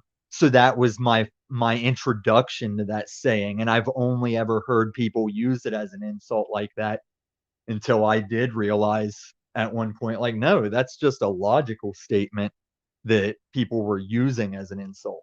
Yeah, God, that's a good way to say it. I'm always thinking What about the moving in and hell? being like a Florida neighbor, but man, that it just gets me that Florida has the highest red flag prosecution. I mean, I know there's a lot of Florida men and Florida women, but it's just weird to be like the freedom state and still have that much red flag prosecution. It sketches me out. That What are your and thoughts about Nevada? I want to be in the Mile High State whenever that you guys have seen that map of how the world floods and what America looks like after the world floods. Yeah, you want to be in Colorado when for the new beach property. I didn't see that, but I did see the map of the U.S. with the and like in elevation comparison. I did see Yeah. that map, and that was pretty wild to see. Yeah, remember that map the next time we're having a shape debate because it's significant to the shape debate as well. I doubt it, but okay.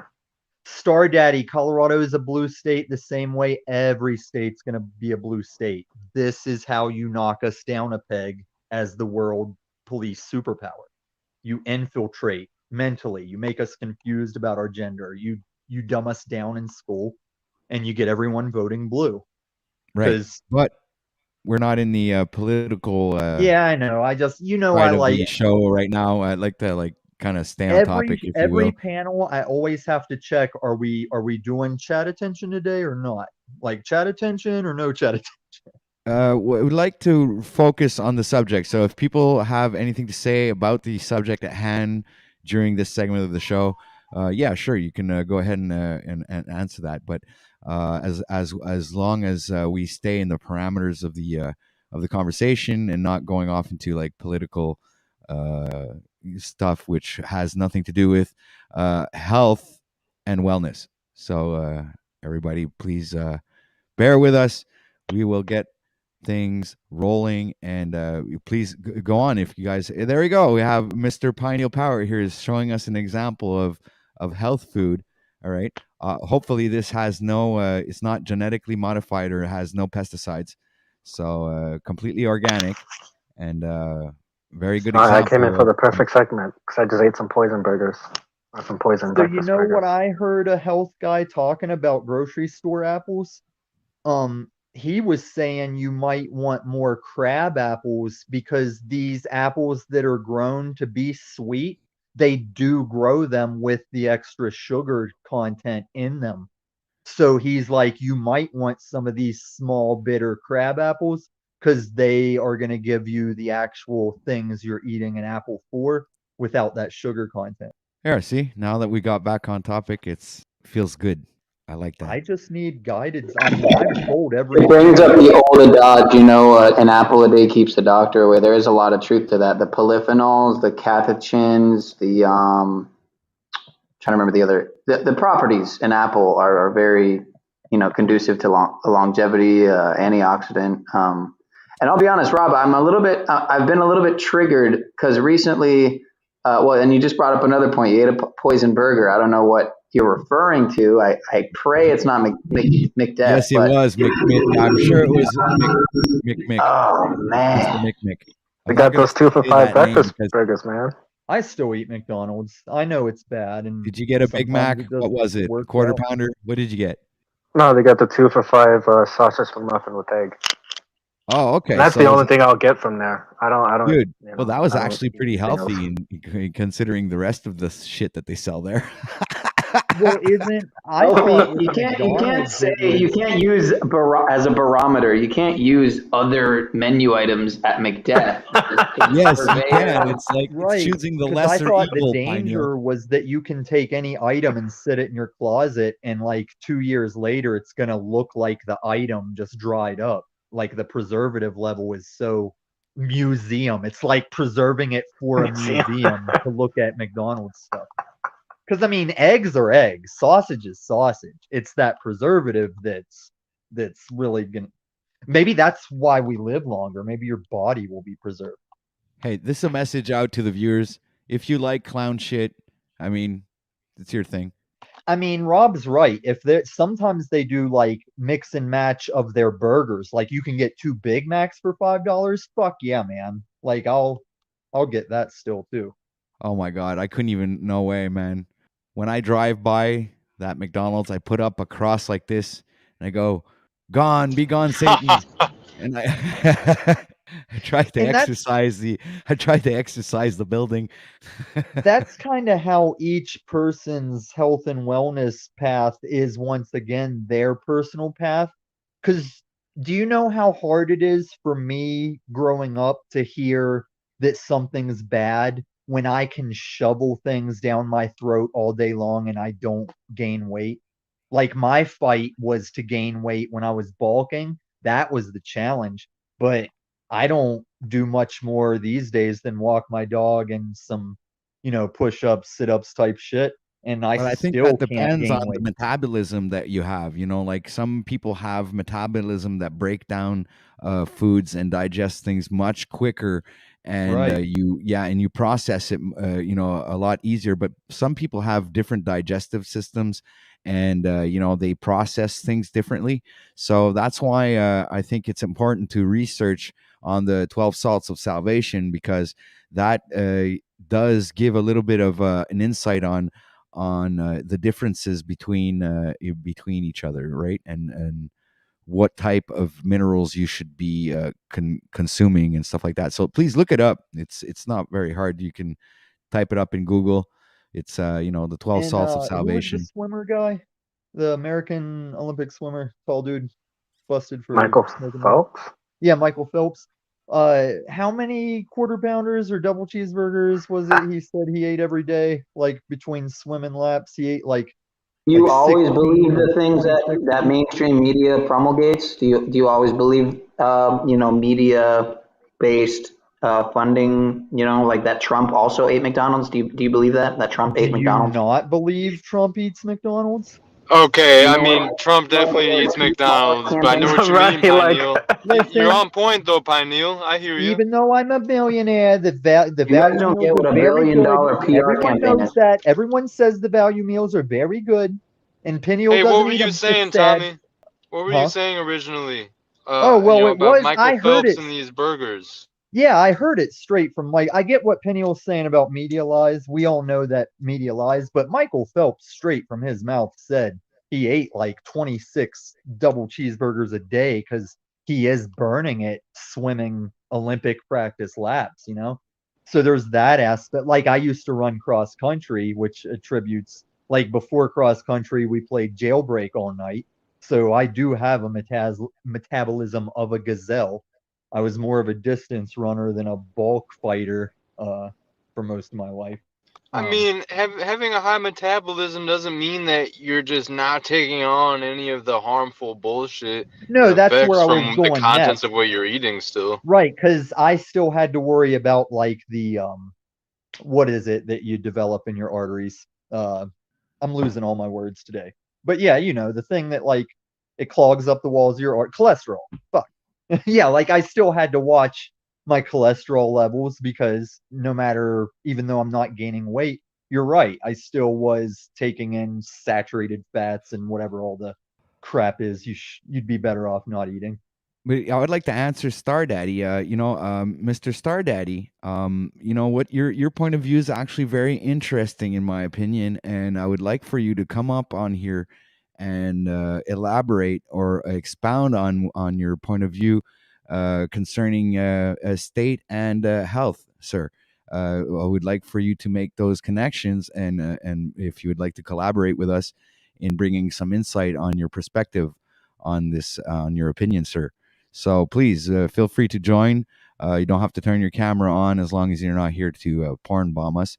Everything should be fine, right? So But I also think like fasting is if you're gonna sort of engage in that not so healthy lifestyle, I mean, doing other things sort of helps mitigate that stuff. Like I said, fasting or doing exercising every day, going out for walks, jogging, all that good stuff. It's the stuff I do. I walk everywhere I go, or I take a bus. But.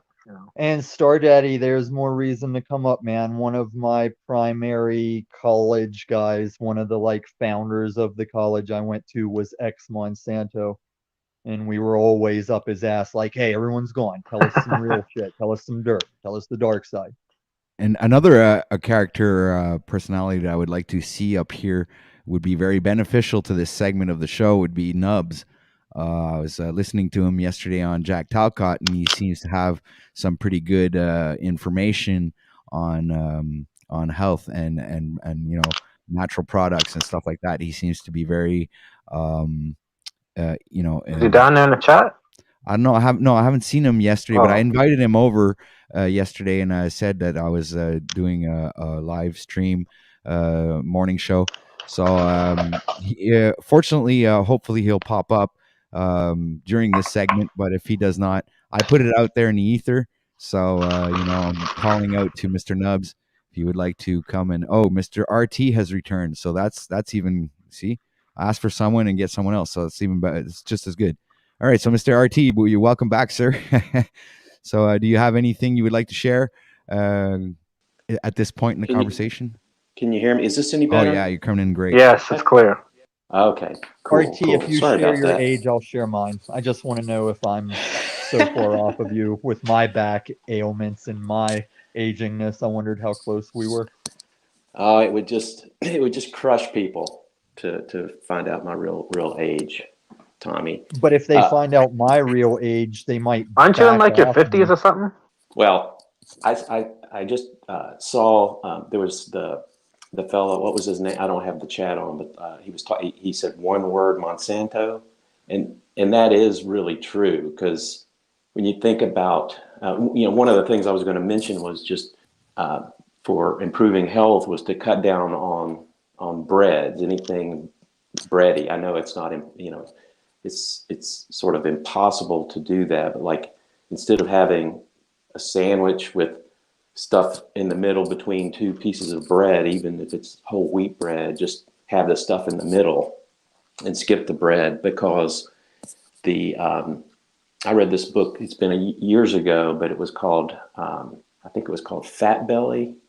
Do you all know what I'm talking about? It was a book about how the use of Monsanto Roundup, glyphosate in particular, in the wheat harvesting industry, and how like what we know as wheat way back in the old days was very tall and wispy, and the harvesting of the grains, it took a lot of acres just to get somewhat of a harvest. And so with the advent of technology and big farming not big pharma, but big farming. They're sort of connected though in a weird way. Yeah, same difference. As You far know, as those pesticides.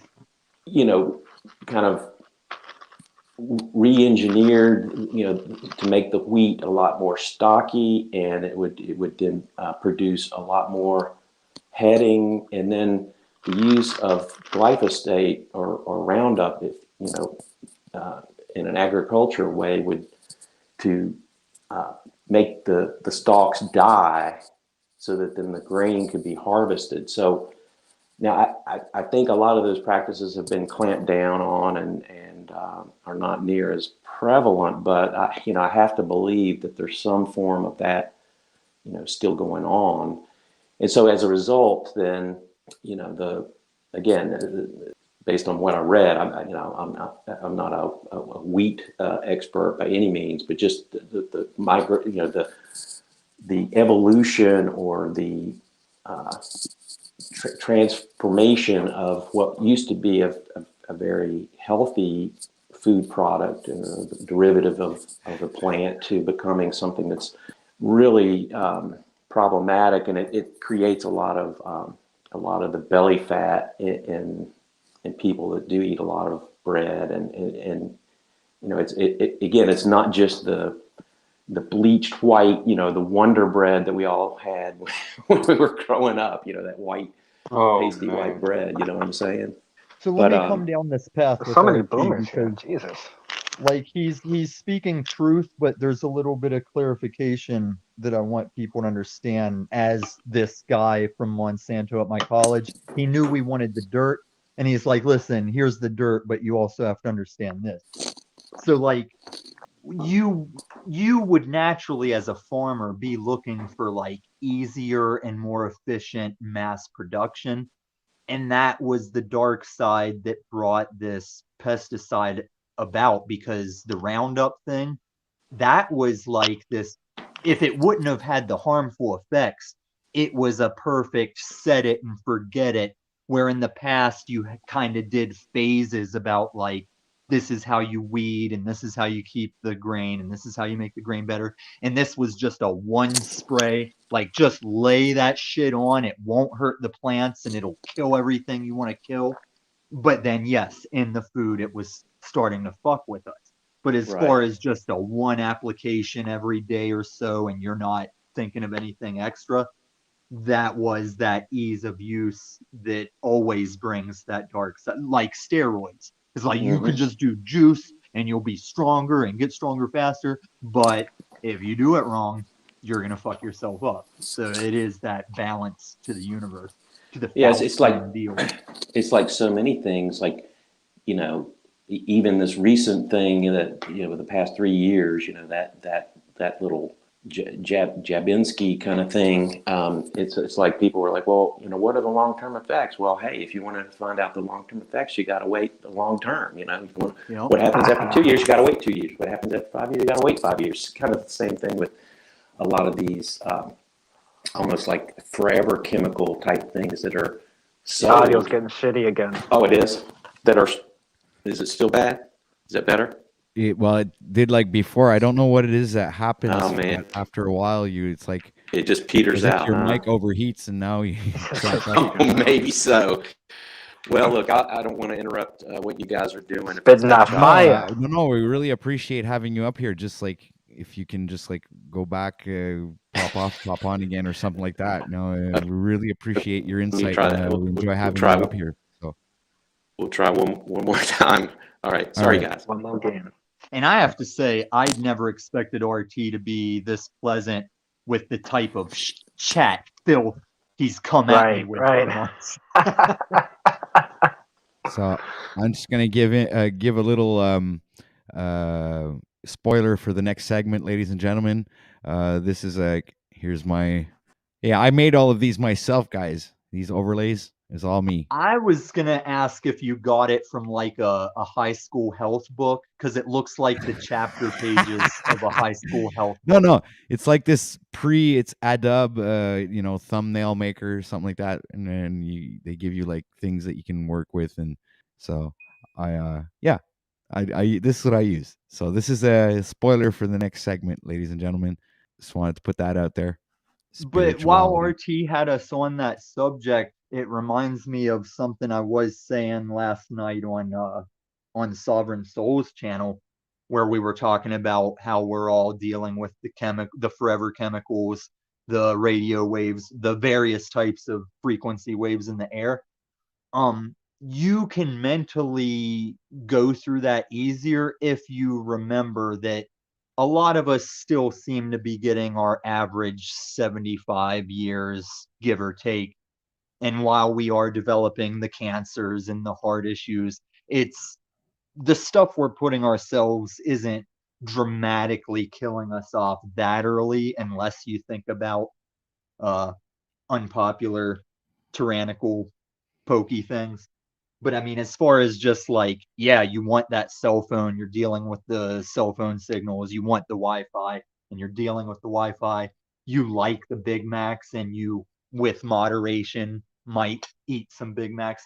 Man, if you can fool yourself 75, 80 years, you're still doing it. If you don't get your whole experience in 75 years, you're probably already doing it wrong. And they are saying that the first person to live to like 180 is probably alive today. I guess you could agree.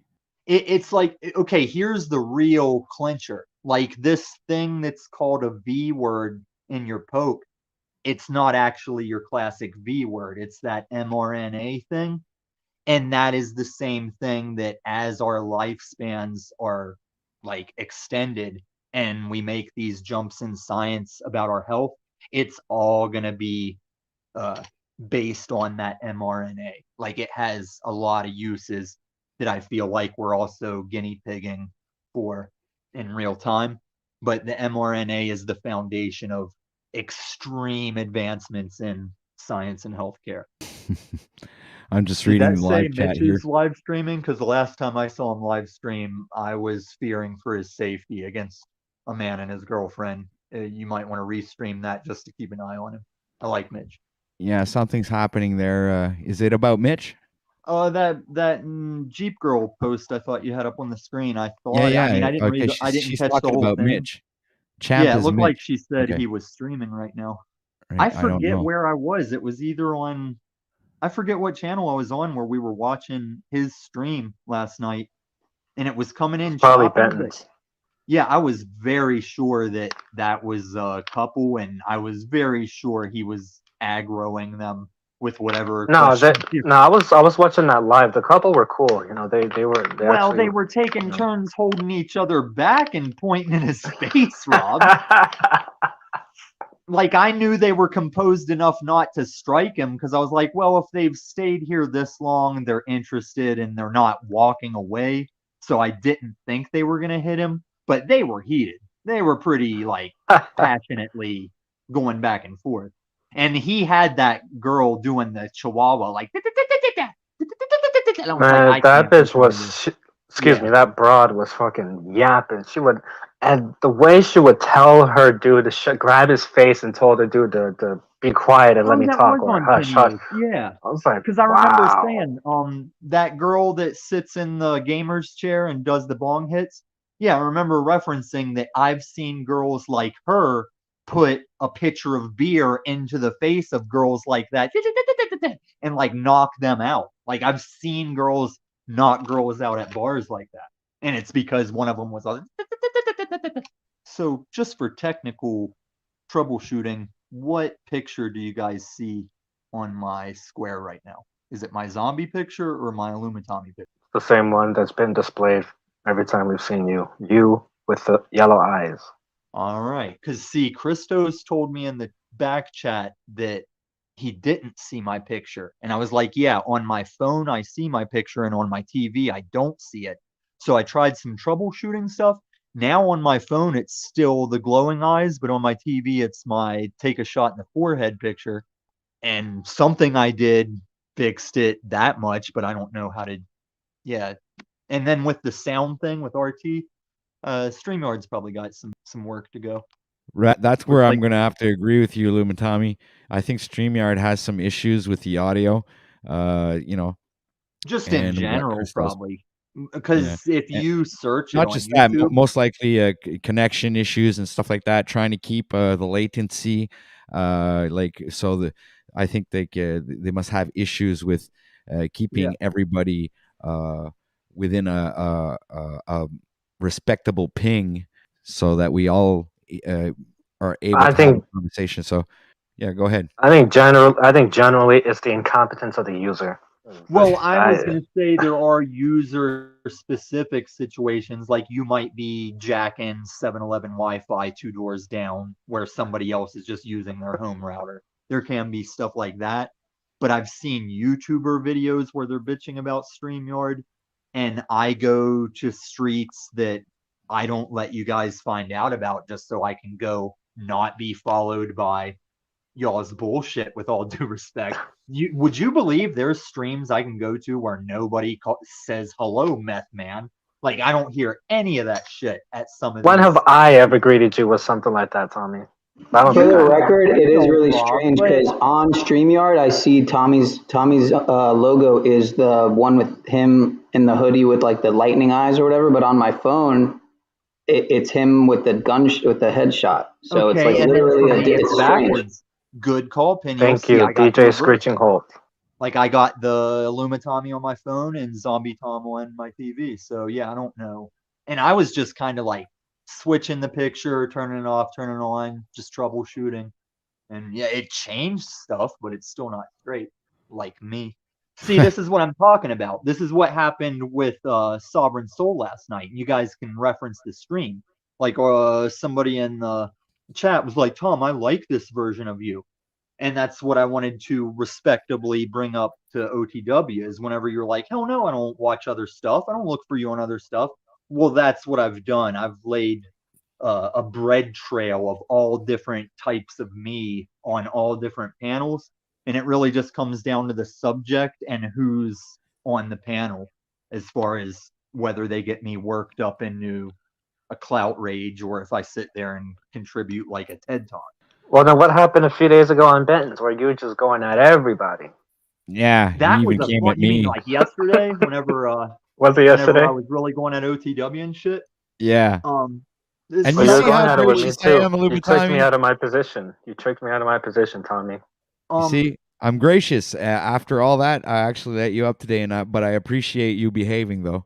No, it's not. Genevieve just left a really good Don't comment, by the way. She says sell the it. lack of attention span on the topic at hand. Sorry, the lack of attention span of the topic is surreal to listen to. I know nothing of meth names or last night's stream. What does that have to do with the top? Yeah, we really aren't on the topic and haven't been much on the topic. So maybe we should. Well, I think we've Well, been. Well, we're closing down. It's close. It's close to the top of the hour.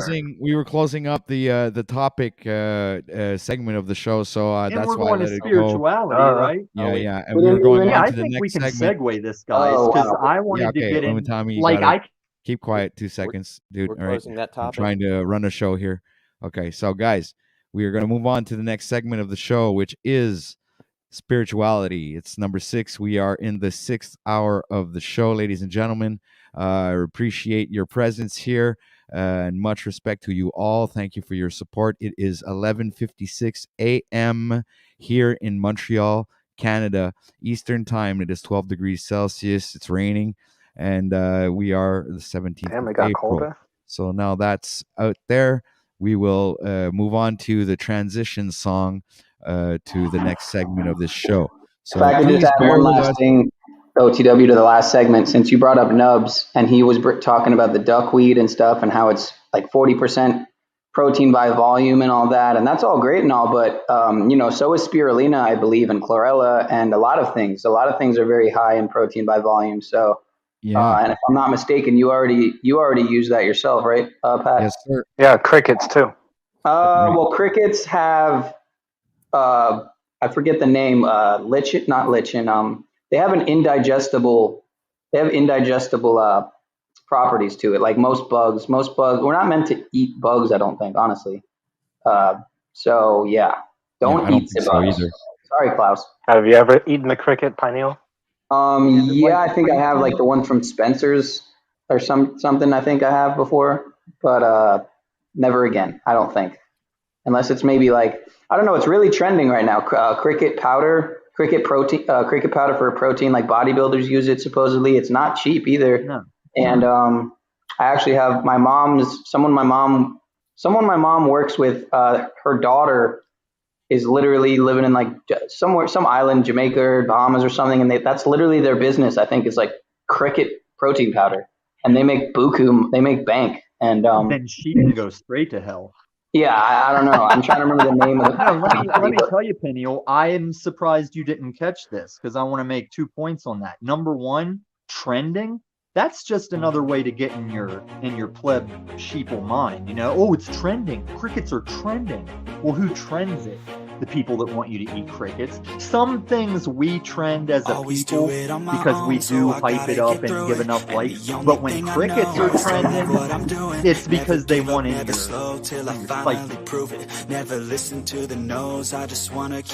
All right, ladies and gentlemen, thank you for being here and thank you for your support. This is the musical transition to the next topic. So thank you for staying tuned. Make sure to like, share, and subscribe.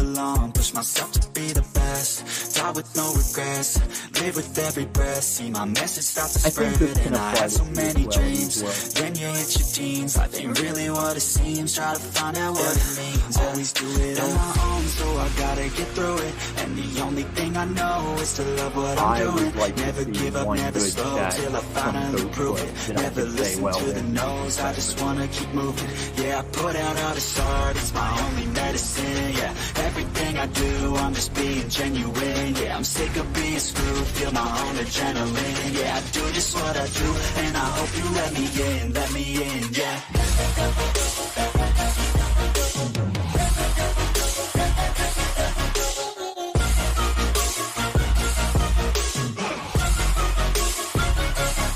I'm grateful, oh yeah, able, oh yeah, I'm stable, oh yeah, no label, oh yeah, you know me, I have only the best, I'm lonely, but damn, I'm going to I don't want no fake love, I want the real stuff, everybody listen up, cause I'll only say it once, I'm gonna That's show the you one all that looks like the health and wellness. That's the one that looks the most like a high school health book. Yeah, that one. I'll be number one, working hella hard until I get just what I want, yeah, rises like the sun, yeah, fatal like a gun, shooters gonna shoot and I'm gonna shoot until I fall, yeah. Always do it on my own, so I gotta get through it, and the only thing I know is to love what I'm doing, never give up, never slow, till I finally prove it, never listen to the no's, I just wanna keep moving, yeah, I put out all this art, it's my only medicine, yeah, everything I do, I'm just being genuine, yeah, I'm sick of being screwed, feel my own adrenaline, yeah, I do just what I do, and I hope you let me in, yeah.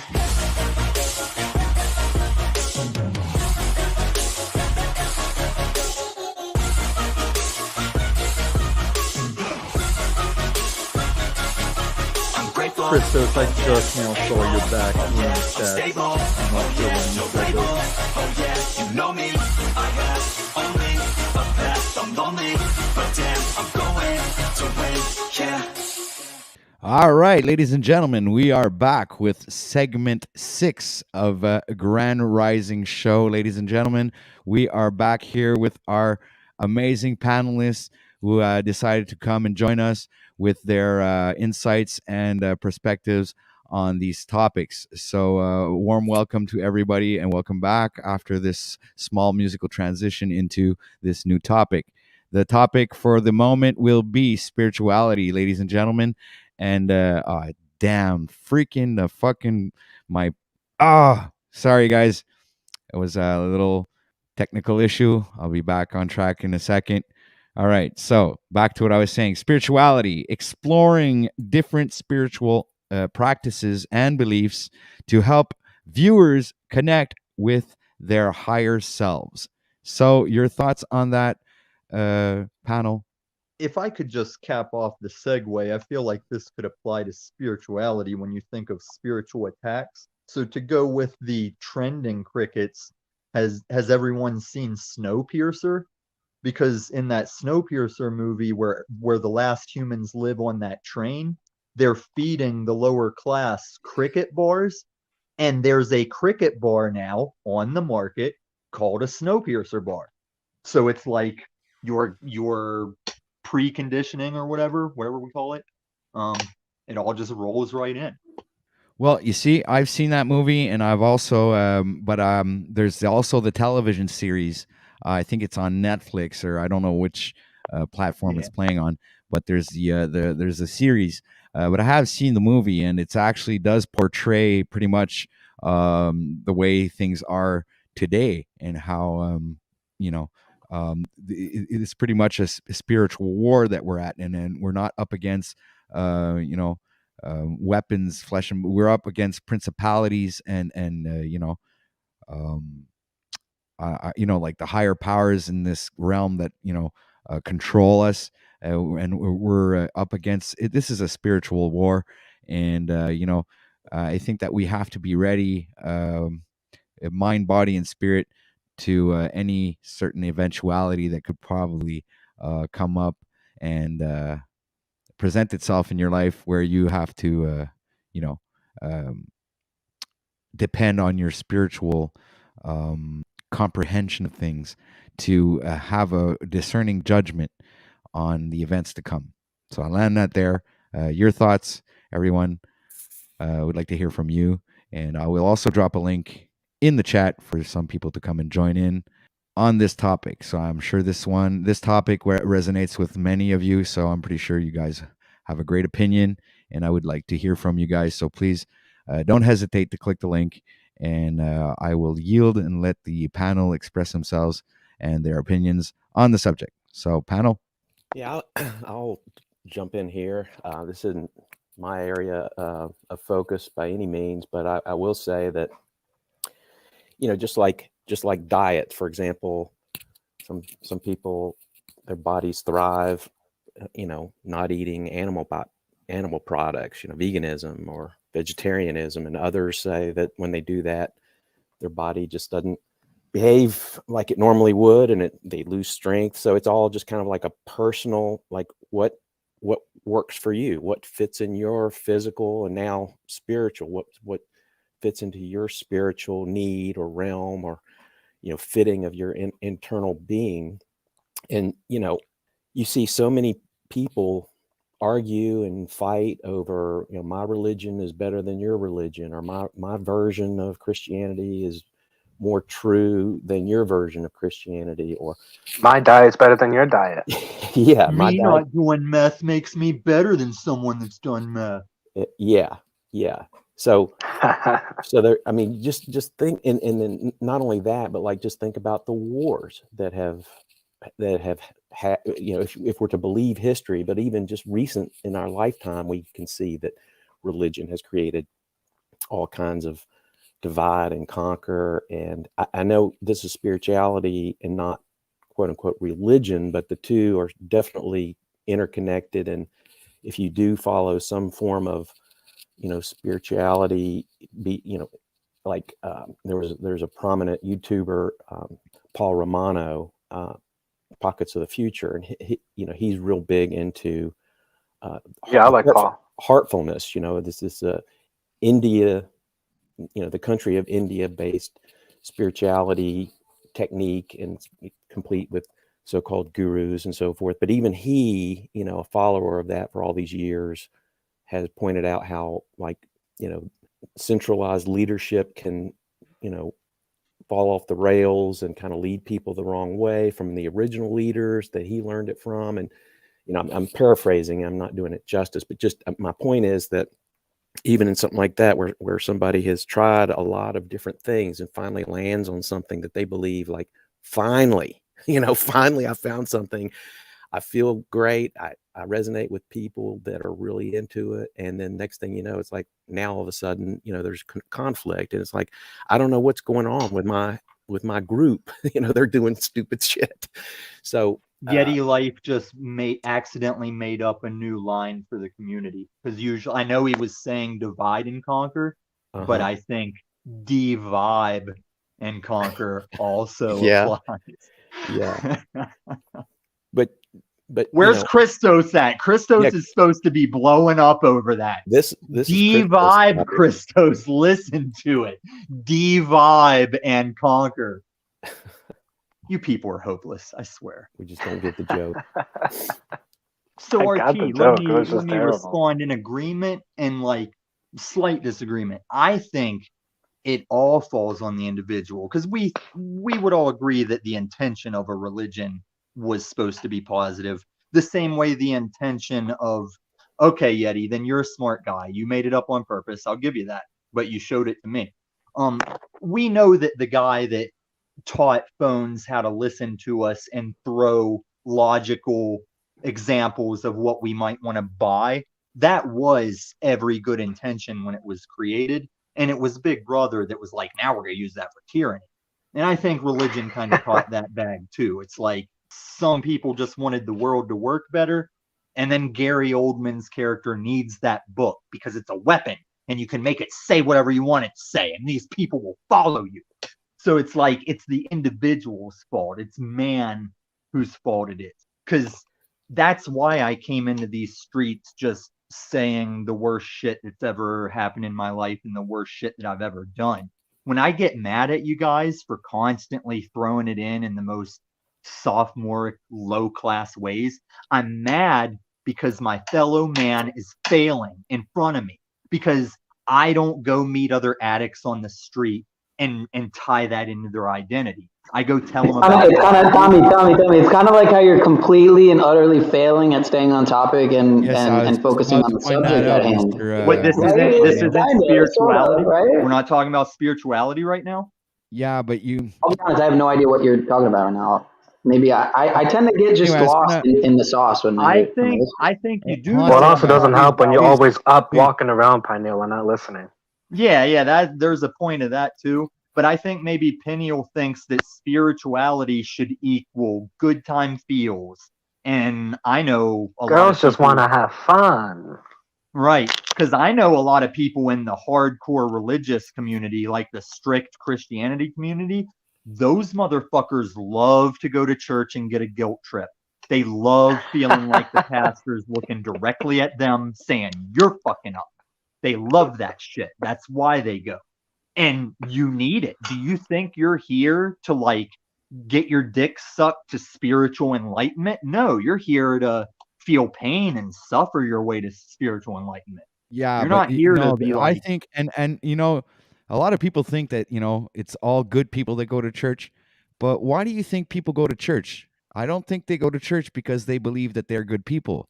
I think it's, you know, people that, you know, are somewhat bad and feel guilty about being a bad person and go to church to seek redemption for their wrongdoings. Well, the classic Christianity was the people saying, no, none of us are perfect. We're all bad. And Goatfoot, no, you're the one confusing. Like spirituality was used to try and separate from mainstream religion, but still say that you are on that quest. But before we had to do that because of mainstream hypocrites and stuff, and because of commercial Christianity, that's why we had to separate spirituality and religion. But you didn't used to confuse it. You used to do religion to do spirituality. That's why I still think Christianity and the Bible is good when you have guys that can't figure out they shouldn't stab random people in the face. And whenever you let them out of prison, they just go stab people in the face again. It's like, yeah, read that guy the Bible. Let him go by the Bible. Most of us, we don't need told not to steal. We don't need told not to violence unless defensively. But some guys, man, like if you run into a Wes Welker that wants nothing more than to eat your child's face, you got to have some Bible for that guy or some bullets for that guy.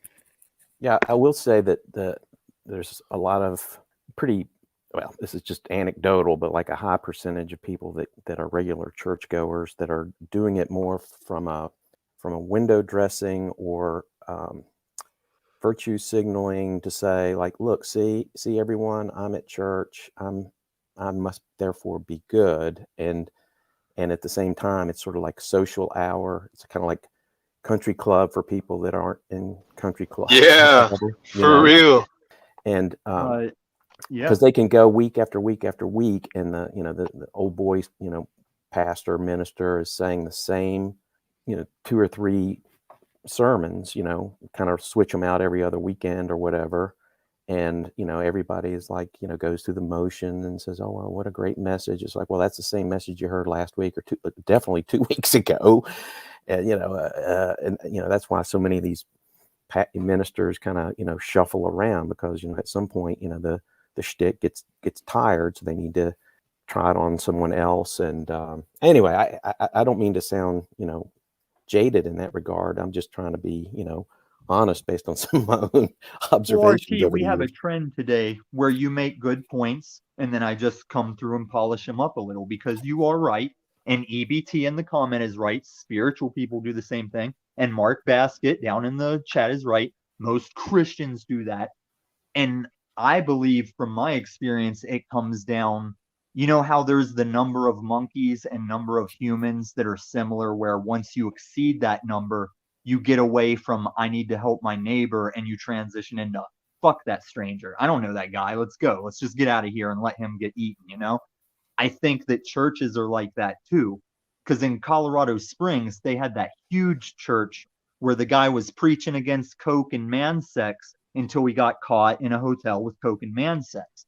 But then, contrary to what RT's saying, in my hometown, we had a small, tight knit church where we did help each other. We did get together and plan the pastor's income. And he did give a fresh, as Provo would say, a fresh sermon every week.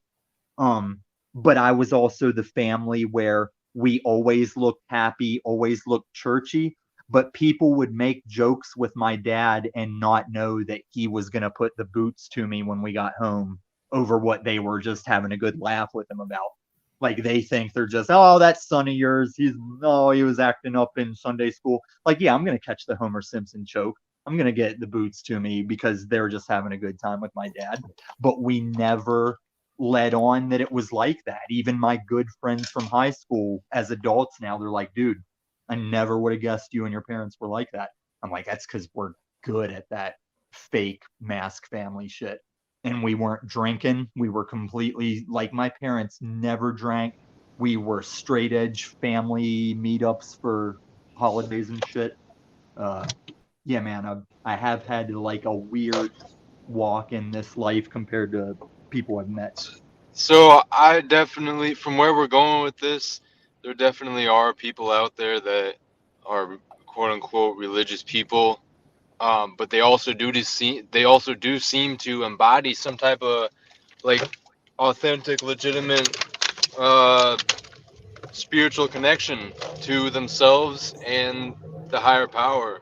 Yeah, I agree. And which gets me into thinking about egregores, which is this idea that we have enough people for enough time putting out this energy and intention and attention towards these concepts that to a degree they metaphysically manifest and turn into something real, because so many people for so long have prayed to these deities that in some regard all these different pantheons from all these different times and all these current religions even, you could say arguably in some strange abstract way that all of these pantheons and deities exist to some degree on the spiritual plane.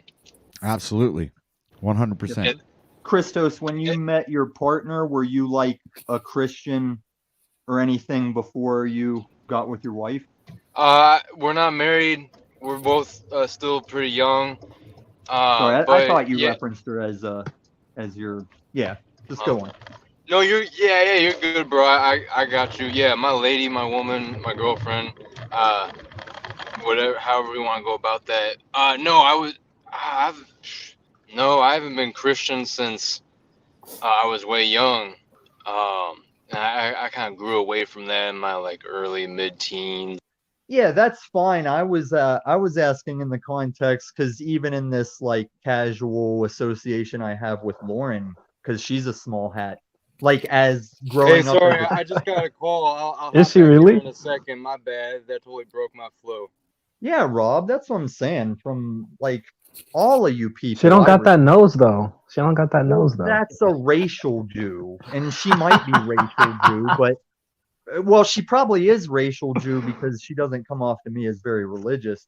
But no, is what I was saying is like growing up as a Christian kid and meeting Jewish kids. Yeah, I was always like, man, is just this Jesus detail like, is it so big a thing that like the adults in our religions are like, yeah, those Jews are going to hell, and then the Jews are like, yeah, Jesus was a cool guy. He just wasn't all the Christians think he was. He's just a regular guy doing good shit.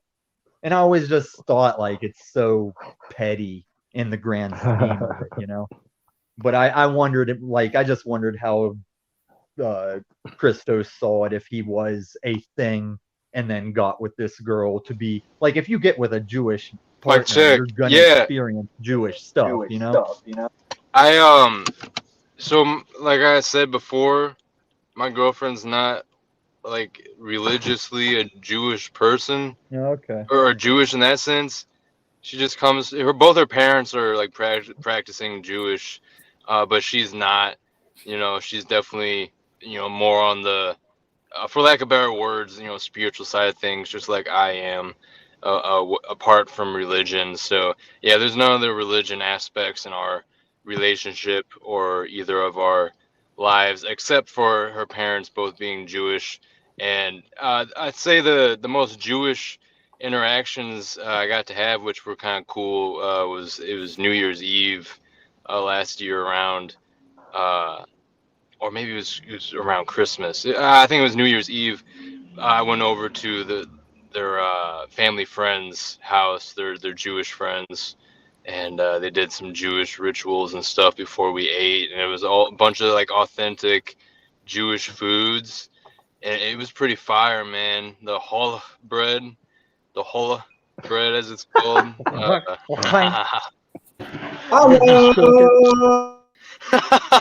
So, but yeah, to what you're saying, Tommy, yeah, there's my answer. Yep. Thanks. And because dude, I get to have matzah brie today for the first time in years. You ever had matzah brie? Maybe. What is that again? You've had matzah brie, Rob? I mean, yeah, I think so. It's basically just like a big cracker, isn't it? Who are you calling that's a big matzah. cracker? Yeah, matzah. Yeah, matzah is the big square cracker, but matzah brie is when you like use the matzah kind of like I mean there's a lot of ways you can make it, but it's kind of like the scrambled, it's kind of like a middle point between scrambled eggs because of how it's made. It doesn't have to have eggs, but it's mashed up. It's kind of like the French toast scrambled egg middle point, but you use matzah, so you can do anything with it. I mean, so like today it's gonna have I haven't had it in years, but it's gonna have chocolate chips and nuts and raisins in it. But yeah, matzah. Stay on the segment subject, Mr. Hypocrite. Dude, we're talking about spirituality. Spirituality ties into things that we enjoy. It ties into health. Like this segment definitely ties into the last with segment. Your various matzo balls. Now, there's an overarching theme here, guys. So obviously every like topic does have its connection to the other topic. So I don't mind if we still stay in the confines of the overarching theme. It's not that bad. No, guys. I'm picking up what you're putting down. Don't freak out. I'm not the one that messes it up. I know. I'm used to it. All right, so don't worry about it. Christos, Everything's all good. Do you remember John Goodman's character from Big Lebowski? Like, I've met dudes like that where they became Jewish over a woman, and after separating from that woman, they retained the Jewish. So I also wondered if you ever met any of those guys. Because I personally think, from what I've seen of Judaism, it's pretty big responsibility or pain in the ass to still carry it after you're not with the partner, unless it really did just hit you that deep to where you're like, yeah, this I forget what the term is. I don't want to say Jewish all the time. What is it? Fuck. What are their scrolls called? Like the Christians have the Bible, they have the Torah. The Torah? Yeah, the Torah. Yeah. Oh man. I know everybody makes a lot of references to the Edward Norton Nazi movie, but you got to see The Believer. It's the other guy that doesn't talk, the blind guy. is Blade Runner. Gosling, Ryan Gosling. This is the only movie he ever speaks through the whole movie. He's got nothing but lines through this movie because he's a Jewish guy that becomes a Nazi skinhead. And I think it's the best Nazi movie compared to the Edward Norton one. Definitely a watch. Every Jewish person I meet, I say they should watch it and talk to me about it. But anybody in general should watch that movie. It's just a good movie. I will add that it covers all the bases. Like it has the portion that's about him struggling with Jewish versus skinhead. It has the political side of it.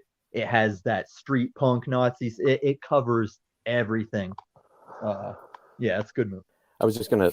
Can you hear me? Yeah. Yes. Yeah. I was just gonna add that in my view that the best way to kind of experience whatever you want to call spirituality is to just be outside in nature and with no distractions and just be out and about. And you could even be doing some physical labor or gardening or whatever, hiking through the woods or whatever it might be, but just something about just being exposed to the natural wonders. And I know some people would say, well, isn't that some form of like worshiping, nature and, like a paganism kind of thing? I don't know what you call it. No, you're talking about toiling. I'm just saying be one with the outdoors. Yeah. And you don't even have to be working. I'm just saying, just kind of but breathe you it all do in. know, RT, you've done like garden work or like agricultural work to your own land, right? Oh yeah. Yeah, you feel good when that's done, or maybe even while you're doing it. Like to be out in the atmosphere, have the sun hitting you, you're in the dirt. That's what you're turning back into when you die, and you're out there working in it. You're probably digging up the ashes and resoiling of your ancient ancestors, the same way you drink water that dinosaurs and George Washington had pissed out at some point. Well, I do believe that gardening does have its spiritual benefits Yeah. to it. It's sort of a therapy in of sorts when you're digging your hands into the soil and just doing something that makes you interact with nature, right? I think has its spiritual connotations to it. So yeah. And can I there's comment on also this like troll this. comment that's on the screen? Hold on, let me take that off. What Yeah, did you say? just leave that up though. I want to make a comment. Go ahead.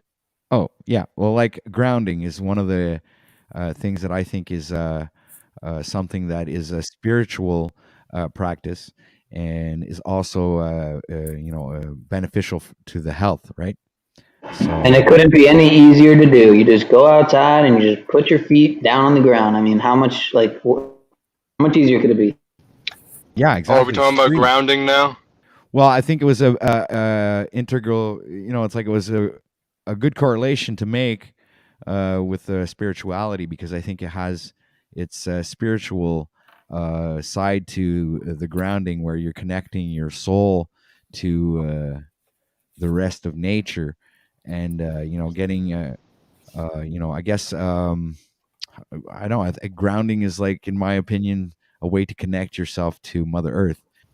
Yeah, we shouldn't forget about like the earthen like element side of things, like earth energy, forest nymphs, fairies, that type of the whole like forest elementals, earth elementals, this whole idea that we can section things off into elements, and for good reason, spirit or spiritual is often associated with like air or ether, which that makes a lot of sense, but it's just that basic dualistic structure of this realm, and a lot of what we seem to experience is there always is that more. We have to honor the earth energy as well as like the quote unquote cosmic or celestial type element and type energies.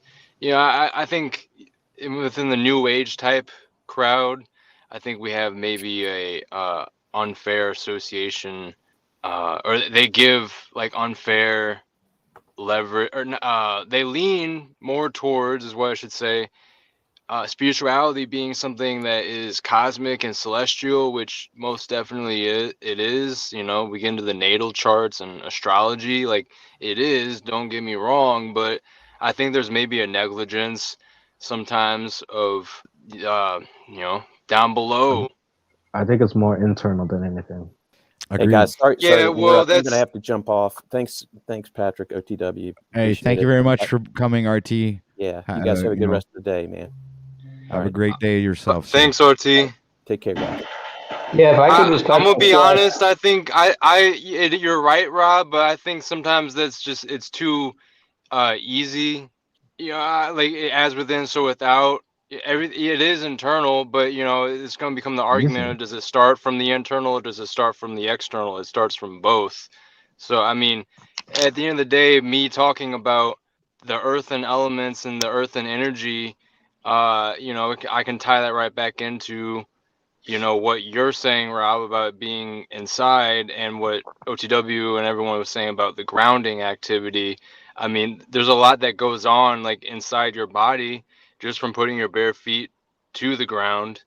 So there's that cohesive exchange, that input output I was talking about earlier, of the negative and positive ions. There's that shift, there's that connection that happens from the internal Yeah, to the external, and vice versa.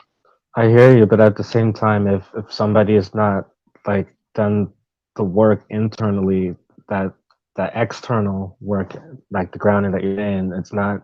I don't believe it's really going to have that same sort of effect than it does You as somebody guys who's are more also aware. It's like the you're chicken or the also egg argument. you're segueing into that comment that was at the bottom of the screen and what I wanted to address about it. Go And ahead, Tommy Cook. this is like for our entire community. This is for all the channels, because when we talk about both rights and freedoms of an individual standing on it, or our spiritual journey that we ourselves are responsible for, we do have to get away from this idea of like drill sergeanting people, that they have to do it and they have to do it now, and we have to shame people for not being further ahead on their rights and freedoms and their spirituality, because that's as productive as telling me you got this band I got to listen to, which is the worst way to introduce me to a band or a musician. You got to hear them, you're gonna love them. I'm like, you've already set that up for failure by pushing me too hard to go listen to your band, you know? And I feel like that's how some people are taking this spiritual and personal rights things wrong. It's like, let's show the information, let's show what we're doing, and not harsh people's buzz, because that was the Christian thing, is to say, oh, you're not being as Christian as I am. And there's some streets in these panels I go to where a guy I like, a guy that you guys know that I personally like, he told me I can't have a communication with God. And I don't even know what he thinks about me to say that to my face, but I was like, if he would have posted the stream, you could see my face like react, because I watched my face on my TV go, what? Like I gave him the scrunchy look, like, you really just said I can't have a commune with my God because you think a thing about. And so that's the comment at the screen. It had a thumbs down emoji and called us like amateurs or posers, wannabe. And I'm like, Yeah. well, we're all wannabes spiritually. Well, that's what we're searching for. We know we're not there. We're even wannabe broadcasters, okay? I admit it. You got me, man. Okay? Right, and that's I'm why a I bro. told I'm a Peniel. bro. I No, always I'm told kidding. I don't Peniel it want to was be out of nothing. love I that I am. was ragging on his weak technical a bit. Like, dude, you do not have the equipment. It was back when Mitch would flip out. I'd be like, Mitch, I already told him it's the equipment, and he does need to square the equipment away. But I was never trying to get Peniel to like hate me for it. Like that night, whenever the blind guy came and backed me up troll style, I was ripping into Jen, like having a good time. And that's the same way I hope Peniel saw it a lot of the time, because I had made a meme joke about all the simps saying hi to Jen. Like, oh, look at all these simps. As soon as they come in, they just say hi to Jen Crocker. And then we're back to business. I was like, they're all simps. And she lost her shit. So I just leaned into that. You guys, if you saw that stream, Well, you can't lie, Tommy. Jen Crocker has such an amazing accent. I know. She is what she I love her teleports accent. me back to my hometown. That's why I love talking to her, because that accent, oh man, it's like she's barefoot back in my hometown or something. It's like she's pregnant and barefoot back in West Virginia. Makes me want to sing Country Roads. And is she still around? I ain't seen her in a while. She's still So good? Pineal, Yeah, I don't know. Where you you know what I'd been, like Jen to Crocker? is Where you at? hear. I would like to hear from Pineal and his perspective on spirituality and what conclusions he's come to over the years. And the reason being is he is also restreaming this on his channel. I would like to give him the floor and an opportunity to express himself and give his opinion. So please, guys, let Mr. Pineal Power here the opportunity to express himself. Mr. Pineal Power, sir. Peniel, you can verify you are restreaming this? Lumitami. No, I just wanted I know. Yeah, I'm restreaming this, and yeah, to add to that, I think it's interesting how all of these segments do tie into one another, and they can all really tie into the spirituality aspect. Because I mean, what is spirituality, right? We are humans having a spiritual experience, not we are spirits having a human experience, not humans having a spiritual experience, right? So, although you could say the quote unquote NPCs, if you want to use that term, which I don't like to use at all, but they might be the humans, or they might be the ones having the purely material experience, flesh suits, if you will, empty vessels. But anyway, not to digress, but yeah, I like how all these segments can really tie into one another and tie back to spirituality. I mean, how grounded are we in our beingness? And it does tie a lot to the last segment. I mean, health and wellness, which is why, as much as spoiler alert. Go ahead. Spoiler alert. It's also going to tie into the next segment. And spoiler alert. All right. So I just wanted to put that there. I love Go that. ahead. Gratitude. I love that. I'm looking forward to that one, man. But yeah, spirituality, it's so open-ended, it's so broad. I mean, in and of itself, it's such a broad, subject matter. And I think you nailed a test in it, Peniel. Like, that was a good point you made. Would you agree that if you and I are having our conscious spiritual journey, and let's say neither you nor I believe in a true empty NPC, then we would just see these people as like they're just not there yet, and we shouldn't hate on them and try and pressure them into getting there. You just understand, like, oh, he's worried about the 9 to 5, he's putting that roof over a family, like just the direct physical. And maybe next time around he will, like the next reincarnation, he will have more of a mind of something more. But he still plays his role. Like the NPC still serves a role, even in a video game. Gives you that quest item or tells you where something went down. I mean, I don't know what you meant by the ending there, but I think a lot of times their role might be to further push us to help them. I don't think we're here to wake other people up. I think that can be misperceived and possibly be misconstrued as Luciferianism, for lack of a better, right, false light. I don't know if our job is to wake others up as much as it is to wake ourselves up. But then again, you could say that's also not our purpose. So I think that is what I'm saying, is maybe they're the test of you don't let yourself feel like spiritual superior. Like, oh, these NPCs, they don't know what's up. Like, I know what's up. And I don't think you want to be like that. I think you need to be mindful of, like, yes, I'm on my spiritual path, they're not, and it doesn't make me the greater than thou guy if I want to excel spiritually. Interesting. Give me 1 minute. I apologize. Someone's at the door. I'll fill the thing. Yeah, I guess is what I'm saying is good point, Tommy. Christos was mentioning. I said good point. Yeah, good point. Oh, okay. I thought I was getting reprimanded. That's yeah, it's like dude. I wouldn't make a church, or let's say one of these panels. I wouldn't make a panel channel just to tell everybody I'm the better spiritual guy and that you need me to get your spiritual shit together. And You wouldn't be then giving people flowers. and I wouldn't be saying like I'm better than you, but it's not ego when I say it. Shit like that. I just don't think it's like the flower thing too. I think that flies better at like bus stations and airports and crap. Jay Phillips, You're I muted, am Rob. I think troubled you by were how many gonna moments say be something. season You're me. I muted. wish I could I seize wasn't. more I moments. didn't want to say anything. Okay. I've been I tossed was just from reading the seas comments. to seas. Yeah, shout out to JP.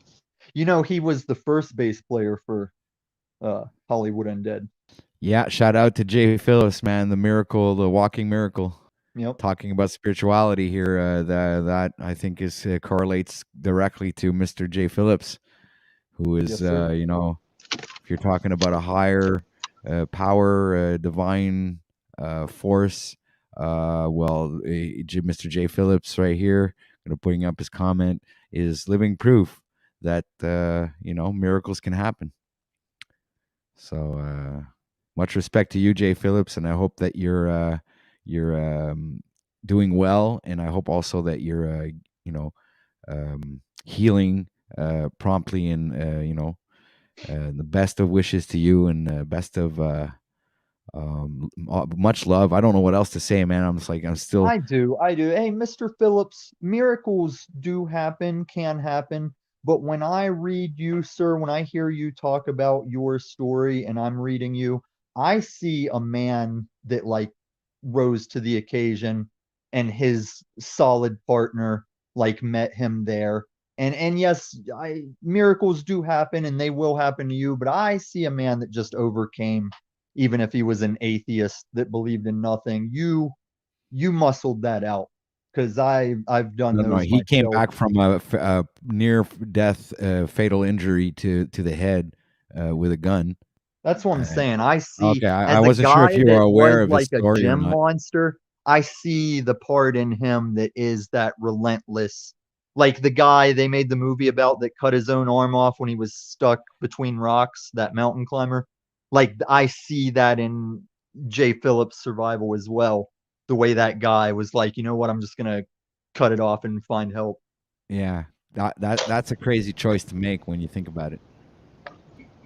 Very In West grit. Virginia, I knew a kid that, well, it was either the kid I knew or it was like his brother or his dad, but he was doing farm work alone with some kind of machinery where one day it just took his arm off out of nowhere, just yoink, ripped his arm off. And he said he survived, but after he survived, he said there was a point where he could barely see and he didn't know what was going on and he was trying to find his way to the tractor to drive to get help, and he said all of a sudden he was just on the running tractor, like driving, making his way. And I didn't argue with him on miracle on that. uh but yeah, like he was saying, like he was losing blood, he lost his arm, he's in shock, he's trying to get on the tractor, and then he was just on the tractor at one point. But I've also drank enough that suddenly I was sitting in my car at home in the parking space, and that wasn't Yeah, the that's best happened to times in me my too, life.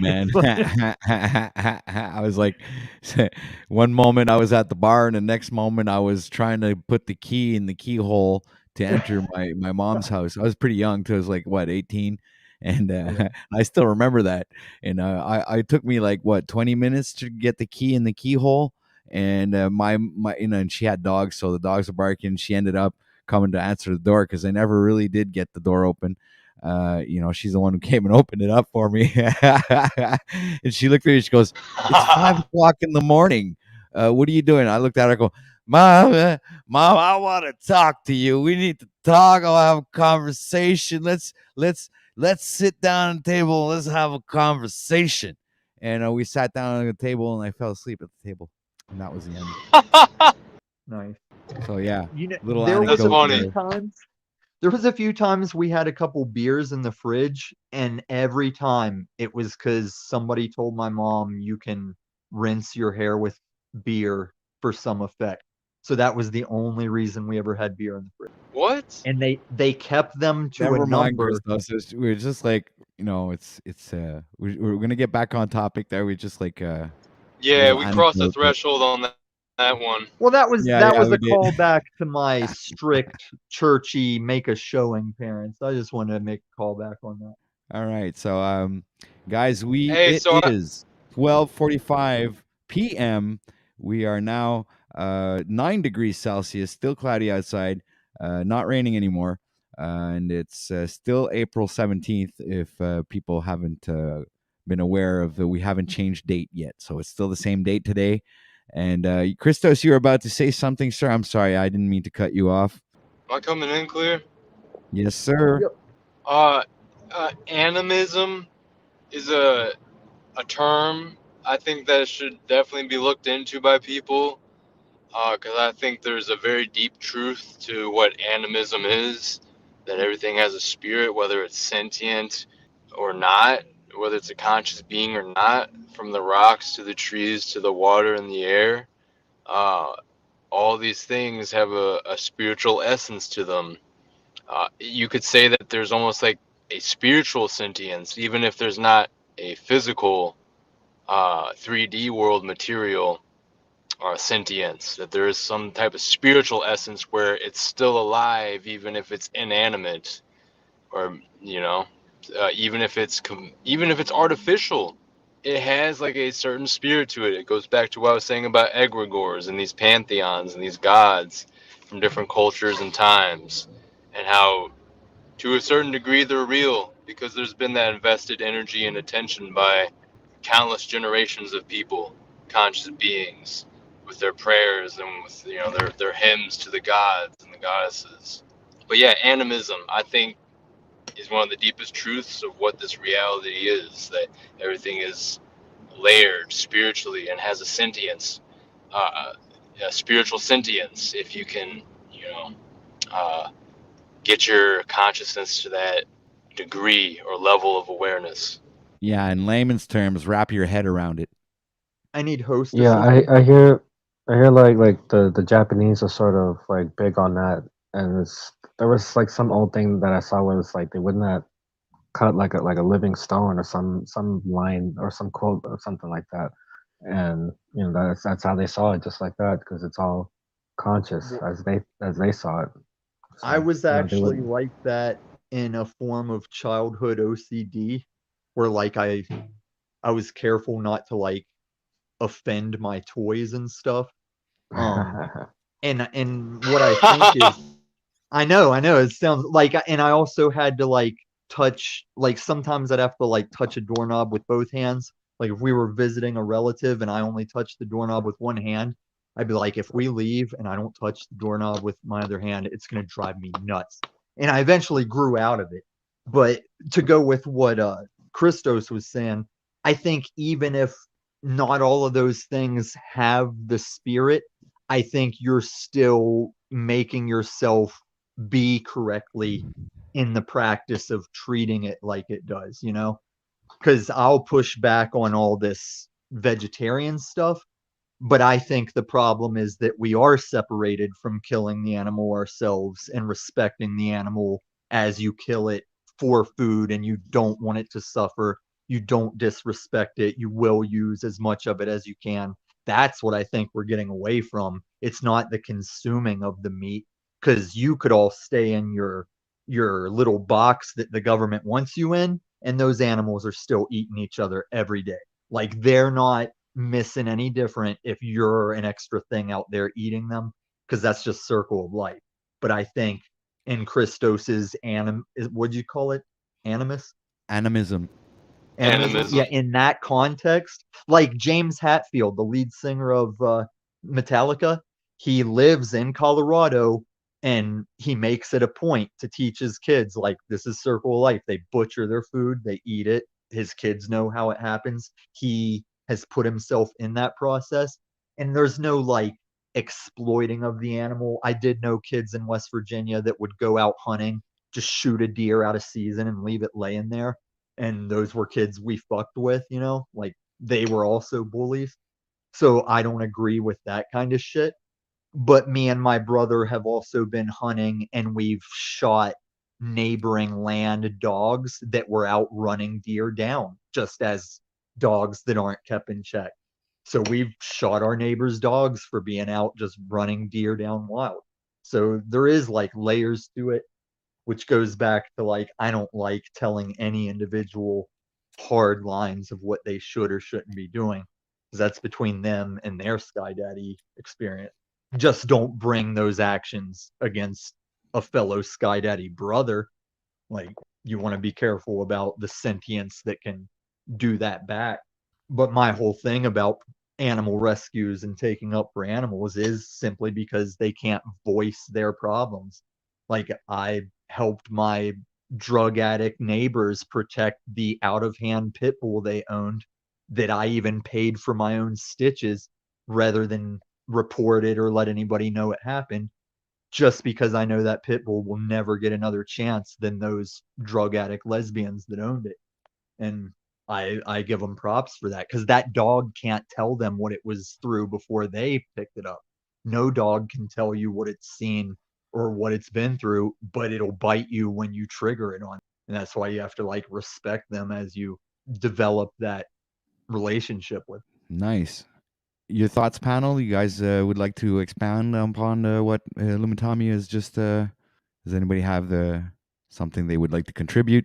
All right. So if not, sounds great. What we're going to do is move on to the next segment of the show, which is, ladies and gentlemen, number 7, gratitude and positivity. All right.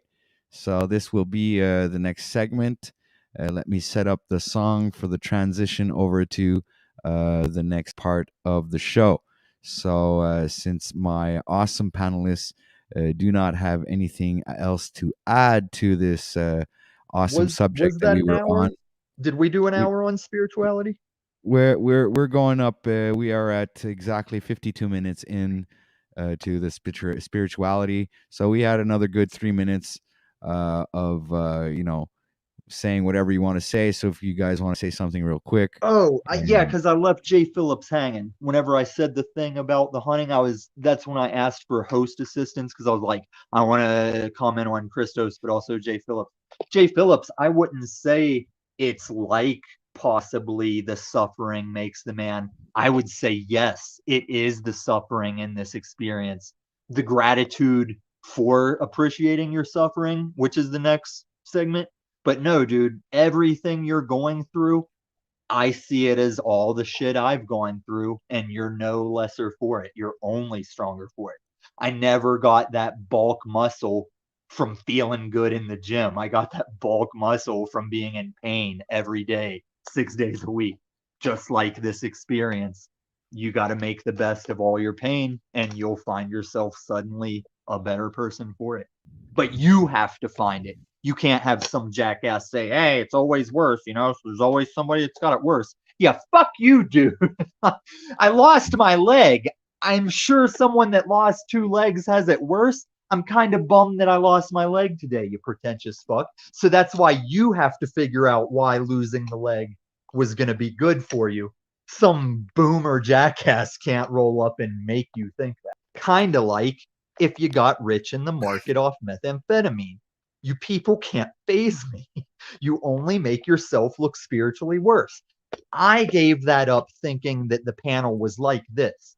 When I revealed like that a friend tried to rape me with drugs and that's how I got on meth, I thought that panel was this back then. And now I didn't know that's what got you on meth. I was never going to try it. And he had to give me meth because he gave me too much of the one you'd put in a lady's drink.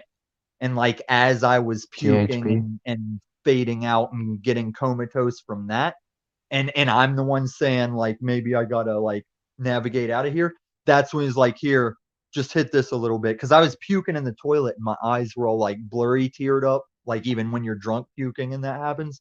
And when he said, here, just take a little hit off this, I thought he grabbed my weed bowl out of the other room and was handing it to me. So I hit it. And by the time I inhaled, it was like resetting all the nausea and the ailment. And I was like reset in moments. And I was like, Jesus Christ, what did you just give me? And he's like, oh, that was just a little methamphetamine. I was like, Jesus. Have you ever considered that if you didn't bring up what you claim everyone always attaches to you that maybe people wouldn't attach it to you?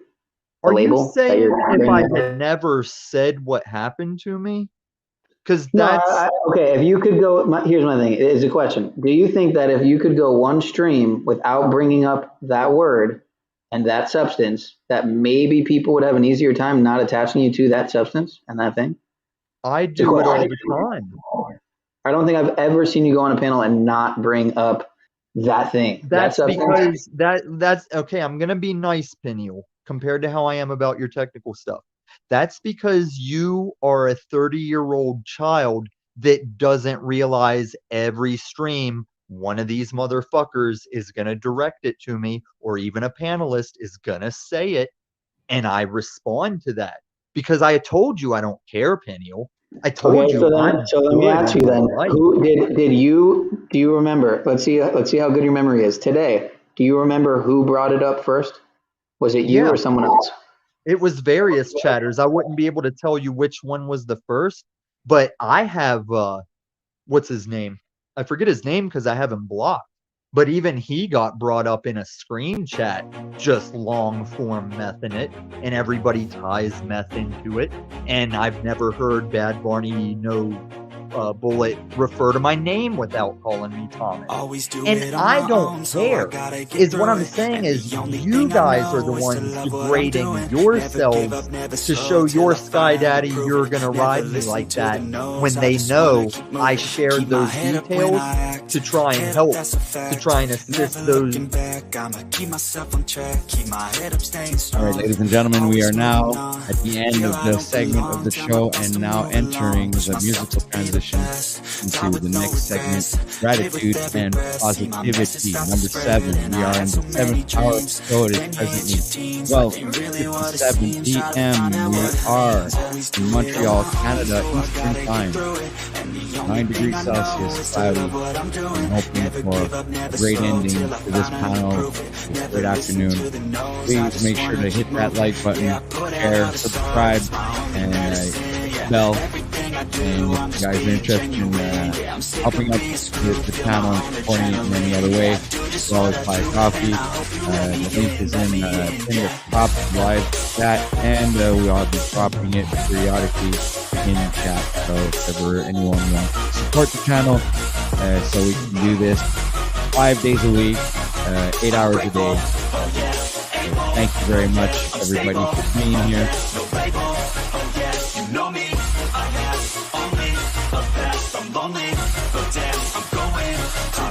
Fake love, I want the real stuff. Everybody listen up, cause I'll only say it once. I'm gonna show you all the path. If you want it bad, I'm gonna show you where it's at. Yeah, how you can get it back. Yeah, cause I ain't never done.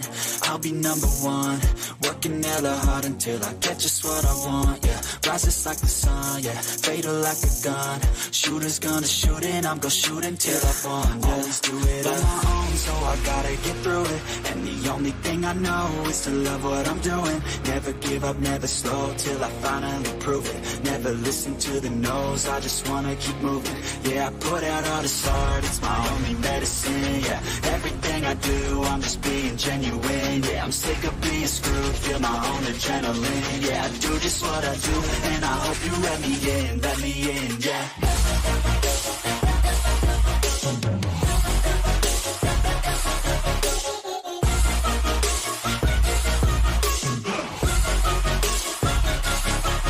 Grateful, oh yeah, able, oh yeah, I'm stable, oh yeah, no label, oh yeah, you know me, I have only a past, I'm lonely, but damn, I'm going to win, yeah.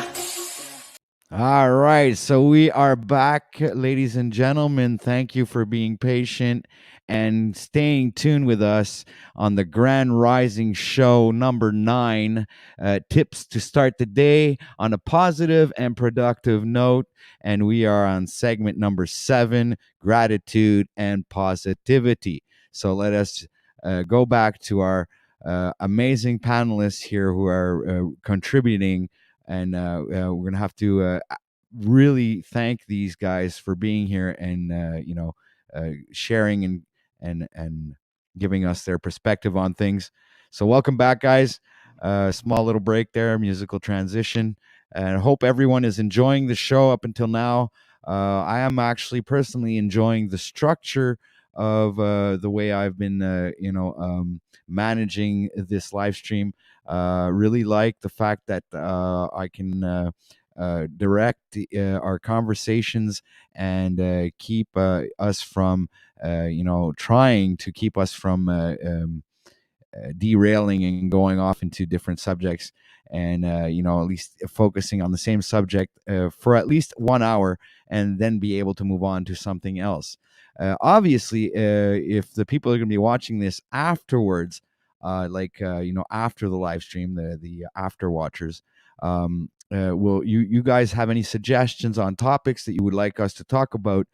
Please make sure to leave some comments in the comment section afterwards, or if feel free to leave some right now if you want to, people.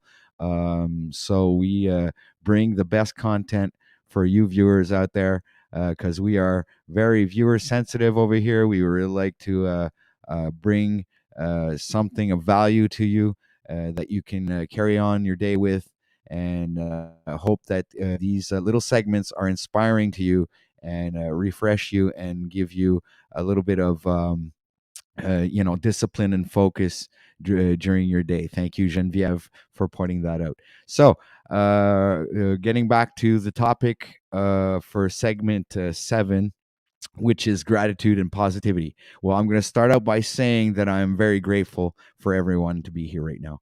And I am also very grateful for life to give me the opportunity to be here right now and be able to broadcast and live on YouTube and be a part of the YouTube family, and also this great community and every other collaborations that I do with any other YouTube creator or content creator that's out there right now. So that being said, guys, what are well, here I'm gonna define a bit of the parameters for this part of the show, which is where am I? Have I lost myself? Oh, there we go. Here I am. Gratitude and positivity. All right. So we'd like to be discussing the benefits of gratitude and positive thinking, and providing tips for incorporating them into our daily life. Okay. So this is like kind of the structure of the of the segment of this show. So please, your thoughts, panel. I like what you've done with this OTW. It's like you've created these different pillars. And I know, there's so many different types of these things out here, but it never hurts to create another one where it's like these pillars for success, or, for optimization and improvement. Because ultimately all of these different topics that you're doing an hour on, they all synthesize together. You know, all these things can they cross over into each other. They work with each other, and you can focus on them independently of each other, but ultimately at the end of the day, these things all come together and work together. That was Or the we gotta idea, make them actually. work together. Yes, that was the actual idea of the whole program. Yeah, I hate to call it program, but that's pretty much what it was. Is me taking 3 hours of my time to structure a show where we can expand and expound upon these different topics, and permits me to see at the same time what stimulates and what does not. So it gives me a better idea of how my future broadcasts are going to be done, and at the same time get to see the strengths and weaknesses of each topic as we progress on through this new format that I'm doing right now. So yeah, thank you for pointing that out, Mr. Christos, because I mean, I've been wanting to try something new and bring something a little bit more dynamic, and have a little bit more control over the conversations, in the sense that sometimes the conversations get lost, and then people pop off because nobody has anything really to say, and then there's no real, and it was kind of chaotic, and I appreciate the freestyle aspect of it, but I think I've been doing that long enough now, and I think it's time for the channel to go up to upgrade a little and have a little bit more of entertainment value, where we all get to express our opinions on these different topics.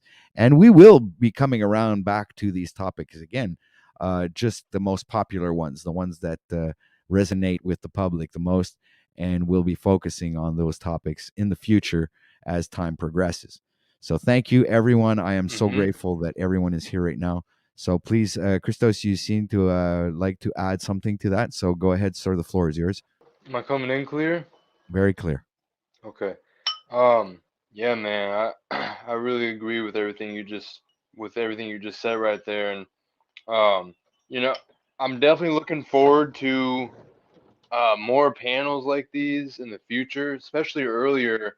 It was pretty cool we had going with Timmy on here showing that graph little display, little visualization, and some of the back and forth that we had with him talking about improvement, holding oneself to a standard.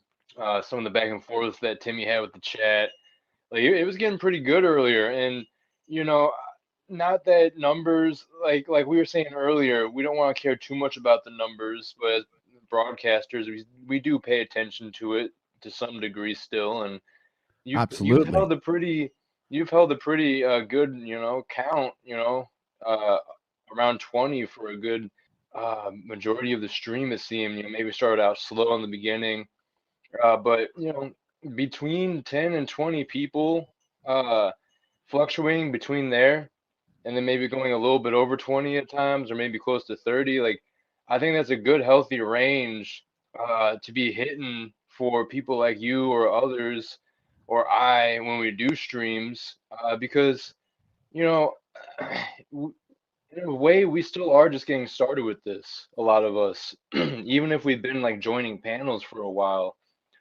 Some of us are really just starting up the channel, or it's been kind of just something on the side. But as we can see now, you're putting more dedication of time and energy into this channel now. Like you're saying, you're upgrading it, you're structuring it more. Uh, you've held yourself to a higher standard these past 30 days, and it's like through that process and that journey, you've been able to develop yourself, and now you're finding yourself um, uh, fuck. Damn, I just lost the flow. You're finding yourself restructuring the channel is what I'm trying to say. As you've like improved and restructured yourself through the 30-day challenge, now you're like you're saying, taking it to the next step. You're going to continue this challenge as a lifestyle, but now you're also implementing the process that you had going through the challenge. You're implementing that into your channel now after you've implemented it in yourself, which again ties back into what we were saying earlier about it comes from within and it starts from within, and you have to have that. You're only going to get that reflection on the outside, like with your channel, with your life, with your relationships, with your financial Absolutely. situation, and so on. If depending how you have it framed out inside, and I think you've been like a real time example. You're not just inspiring people because you like like when you inspire people, it's pretty deep actually, because it's like we've been able to see in real time your process and transformation, more than just physically in your health, but in your character and how you carry yourself. And now it's being transmitted over into the channel. So it's been this domino effect, butterfly effect of positive chain reaction. Yeah, and I'm actually, I appreciate the fact that you mentioned that, and it's it's actually it brings me to a new understanding of that expression, order out of chaos, because I realized that I was pretty much a chaotic person. And now that implementing that 30-day challenge instituted a certain level of discipline and structure within that chaos. And yes, you're absolutely right. And I seem to want to reflect that in everything I do. And I guess the YouTube channel is collateral damage to that, um, newfound ability to want to restructure things and make things more orderly, and in a fashion where you have more control. Not that I want to be a control freak or anything, but more control over the aspects of your own personality and how you present yourself, and how you want, like, what do you want to see when you look in the mirror? I mean, it comes down to that, because I mean, and it not just what you see, but when you think, when you dream, when you speak to someone, it's all about how you want to be. It's like, and if you're looking in the mirror, or you're listening to yourself, and you don't appreciate what you hear, or if you don't like what you see, then make the change, right? Because I think Michael Jackson said it best. It's the man in the mirror that's the only one who can really make a difference. So I yield. Yeah, yeah, it's exciting stuff. It's inspiring stuff for sure, man.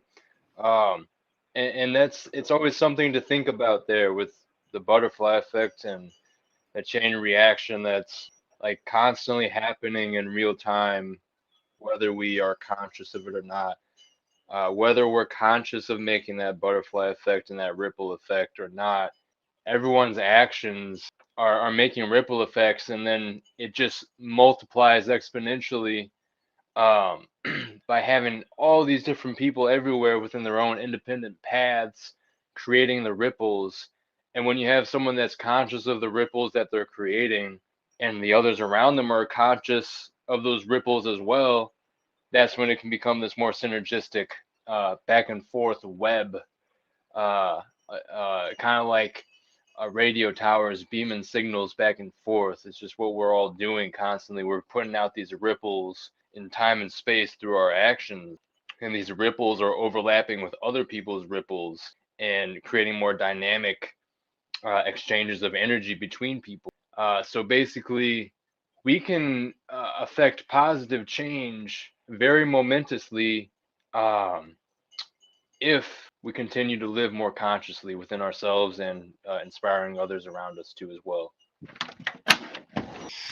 Point well made there, Christos, because really, you're right on point there when you're saying that. And I mean, I really appreciate your insight, because sometimes you have great wisdom for the young men that you are. And I think that a lot of people appreciate your perspective on things.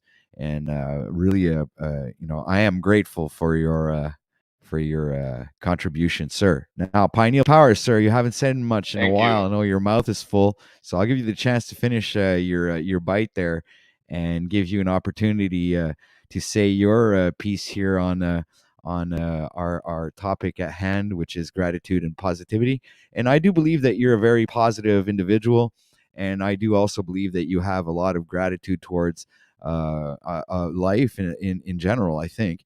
And I don't want to speak for you, so I'll let you speak for yourself, sir, and give your insight on the topic at hand. You have the floor, sir. All right, mic check. I good? You're coming in. Okay. Yeah, I mean, to that, I do. I'll start by saying I am very grateful and appreciative of you, sir. And like Christo said, to add on to that, probably unbeknownst to you, you've had just from what I've seen and how people have talked about the effect that your 30-day challenge has had on them. Everyone from Jimmy Shively to Austin in a thought experiment to, dude, a lot of people, man. Jack, Talcott, dude, me, Christos, a lot of people, bro. Like, you might not realize it because you might be basing it off of, the kind of smaller, the light views you've been getting per stream. But again, like Paul said, shout out to Paul at Proper Instruction Motivates People. It's not about the mundane view count bullshit. It's about what you're gaining from this whole experience and this. Dude, I just commend you, brother. I really give you a lot of credit. And I admittedly, I also have to admit, I kind of feel a little bit of guilt because when you started, I was like, you know what, man, I'm going to fucking join them on this shit. And I didn't at all. I don't work out a lot, really. I work out a few times a week. And I mean, I try to get in something every day, at least some push-ups and squats, every day. And I do usually. But as far as like an actual workout, where I'm going 15, 30, minutes, I'm maybe doing a couple or few a week. So, that being said, yeah, it just, It's funny that you mentioned that, and I don't want to cut you off, or I'm going to let you take it away real quick. It's funny you mentioned that because when I see people going out training, they. I'm not like generalizing. I'm trying to like point out some things, but some people that do train only do it 2 or 3 times a week, right? Like it's not an everyday thing. So imagine I've been doing it for like 35 consecutive days because I actually started this challenge 2 days before I started broadcasting it. So I had already started training beforehand because I didn't want to come on the broadcast and fucking not be able to get through my own training program that I had established for myself. So I started 2 days earlier, and throughout the whole thing, I wasn't able to broadcast every single 30 days, but the challenge was always respected every single day, and I was always doing something to better myself in any way, shape, or form that I could. So that didn't really mean that the focus was on the training part, but more or less like on the benefits of bettering myself in any sphere, right? So I'm going to leave it to you, Pineal. Sorry for interrupting there. don't be silly, man. Don't apologize on your own broadcast, on your own show, that you're allowing me to restream and gain some subs. I've literally, I think, gained a few subs here, so that's cool. Because it's a really important, necessary, healthy stream topic. And I don't remember what the last 8. I'm surprised it's already numbered 9 because I'm pretty sure I've caught at least a good few of the Grand Rising shows, which is not to be confused with the coffee and weed stream, right? That's another actually, stream. yeah, no, this is the evolution of that show, sir. The Grand Rising So it is show the is the same. Oh, it's the evolution same of one. Okay. yeah. It's the evolution, sir. We are moving beyond the coffee, weed, and chat, and going into more profound topics and expanding the horizons of OTW news, sir. Well, so I'm also grateful because you started off pointing out that I was eating. So yeah, I am very grateful that I can just go in my backyard and grab some coconuts for free, no cost. Well, other than, you're paying to live on the property that whatever. The trees in the backyard with the coconuts, and just crack them open, get the water, take out the meat, make a variety of things with it, smoothies, eat it raw. I usually just eat the coconut raw. Maybe put some nut butter on it, or shave it into like a smoothie bowl or whatever. But yeah, I'm super grateful that the Father provides all. I don't need to go to the store to again. I wish there was more than just coconuts. We have a mango tree. It's pretty puny, and it usually doesn't have any fruit by the time they're rendered, because either the squirrels get them or they fall off before they're ripe or mature or whatever.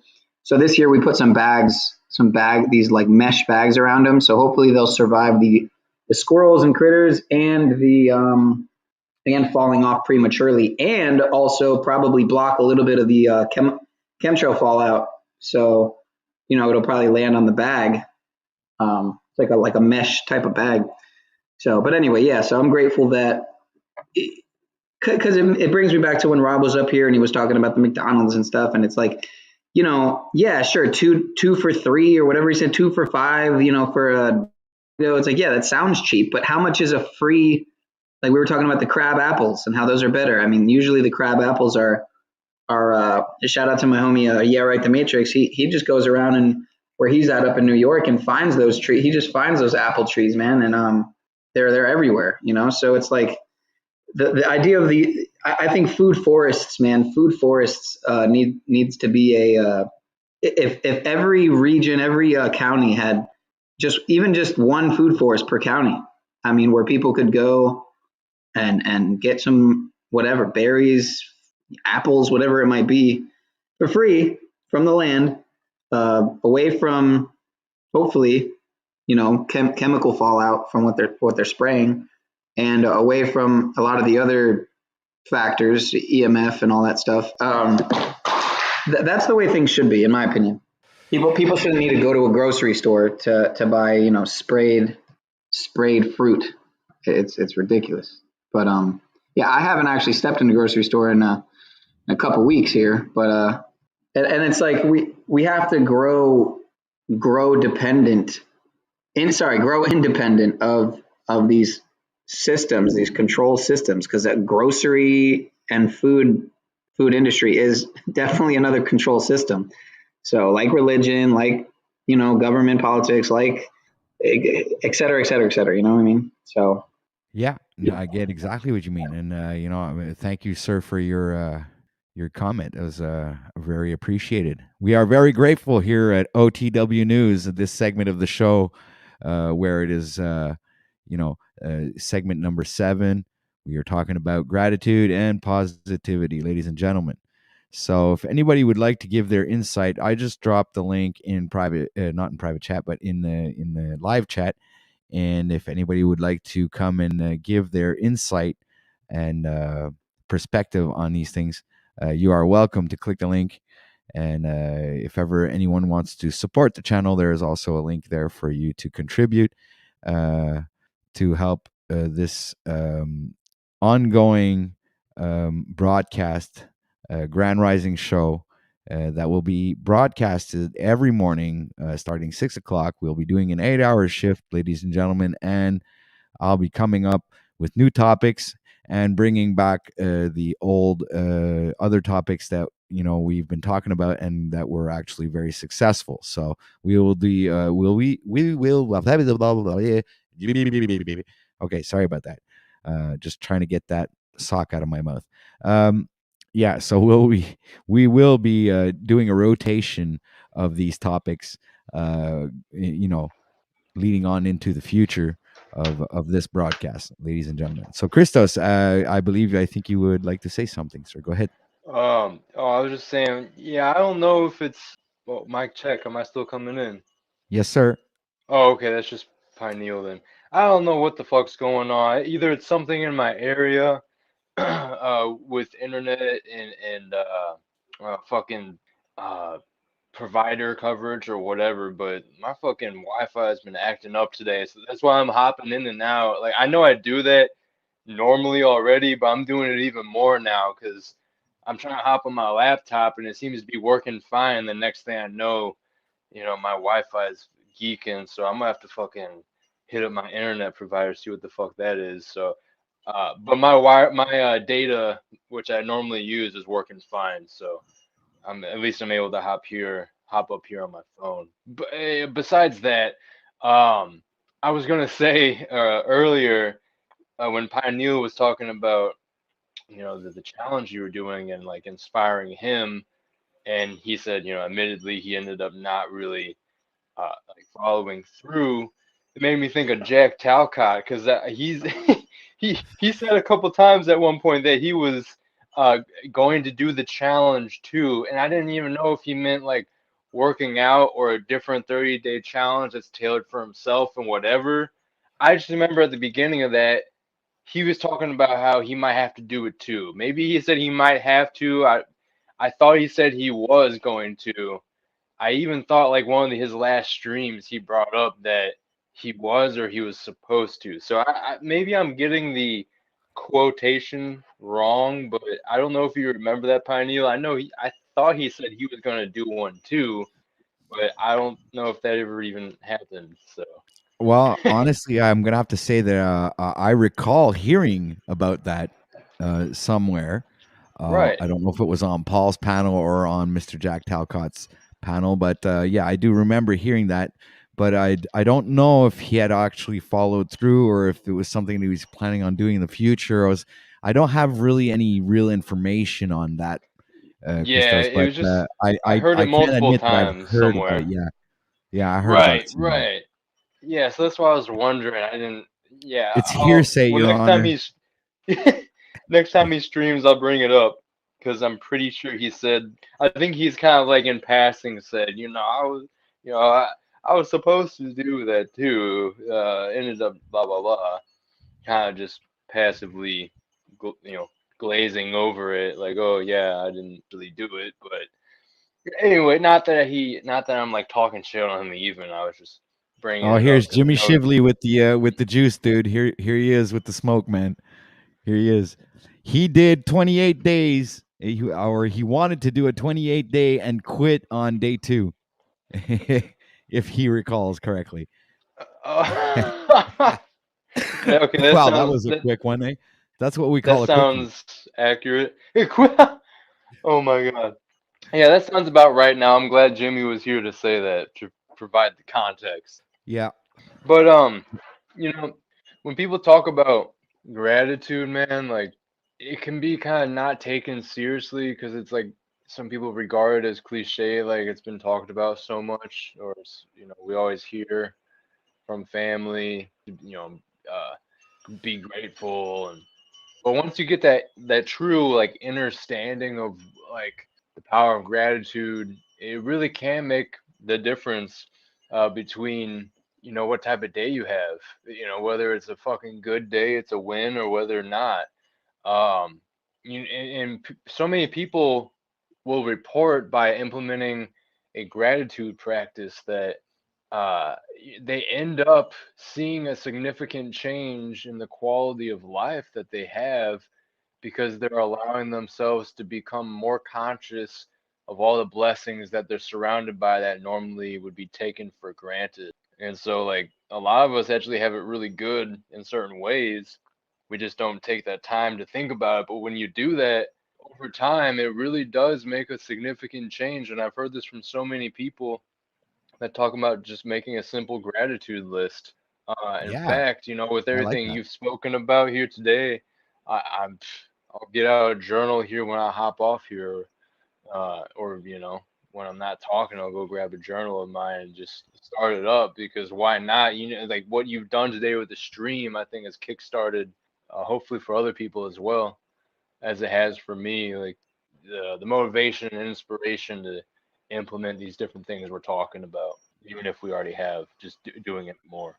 Well, I thought it was actually really important to bring up these topics because they are, I think, important topics, and that they aren't talked about enough, right? So I figured that maybe today would be a special stream. And up until now, I'm absolutely and hysterically satisfied with the outcome of this stream. It's been an absolute success up until now, in my opinion, and also pretty epic, and if I keep moving on forward in this direction, that the gratitude that I have is going to propel me into a different sphere of broadcasting, and will permit me to bring the utmost interesting content that the viewers can interact with. So this is the objective, and I think it's starting off like with a home run right off the first day. This Monday, 17th of April. It is presently 1:30 p.m. here in Montreal, Canada. It's this light rain. It's 9 degrees Celsius. And thanks everybody for being here. Thank you so much for your support. You guys are awesome. Jimmy Shively, a good supporter, contributes almost every single day. So, thank you very much, Jimmy. You're a strong supporter of the channel, and and everyone who also had come up here today. Shout out to Mr. Timmy, who came and gave us a 5-minute presentation. Was actually very instructive. Hopefully, you'll come back and do some more of that in our future shows. And also, we had RT up here. We had in the beginning, Yurt showed up. Moose was here. So thank you to all the panelists that showed up today. I have a lot of gratitude towards you people, and I'm turning a new leaf, and gonna be experiencing some really great sharing and like commune with all of you viewers and or panelists and content creators over here on YouTube. So thank you very much, everybody, and thanks, Christos, for saying what you say. And I'm gonna drop another link down into the chat See if we got anybody else out there who wants to join on the fun. Shout out to the world of the unreal is in the chat right now. I haven't seen you before, so much respect. Thank you for. Oh, okay. This is because he's in Pineal Powers stream. All right, ladies and gentlemen. So just to promote a little bit of Pineal Powers stream here, we got Watch the Collab podcast is on over on Pineal Powers stream. Yeah. So much respect to you, sir. And who else do we have over there? We have Howard. We got Howard over there on Pineal Powers stream. Who else do we have? Jason C over on Pineal Power stream. Shout out to you guys. We also have Pineal Power over on his stream. I think that was inevitable. We have Top G over on Pineal Power stream. Shout out to you, sir. We got Holy Brother is over on Pineal Power stream. And so I decided to take a little bit of time for shouting out the people over on Pineal Power stream who is restreaming OTW, the Grand Rising Show, number 9 today. Thank you, Mr. Pineal Power. I appreciate you promoting us, and at the same time promoting yourself was a very smart thing to do. So a shout out to Crypto Alchemist, who's also on Mr. Pineal Power stream. Who else? Let me see. I don't want to leave anybody out. Just want to make sure I call everybody. NG Jeep Girls over on Pineal Power stream. I'm just going real quick in the. We got Gnostic Chef was over on Pineal Power stream. America's Best was also there. 6079 Smith W was there as well. So great shout out to you people. We have Look Within, who is also over on Pineal Powers stream. Either you guys are there now or not. I can't tell. We have Orphan Annie, who left a comment. We got Enslaved by Truth, who also left a comment. We got Look Within. I think I mentioned him before already. Let me see. And I'm almost through all the comments here. Yeah, shout out to Illumitami as well for being on here earlier. Yes, he was a great contribution to the shows. I actually commend him for behaving and being a good sport. And thank you for your contribution here today, sir, on the panel. I can be very grateful given the the right situation. Oh, we also had Jackie 333 was here earlier. I don't know if she's still here, so shout out to you. And I think I'm getting through this whole thing. What do we have here? Oh, Sunshine Time was also there. Austin Murphy was at Pineal's stream. So, all right, I think I went through enough. Let's get back to the show. And the topic is right now gratitude and positivity. So, do we have any positive affirmations that we would like to give our viewers today to start to complete the second half of this segment of the show, where we trying to give our insights on gratitude and positivity. So obviously we are trying to be very grateful during this segment, and appreciate everybody that is watching right now. And hopefully you guys will. I'm going to put up a banner right now. I hope you guys are going to want to like. No, not that one. Like and share. And please subscribe and go show some sub love over to Mr. Christos de Leopolis and Mr. Pineal Power. I'm sure these guys would appreciate a little bit of sub love, and would also appreciate you guys going over there, liking their content, sharing it out, and showing that you appreciate their presence here on YouTube and what they're trying to contribute as well on this marvelous adventure that we are all embarking upon. So we got Mr. Pineal Power is showing something up to turmeric. What? Well, wasn't that turmeric? Right, it keeps going like in and out. I might have to reset the router. Anyway, okay, so yeah, it's just like turning it on and off. We have Christos is having technical issues. So shout out to Aaron, who I found through Paul's channel. But yeah, life is good. I feel good. Good things are always happening to me. I will say for me. I don't like to me. Good things are always happening for me, for us. He's like the main guy that got OTW to make the decision. Really? Say what? He was like Really? one of the main guys you were talking to on Paul's channel, OTW, before you took on the challenge. Oh yeah. What was his name again? Aaron. Aaron. Yeah, I I didn't remember know. I didn't Aaron. know Yeah, that. but I completely forgot. Yeah, that's true. You're right. I remember him now. What was Right. it that he Yeah, said I was that gonna bring him up earlier. catalyzed it? Yeah. Oh, my bad, Pineal. What? I was just asking, what was it that catalyzed? Like, what was it that set it off? Like something he said, or Well, he was saying like Well, don't talk about it, just do it, man. So I was like, yeah, right. You're fucking right, man. So I just like you did know it. what? Why don't we play that he that clip? like Here, hold on. he tipped you over the threshold, over the ledge of like being on the fence. I Yeah, think because I was he, still yeah. thinking about it. Uh-huh.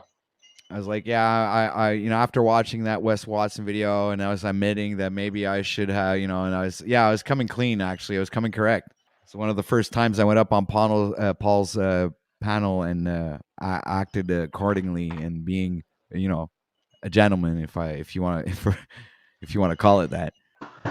That's for you in the private chat. It's very relevant, and I think you should play it. It's been a long time since I've seen it, and it's a fucking classic, bro. Just play it. It's very. All right, so let me see. I'm looking that up right as we speak. What's this? Okay, I like this. Okay, fine, Neil, you got me. I'm gonna play this. Just 1 second, guys. Gonna share what Pineal just shared with me. It's gonna be pretty interesting. I'm curious to know if either of you have ever seen this. I saw this. It was so long ago, man. But man, I can't wait to watch this again to bring back some memories. All right, so it's not very long, guys. It's about just a minute long. So hope you enjoy.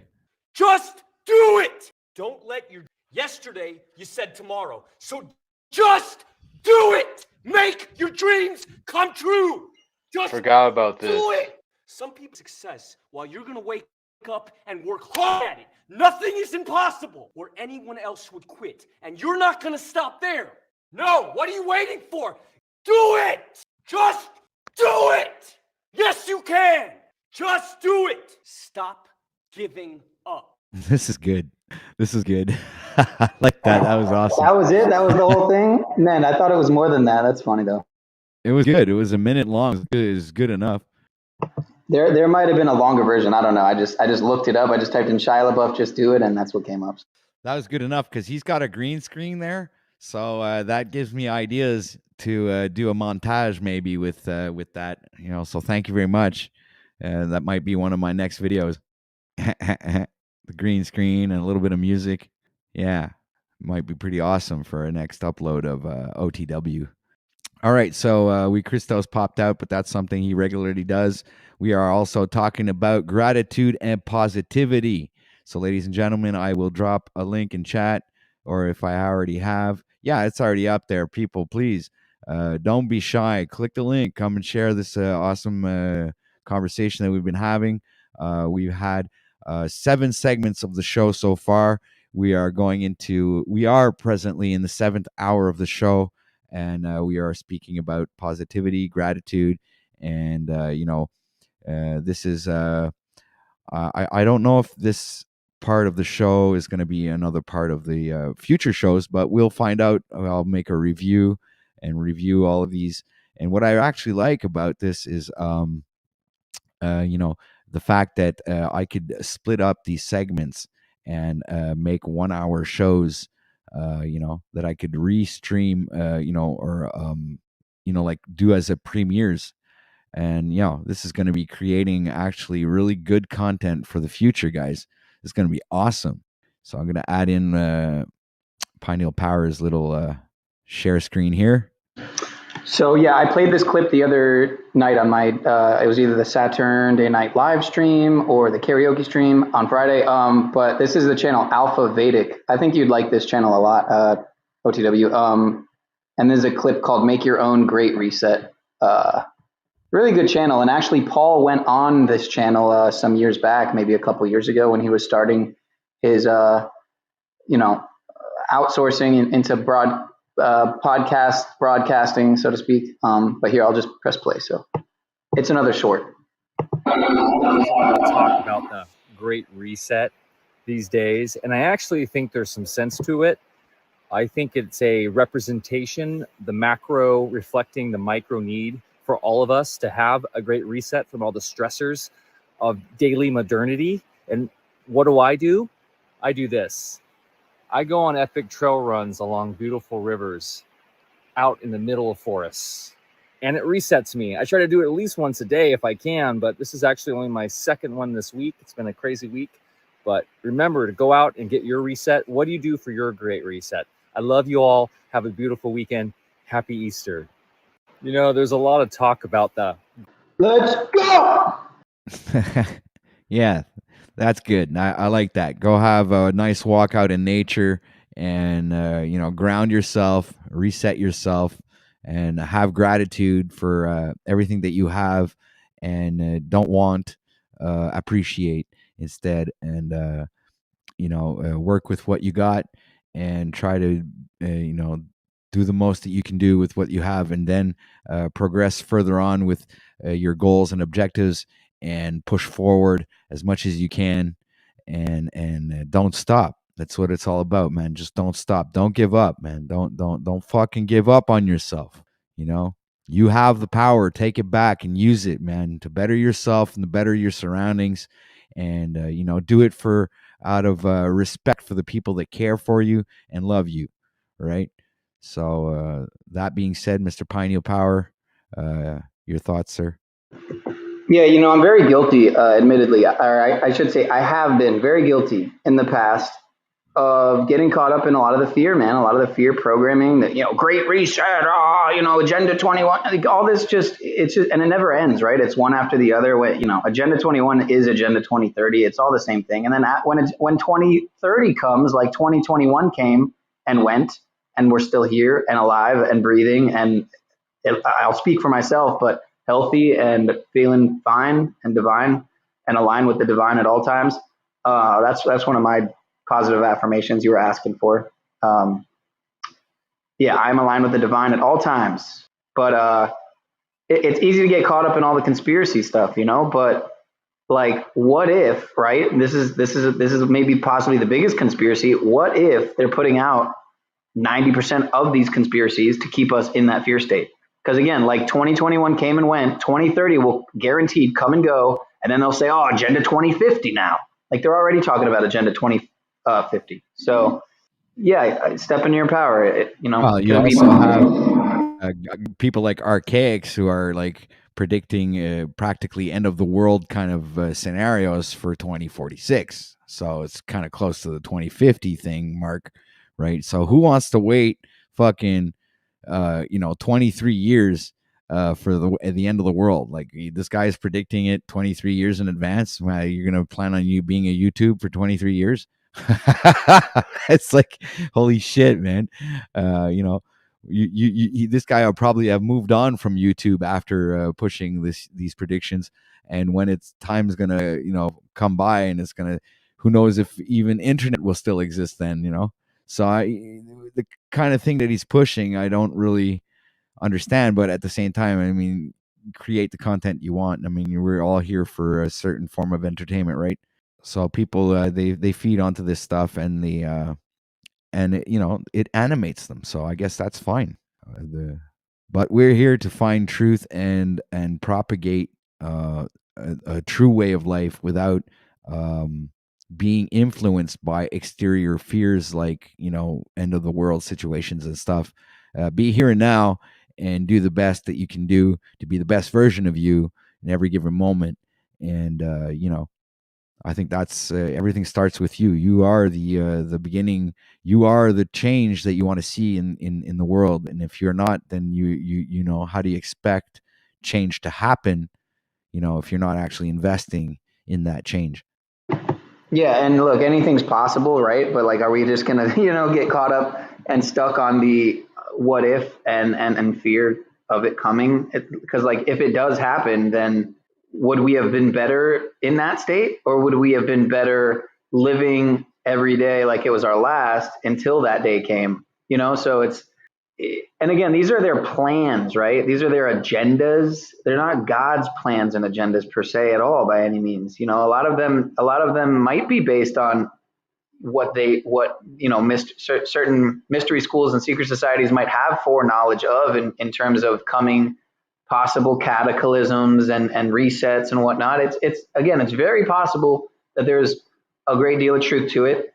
But again, it's hard to really know unless you are that invested in that research or possibly involved in one of those or some of those schools or societies and that knowledge. So again, I really think we just have to live every day like it's our last. And I'm not sitting here claiming I do that every day by any means. I know that, but that's what I that's what I think I have to be in disagreement with you is maybe that's what they want. Seemingly, if you look at the way they propagate things, I love that giraffe. And the way they propagate things is that they want you to not really care about investing in future endeavors, and keep you in this state where you're not necessarily in fear, but more or less in a state of not really caring, and blowing off all your money, not doing anything because it doesn't really matter in the end because the planet's going to blow up, right? So that's this is the other side of the coin that we don't actually see, is the way that they keep these people on keeping them spending and wasting their money and not investing into their future, and in that way not having anybody creating any wealth for themselves, and not establishing anything for future generations, because they're keeping you in this state where, well, everything's all going to go to hell, and everything's going to go to shit.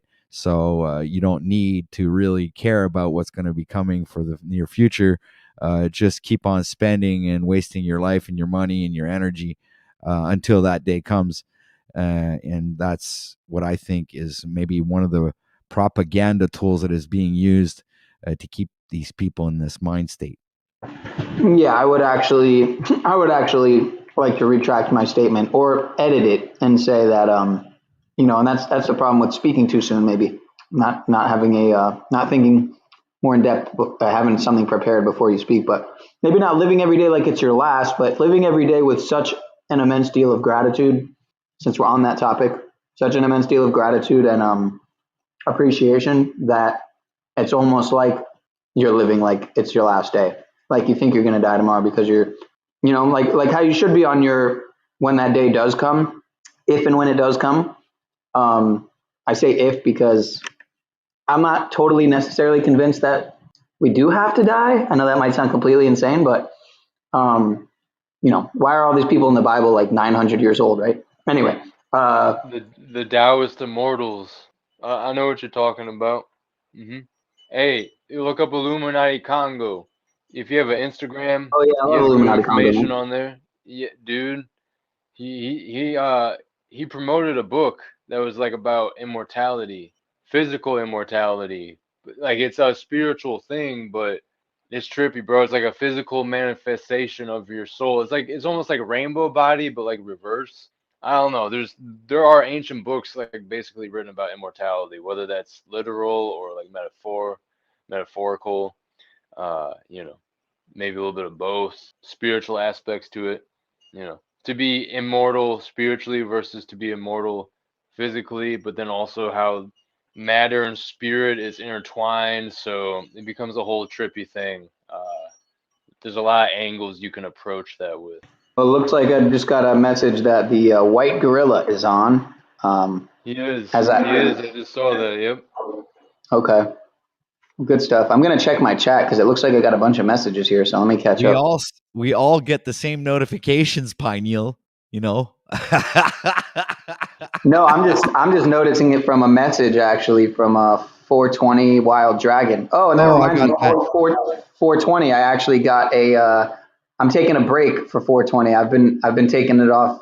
I don't really smoke that much anyway, mostly because I'm broke, but also because sorry, I'm not broke. I have been broke. That's what I should say, right? I'm not broke right now. I have been that before. Today's a new day. No, but I mostly did it for a tolerance break. So the 0.3 or 0.5 that I have saved, I'm just going to smoke the whole thing.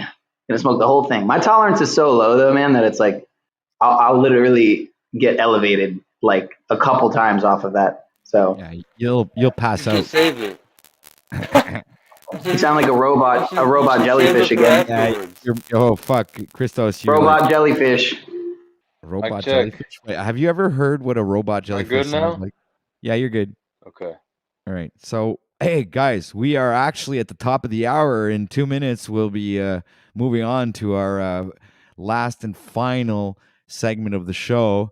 Well, I'll give a little spoiler real quick, and this is going to be my favorite one, guys.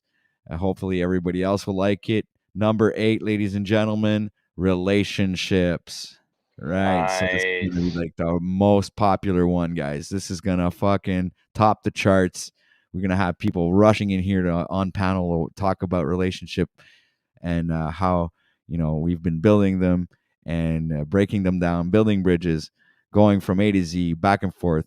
So here is you guys have anything you want to say? Another minute before I go on to the musical transition onto the next and last segment of the show. Gratitude is vital.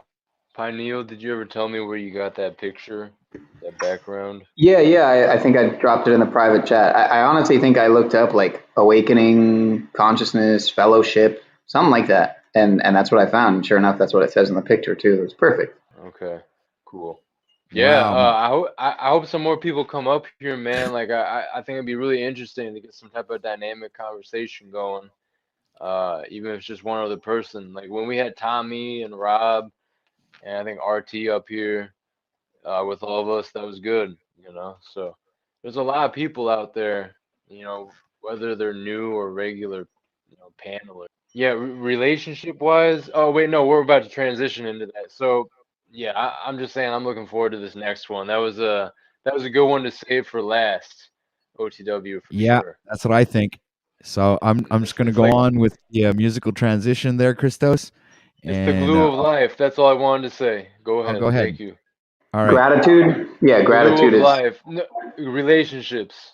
Oh, okay. Well, I'll say gratitude And is the gratitude. glue of life. Hell yeah. Yeah, that was a great segment, man.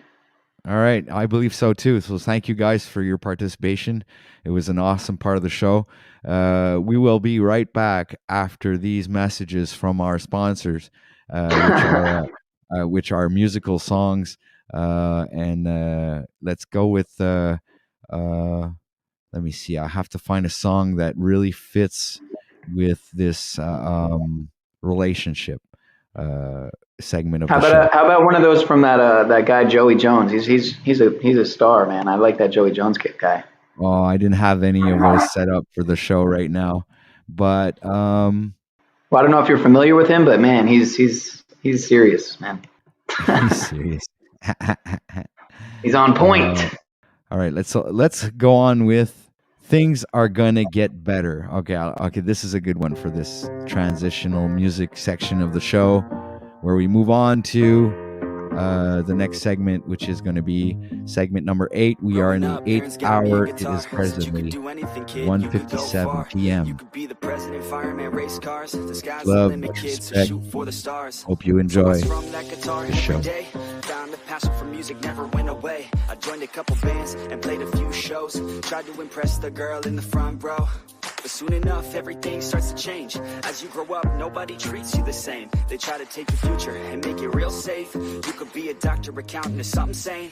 But yo, whatever happened to the sky was the limit. I fell in love with music, never thought it was a gimmick. I worked so hard on every tune and every single lyric. My whole identity depended on being artistic. Now you wanna strip that away so you feel okay? Cause if I make it to the top, what does that really say? That you shouldn't have given up, that you made the mistake? But if I fail, you feel much better about picking your lane, right? Yeah, things are gonna get better real soon. Yeah, I'ma just do me, you just do you. I swear it's gonna get better real soon. Don't let anyone tell you what you should do. I got a clear view. We're gonna make it soon. Just keep pushing through. You're what you got to lose. You're what you got to lose. You're what you got to lose. Just keep pushing through. Cause what you got to lose. Got to lose. Got to lose. Got to lose. Got to lose. Got to lose. Got to lose. Got to lose. Got to lose. Got to lose. Got to lose.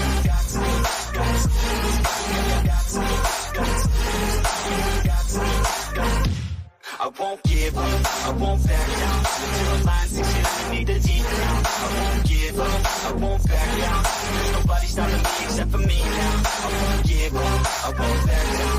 Till the line 6 feet underneath the deep ground. I won't give up, I won't back down. There's nobody stopping me except for me now.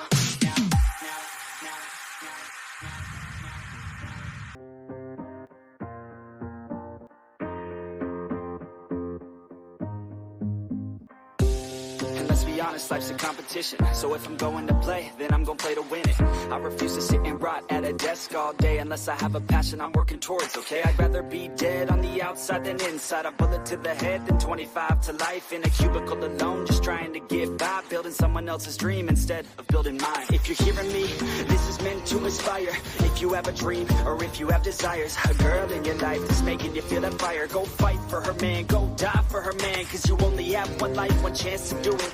One chance to prove it to yourself, so don't lose it. You got this, fam, just keep pushing on through it. One day you'll look back so glad you pursued it. Yeah, things are gonna get better real soon. Yeah, I'ma just do me, you just do you. I swear it's gonna get better real soon. Don't let anyone tell you what you should do. I got a clear view. We're gonna make it soon. Just keep pushing through. You're what you got to lose. You're what you got to lose. You're what you got to lose. Just keep pushing through. Cause what you got to lose. Got to lose. Got to lose. Got to lose. Got to lose. Got to lose. Got to lose. Got to lose. Got to lose. Got to lose. Got to lose. Got to lose. Got to lose. I won't give up, I won't back down. Till the line 6 feet underneath the deep ground. I won't give up, I won't back down. There's nobody stopping me except for me now. I won't give up, I won't back down. Till the line 6 feet underneath the deep ground. I won't give up, I won't back down. There's nobody stopping me except for me now. You won't stop me now, because I got this now. I got the formula and I'm about to drop it loud. So what we talking about? There is no talking now. We take action with passion, we're rocking now. It's tick-tocking now, the clock's talking down. And all I hear is haters try so hard to talk me down. But they can't stop the sound, already on the ground. Everything is growing faster than I can count. You ain't gonna stop me now, because I got this now. I got the formula and I'm about to drop it loud. So what we talking about? There is no talking now. We take action with passion, we're rocking now. It's tick-tocking now, the clock's talking down. And all I hear is haters try so hard to talk me down. But they can't stop the sound, already on the ground. Everything is growing faster than I can count.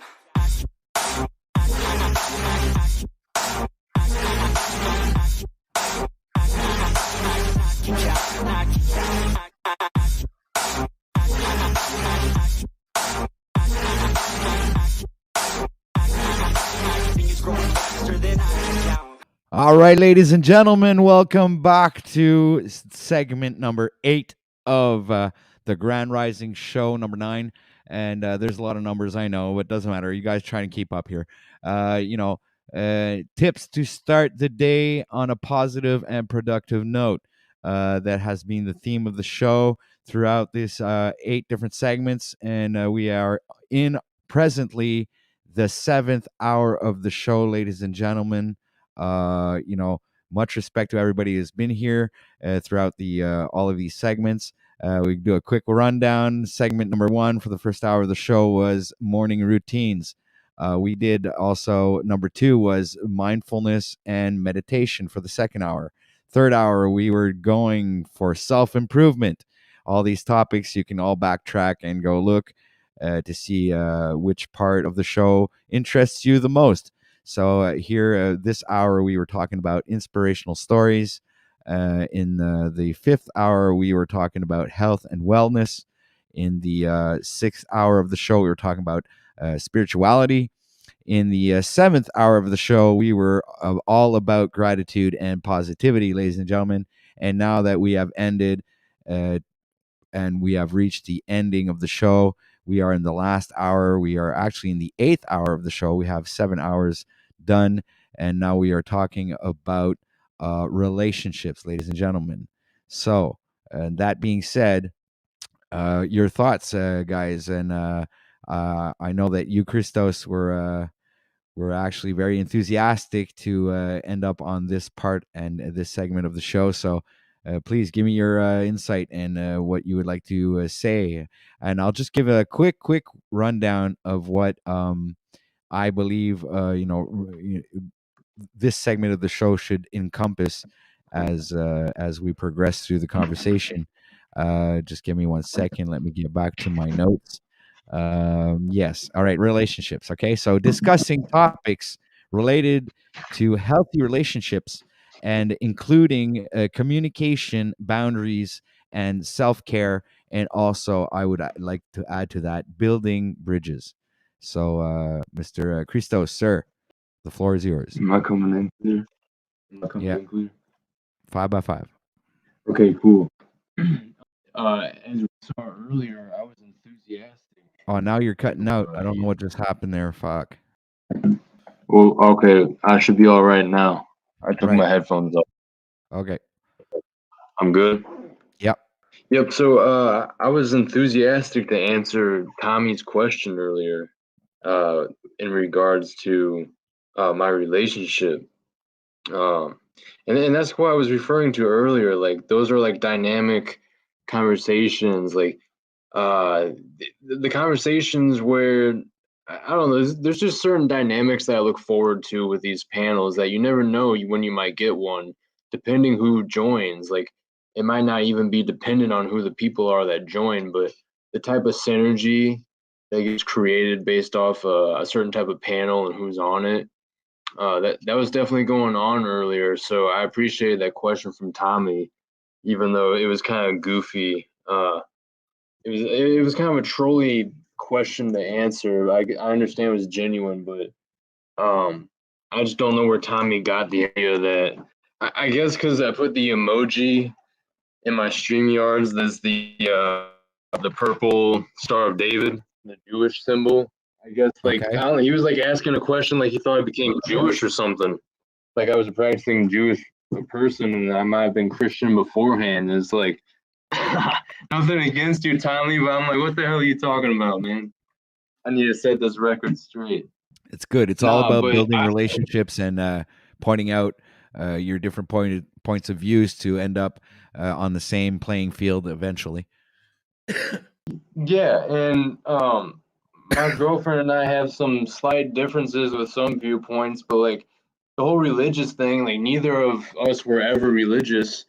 Definitely kind of like stepped outside of that paradigm years ago, both of us. So her parents are religious, mine aren't, but it kind of reminds me of the movie. Have you guys ever seen the movie Meet the Fockers with Owen Wilson and not Adam Sandler? It's Ben. Wasn't Robert Ben De Niro in that Ben movie? Stiller. What? Ben Yeah, Stiller. Ben Stiller, Robert De Niro, Barbara Streisand. Yeah. What's his name? Dustin Hoffman. Yeah. Hey man, Pineal, you're really good at retaining the name of the actors, man. That was my forte when I was a bit younger. I'd like to. I'd actually listen to the generic and try to get to recall all the names that would like scroll down and like second actor, third actor, and I was like crazy about it, especially producers and directors. But the one that the one that I would always retain the most, but now I've forgotten them because I stopped doing that, but was the director of photography, because my opinion, that was the real master of the whole movie, right? Was the guy behind the what we were seeing, right? The director of photography. So this was usually the one that I would always keep in mind, and not even the director, but in my opinion, it's the director of photography that really brings it together. So anyway, That's interesting. That's an interesting take. It is a great movie, though, man. I gotta watch that again. Honestly, that shit's hilarious, dude. yeah. At the same time, we'd be able to watch out for occult symbolism. Yeah, it's in so many things, in retrospect, at this point where I'm at, it's like it seems like almost everything, even things that you would think have nothing to do with so-called occult hidden symbols or meanings, but no, they put it in damn near everything with a lot of the industry movies. Absolutely. And, Oh and yeah. so like I was saying earlier, OTW, we could definitely do a cult decode at some point again. Yeah, But you and know that what? We'd have to yeah, choose like a certain topic or a certain thing that we want to decode, you yeah, know, and we we should could pick a like movie or a video or even a yeah, art piece. connect behind the scenes and see what we can come up with. And I would integrate that into live streams in the section the playlist. Guys, I have playlists. I'm reorganizing the whole channel for it to be very easy for you guys to come and navigate and see enjoy previous live streams. So we have the 30-day challenge that will be up for a while, but I'll be taking that down because I'll be making edited version of the 30-day challenge. But everything like the Grand Rising shows will be accessible, and also the live streams, because I literally call them live streams. The thumbnails are live streams number 1, 2, 3 up to 20, let's say. So most likely Christos will be doing one of them live streams. So this is where we're going to bring up topics that we want to talk about in the occult symbolism that we want to decode in either movies, stories, children's comic books, whatever you want, you name it. We got it, man. We'll fucking decode it for you. So yeah, that being said, um, really happy that you guys are here, because you know what, beyond everything that's been happening in the past few months, we are also here participating together in OTW broadcast, and you guys are still here, and we have developed seemingly a standing relationship where it's going to go beyond it's going to transcend time, if that's a good term to use for that. And yeah, so building Yeah, relationships, I think, is a very important thing, even if it's on this for lack of a better term, metaverse. yeah, it's something that we can integrate even if there's downsides to it, as aspects of social media and whatnot are weaponized against us as the people. We can still alchemize and like integrate and get value and create these like under the radar communities, almost like maybe I shouldn't say under the radar, but just like we have our own little pockets within YouTube and whatnot in the quote unquote metaverse, these different communities that kind of link together. Um, anyway, but I was gonna say, um, not to get off track, but I just wanted to say, well, I thought about, I totally agree with what you were saying, OTW. I just wanted to get this out real quick. Like my girlfriend and I are very into the occult. She gets into doing sigils and magic work and understanding the quote unquote esoteric occultic matters. And I think that's something that's really valuable to have in a relationship. Is someone that you can go in depth with, to that inner gnosis. I'm an Aquarius star sign, and so is she. I won't get into like the moon signs and ascendant signs, but or risings. I mean, but yeah, a lot of this stuff, it ties back together, it comes full circle time and time again. Even if sometimes seemingly there doesn't seem to be the connection right away, it will become to be understood in time. Things spiral, the nature of reality spirals. So that's why we end up coming full circle in these discussions. We make these loops, we integrate topic to topic, even if sometimes it seems to kind of zigzag or not be linear.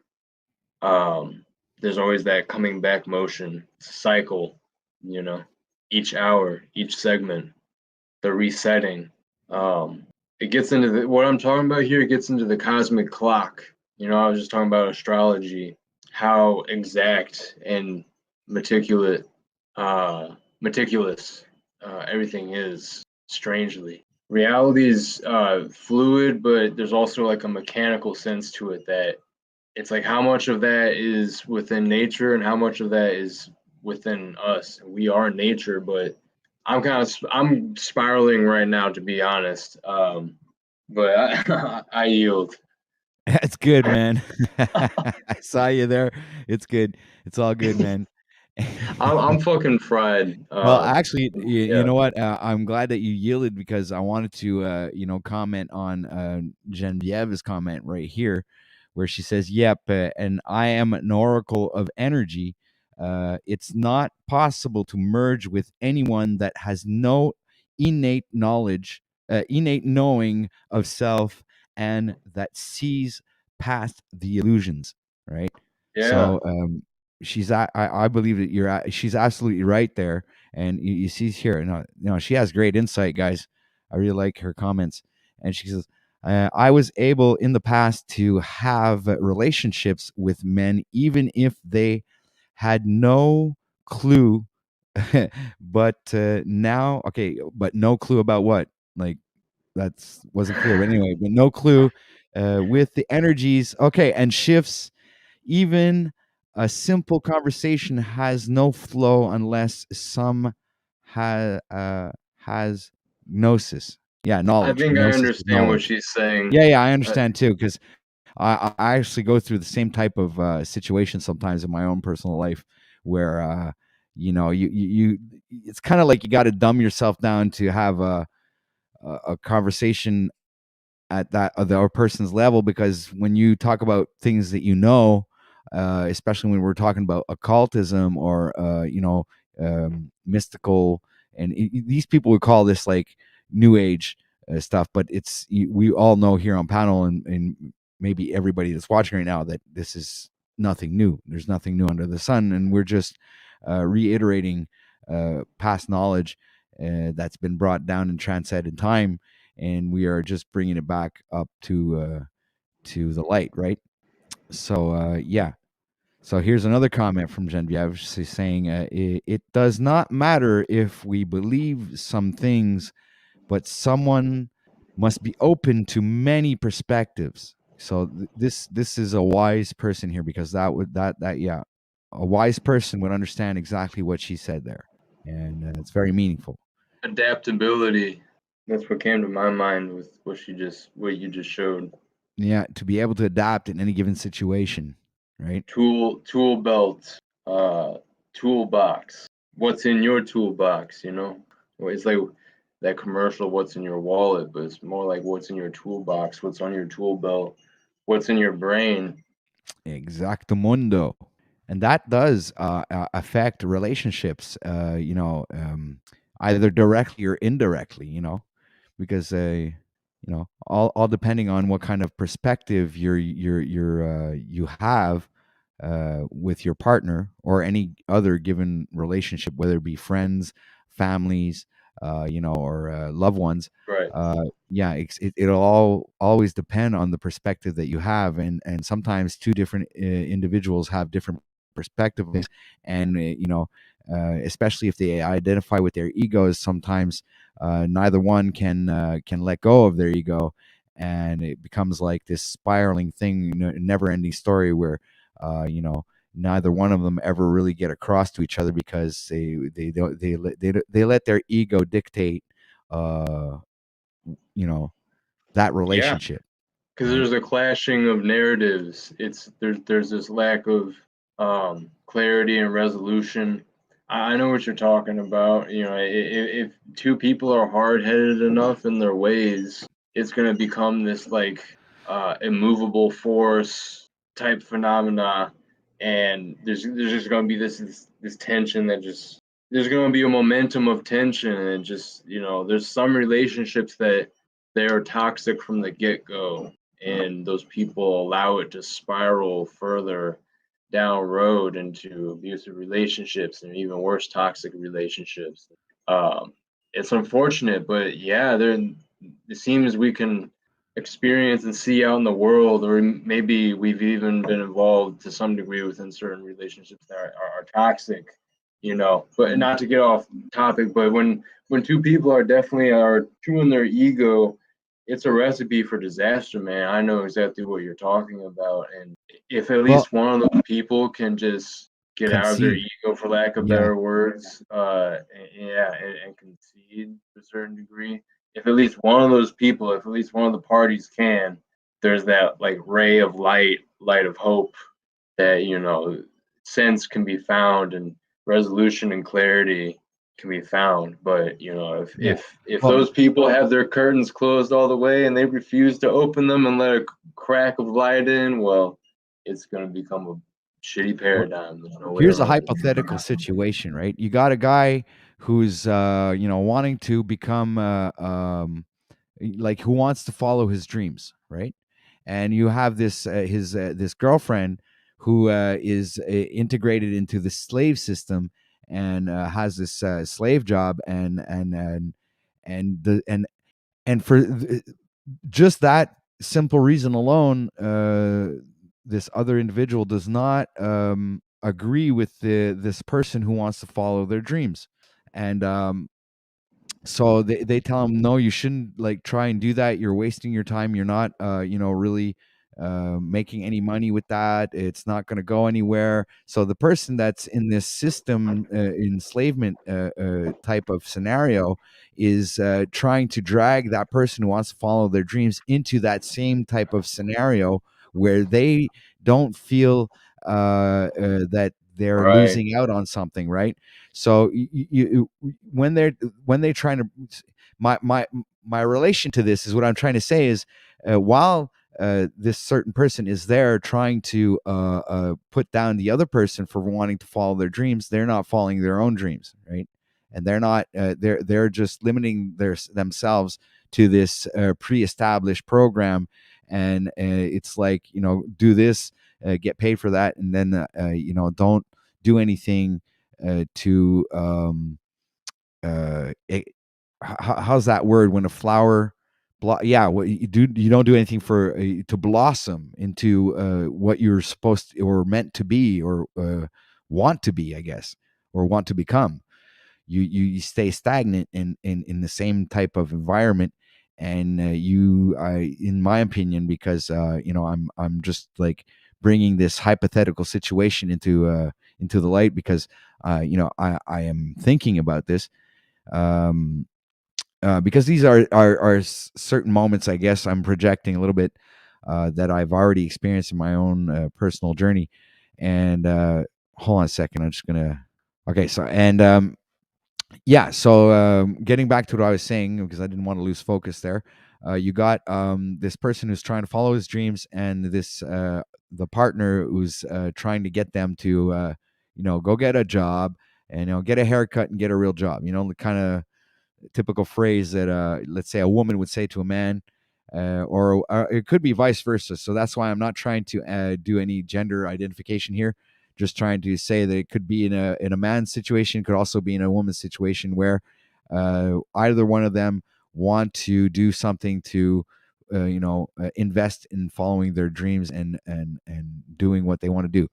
So right there would have what we would have is a conflict of interest, because one person doesn't want to conform to the system, and the other person doesn't want that person to follow their dreams and wants them to conform to the system. So we have this kind of strange paradox where, are these people meant to be together, or is there a way to one of them to step out of their ego? But which one should be the one to step out of their ego? Is the one that's following his dreams really the one that is in his ego, or is it the person that is not following their dreams but doing this horrible job, 40 hours a week, and enslaved in debt and credit cards and whatever, and really integrated into the system, like, so this is my question, but at the same time, it's kind of like not an affirmation, but practically a fact. And in other words, what I was trying to get at is, what do you think the outcome of that type of relationship should end up as, and is it possible to redeem such a relationship if the relationship should come to an end? Let's say. Can you rephrase that question again? It's like, is the relationship worth investing time in if two people have completely different points of views and ambitions in life? would there be a way to work through that, or should the relationship end and the person who wants to follow their dreams continue following their dreams, and the person that wants to stay behind and stay stagnant and not progress and move on and want to invest in a better future, or at least in themselves? Do you think this relationship is redeemable, or is it, not? So that's pretty much the question. Well, there's a lot of variables, right? There's so many variables to take into account, right? So, how's my sound? Okay? Yes, sir. Okay. Hold on. Is this okay, or is this better, or is the first one okay? This is better, actually. When you're too close, it's like you're coming in too loud. But So this is better than this right here. yeah, it's good. All right. So shout out to AK. But okay, again, there's so many variables, but Genevieve is a new sub of mine. And I like a lot of her comments here. So let me see what she's saying here. She says 3D union does not allow for dreams to be built because of codepending and control energy. Elevated couples are here to break the molds and make change. Soul purpose has no ego. Following true heart path is sacred. It's not possible. Redeem anything that does not have the same frequency and goals. Holy crap, eh? She pretty much answered the question. And we have to get back to the root meaning of words, right? Why do we call them relationships, friendships, companionships? What does it come back to? It all goes Maritime terms. to maritime admiralty, law of the sea. It's all based on that, right? So if we're operating in that, using that language, it almost is we're setting ourselves up we're lying to ourselves and each other by using these terms. And that's what's so, man, it's what's so. But what other term? Geeky, and what other term would there be to describe relationships or friendships, or we would have to reconstruct the whole English language to a way where we're speaking the true words and the true meanings of what we're saying, and not have this other connotation to it or underlining meaning. Just like you've pointed out with the maritime laws and how things function, and how we're using kind of like using a pirate language, and encoding some kind of secret messages inside of our own personal lives, where we integrate these words like relationship and friendship, and like you say. So yeah, it does give food for thought there, actually, when you think about it, Pineal. Yeah, thank you very much for mentioning that, because there is something there. There is a truth hidden between those lines there that we have. I think we should take time to investigate further, and maybe that's another rabbit hole that we begin going down that'll bring us maybe to laws and legislation, and right back down Paul and Slavia's proper instruction motivates people. And Wizard, and that's why I gained so much wisdom from Wizard. And admittedly, I struggle at a lot of times to even know what he's saying. You know what I mean? I'm just trying to digest and assimilate the gnosis, the knowledge there, and it's over my head a lot of the time. He's so studied and has himself. Again, I don't know if he really tries to simplify things for us that are much younger and much less adept in the knowledge, in the gnosis, and in the application of it, aka wisdom. But that's why he's a treasure, man. Wizard's a treasure, and he's another one who I've just seen immense progress with. I've seen immense progress from everybody, man. Honestly, anyone some people are maybe in a kind of a digressed state right now. It seems like it, but hopefully they'll come around. But everyone who frequents my channel, your channel, Paul's channel, and a few other channels, I've seen immense progress with. So Jack, I mean, a lot of people, man, a lot of people. So again, there's some other people who maybe are just a little confused right now, and they're working on things. And so I don't claim to be, I'm not trying to claim self-righteousness or anything, but yeah, we got to get back to the meaning of the words though. So while you're saying that right now, are you available to look up etymologically what I already got it relationship? open, man. I already got it. Okay, well, share your screen, sir. You're awesome, man. You're on par, sir. You're doing good, Pineal. You're getting the hang of this, man. I'm proud of you, son. All right, let's add this to stream. Now this is broadcasting gold, ladies and gentlemen. Sense or All right, state hold on. Let me of put this being to the screen related here. by kindred, It's, affinity, or other alliance from relation. you want to start over real quick? I was talking over you there. Sorry, sir. No, you're good. According to the etymology online, etymology dictionary, which, I'm not sure how trustworthy this is. We are using Google after all, but shout out to Google and YouTube. But allegedly, this is going back to the 1600s, 1640s. It's a quote, sense of or state of being related by kindred, affinity, or other alliance from relation, plus, or I'm not sure what the plus or minus ship, specifically or romantic. I do. Hold on a sec. It probably means Okay. that whether or not you have a ship or not. So that might be the actual. So the deception again, lies in the admiralty prefix, or not prefix, suffix. What would it be? The ship, basically. Yeah. Whereas relation, let me think. Re is again. Lation. I'd have to look up lation, or maybe lation breaks down into two.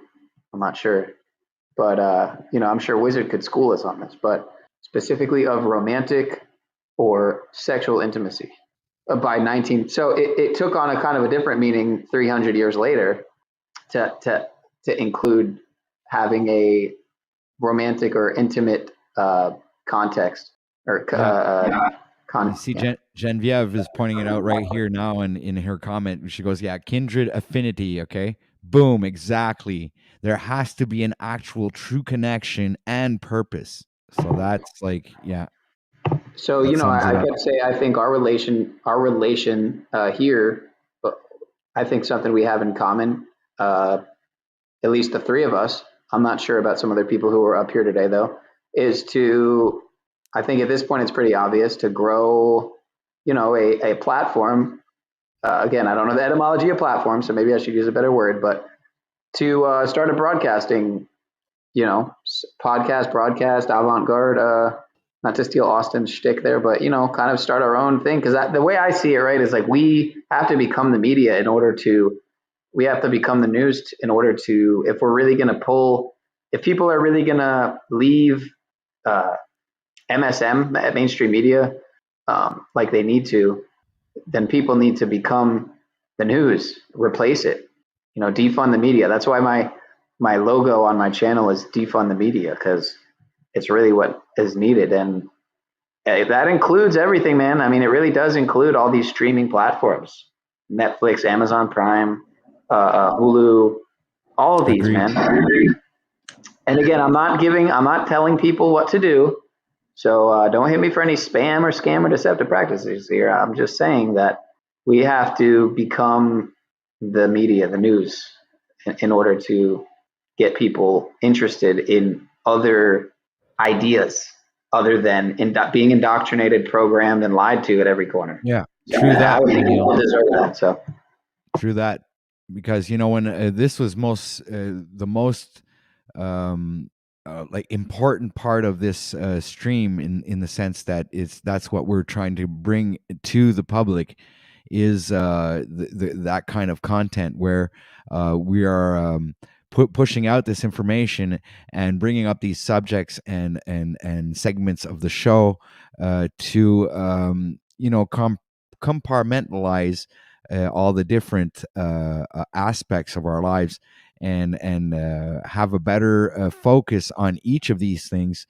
And in the coming weeks, we'll be adding on other topics to filter through that and actually end up with an even more, how can I say, potent result.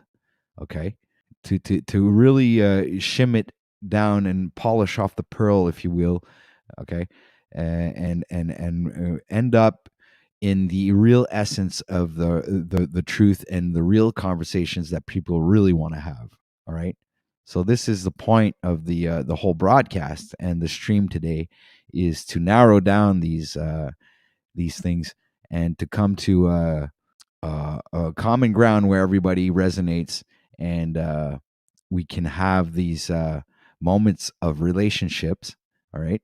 And share our knowledge together and grow from that, and then become, like I've been saying for the past 30 days, the better version of yourself. So I yield. Your thoughts, panel? Well said. Yeah, Christos, what do you think? Well, he looks pretty occupied and he's muted right now. Okay, yeah, maybe he's not caught up to the live too, but again, we got to get down to the root meaning of the word. So I think it was. I'm glad we touched on this, because if we would have went this whole segment without touching on the whole ship part of the word and the meaning, then we would have been missing the whole deal. I agree. Oh, good point, Pineal. Please expound on that. I mean, again, I'm not word wizard. I'm not the word wizard, but I do know that this language that we know as the English language was, as far as I'm concerned, in a multifaceted way, reverse engineered against us to disempower us, et cetera, disempower us, self-deceive us, and it's really just what's the word, man? Wicked. It's wicked, man. I don't know how else. No, I like that. That's a good characteristic or a good adjective that you could put to what they're doing. And it includes gematria. I think the English language was built around gematria, and I think it was built around, again, when you look at the etymology too, you have to take all these things into account: etymology, gematria, to really understand, overstand, and what's going on here with this language. It's like, and what language are they trying to make whatever, globally, quote unquote, whatever, adopted worldwide? English. I mean, English is now spoken in almost every country. So, what are we really trying to accomplish here, people, by using this language more and more, by more and more countries, by more and more people every day? So, yeah, great perspective there, man. And Christos, would you like to build upon that, sir? Do you have anything you would like to add on? I was just thinking about it made me think about how there's like a dark magic sealed into the English language, it seems, and that's why it's the predominant language, like internationally. It's so many different people from other places around the world, across the plane, learn English like growing up nowadays. Like there's a reason it's like the language of the world. If there's gonna be a one world language, it would be English.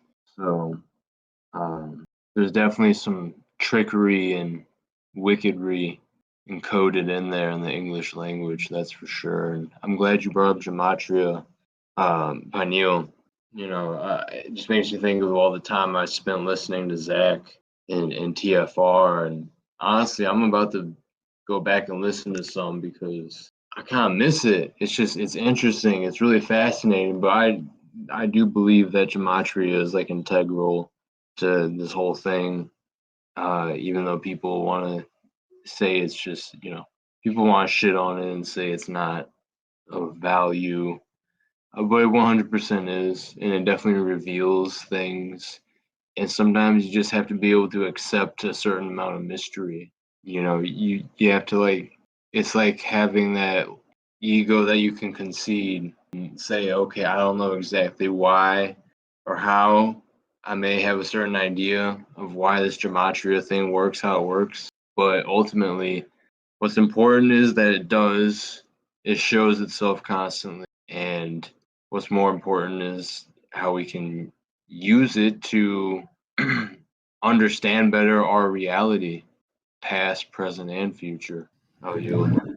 I wasn't even familiar with this word, acquaintanceships. I've never even heard that, but okay. Yeah, and I really like the comment that Genevieve mentioned right here. Being French is what helps me out.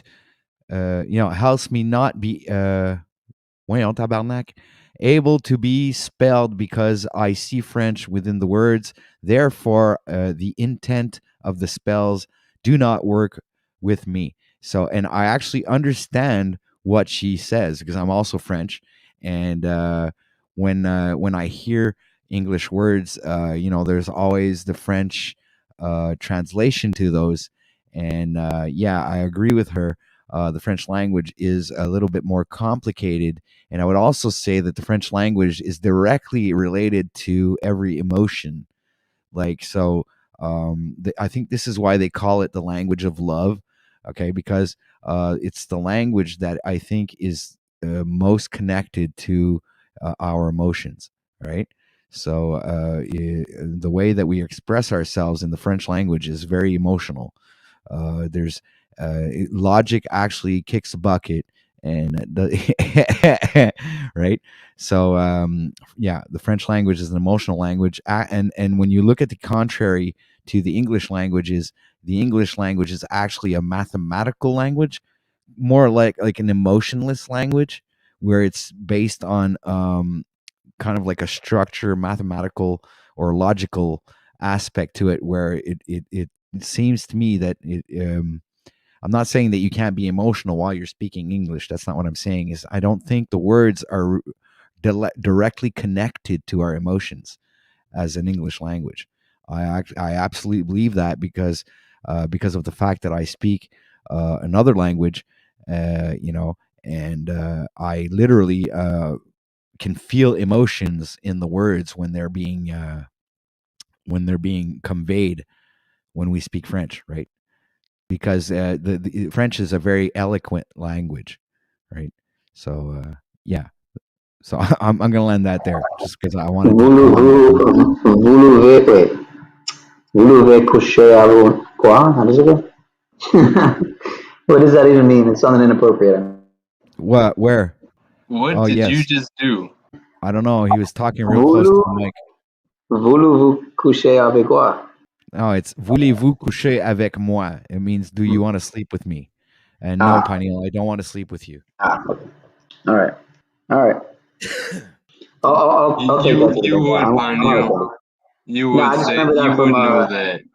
that's the only thing. And then bonjour. I mean, I don't really know much French. My grandma tried to teach me, but I didn't really retain much. Did not really retain much. No, that's Spanish. Hold on. Como telez-vous? Is that French? What'd you say? Repeat that. Como telez-vous? Yeah, that is French. It's how are you doing? Okay. I know I got a couple phrases up here in She this has an brain, but interesting thumbnail. Where is it? Her Hers? profile, her avatar. Oh, It looks like green sparkles. yeah. Talking about thumbnail, I'm gonna bring up our thumbnail for the last part of this show. We have exactly 15 minutes left of the show, guys. We are presently 2:45 p.m. This beautiful rainy shower Monday afternoon, 9 degrees Celsius here in Upper Montreal, Canada, Eastern Time. And we have had an absolute epic stream, ladies and gentlemen. For people who've just popped in, haven't enjoyed the whole show, I encourage you to backtrack and listen to all these different segments. And don't hesitate to leave a comment in the comment section to point out which segment of the show that you appreciated the most, and it will help here. It will help me out here on OTW News to home in on the subjects that you guys are most interested in hearing us talk about. And thank you to the members that joined the panel today. You guys are awesome, and you actually really contributed to the stream, the whole stream. So I commend you. You guys are really, really great, and I'm very grateful you guys came. And you know what? Just before the end of the show, I am going to go with a quick rundown of everything that we've accomplished today here on OTW News, the Grand Rising Show number 9. Okay, tips to start the day on a positive and productive note. So let me just come back to full screen with my gentleman here and come and bring back the thumbnails.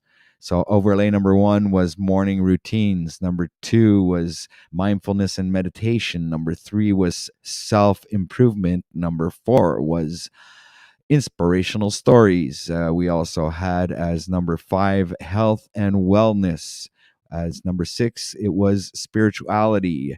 So each segment had its own. Sorry, that's not the one I wanted to put. Each segment had its own hour that was dedicated to that topic, and we had here as number 7 gratitude and positivity, and we are now ending the show with relationships. All right. So I hope everybody that was here today enjoyed the show, and much respect to everyone. And thank you very much for being here today.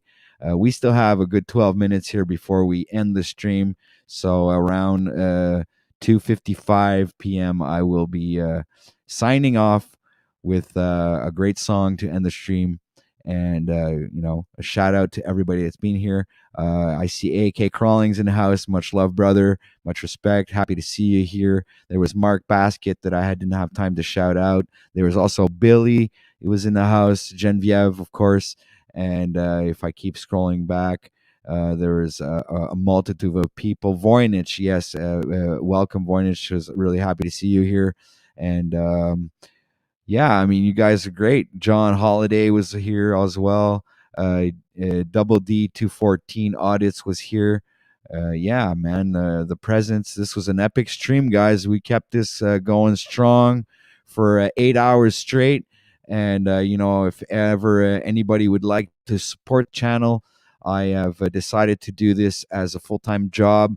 So any donations are accepted graciously. And thank you very much for supporting me in this endeavor. You guys are awesome. I've had a great audience the whole time we were here, and it was actually very productive.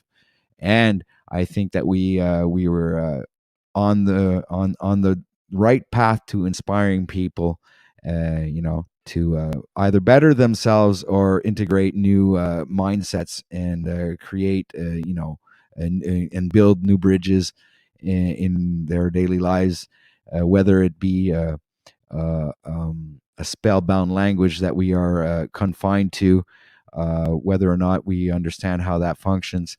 It still is up to us to try and identify these subjects and talk about them and bring them to the light.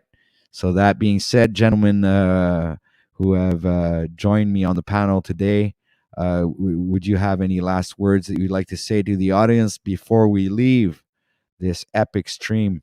Yeah, this was fun, and I'm glad I tried to hang in here for the most part the whole time. Yeah, glad to be a part of it. And I really like Pineal's the background, picture, a virtual background thing he has going. I always like those avatar depictions that you'll see people make, like digital art on the internet, stuff like that. It's cool. It's like really simplified, but I don't know. There's something aesthetic about it. Yeah. Sean, are you Thank there? you, sir. Thank you. Nice.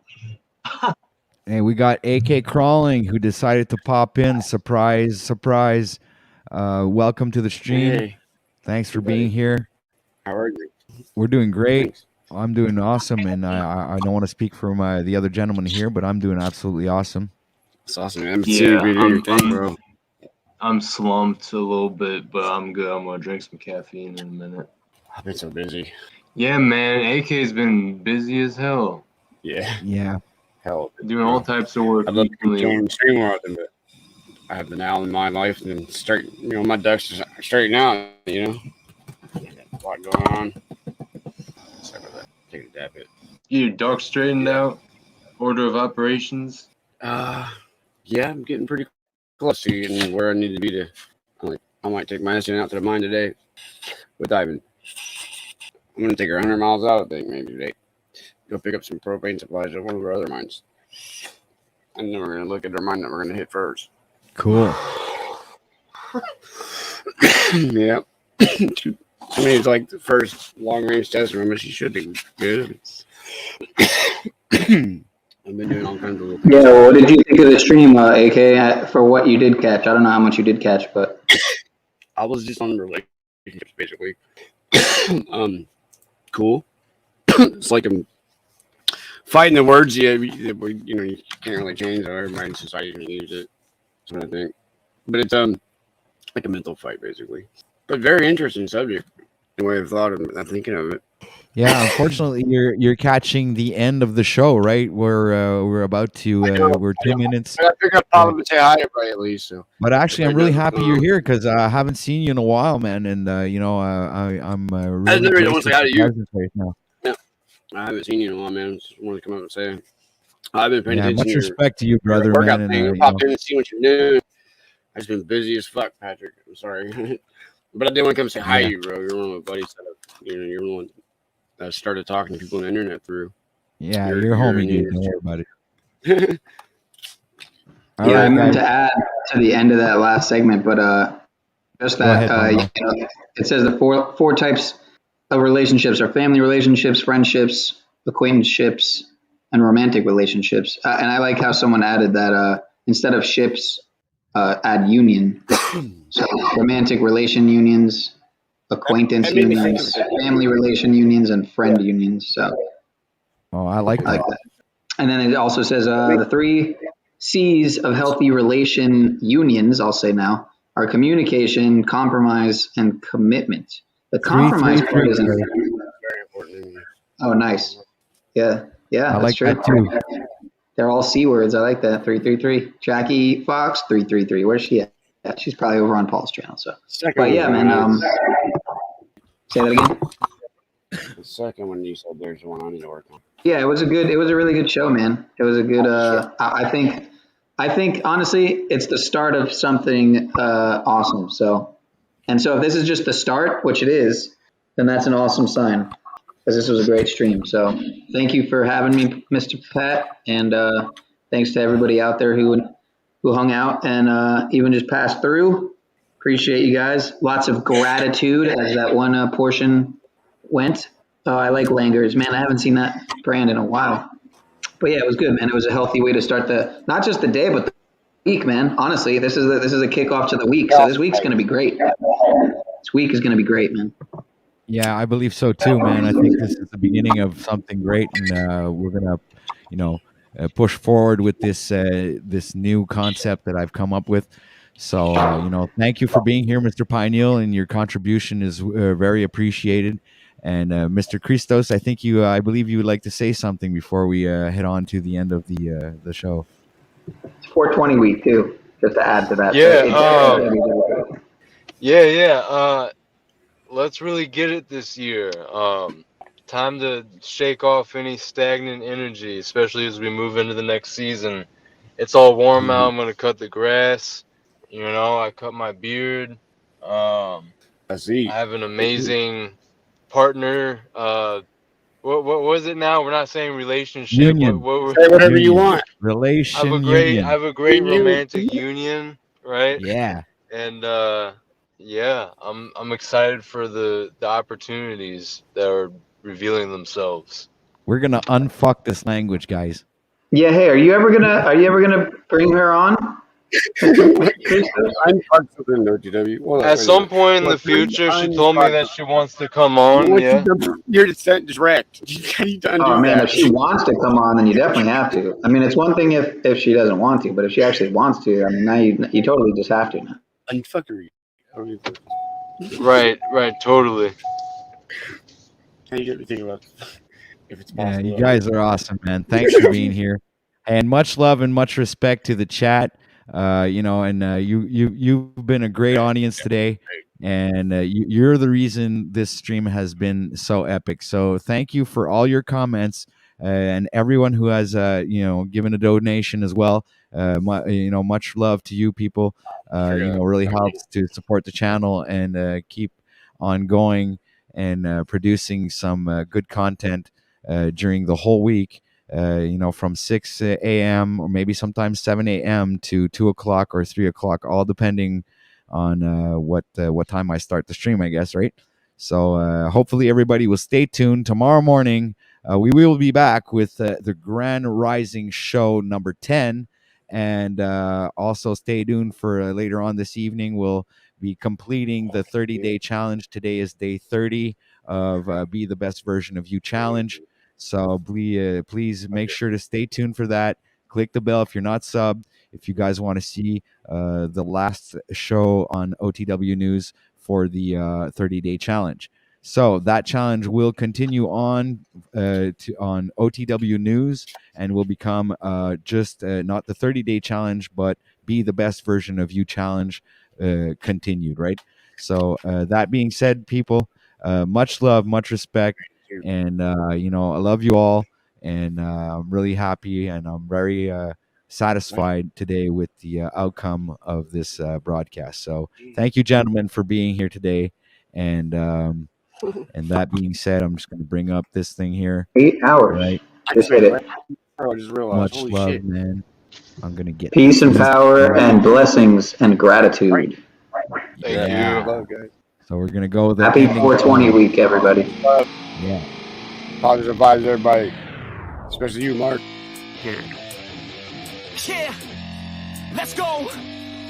I'm unstoppable, do the impossible. I'm irresponsible, yet I'm phenomenal. I got an arsenal, I'm dropping bombs, you know.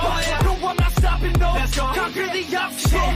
To the top, here I go, think I'm chosen to be the king of rock, think the people have spoken. I can hear the tick-tock of the clock, I'm in motion. So now I'm gonna pop, causing all this commotion. Yeah, sometimes I think that I'm unstoppable. Yeah, ready to go, man, lock and load. That's right, I swear to God that I could drop you, bro. Yeah, I got a shot and I ain't stopping, no. That's how I know that I'm unstoppable.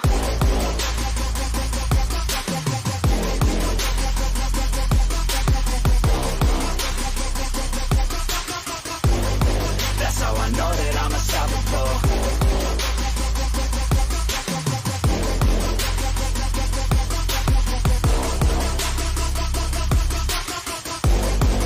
Yeah, let's go. I don't care what they all say. That's right. I'ma do this thing my way. Let's go. Been grinding hard on it all day. Okay. We work hard, then we all play. Yeah. I'm addicted to the grind, man. That's right. So I refuse to waste time, man. Yeah. One day it all will be fine, man. Let's go. Gotta commit to the grind, you know, man. We're back with the Guinness, setting records every minute, every track. In addiction to the fact that we're winning, still we lack something's missing. Need a track that is hitting, making racks, making millions. Oh, yeah. That's the mission. I don't waste time, no, I make time. All these people wanna hate, fine, I'ma make mine. While you sitting there complaining, I'll be training. While you sitting there just waiting, I'm creating. Yeah, sometimes I think that I'm unstoppable. Yeah, ready to go, man, lock and load. That's right, I swear to God that I can drop you, bro. Yeah, I got a shot and I ain't stopping, no. That's how I know that I'm unstoppable.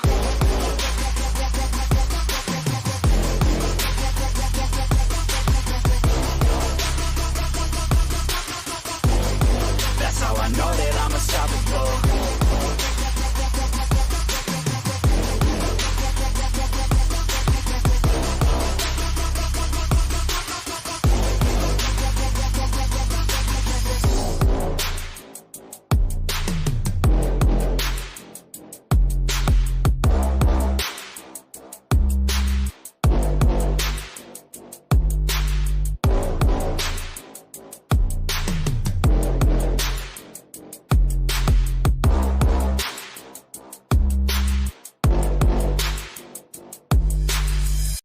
All right. Thank you all for watching. Peace.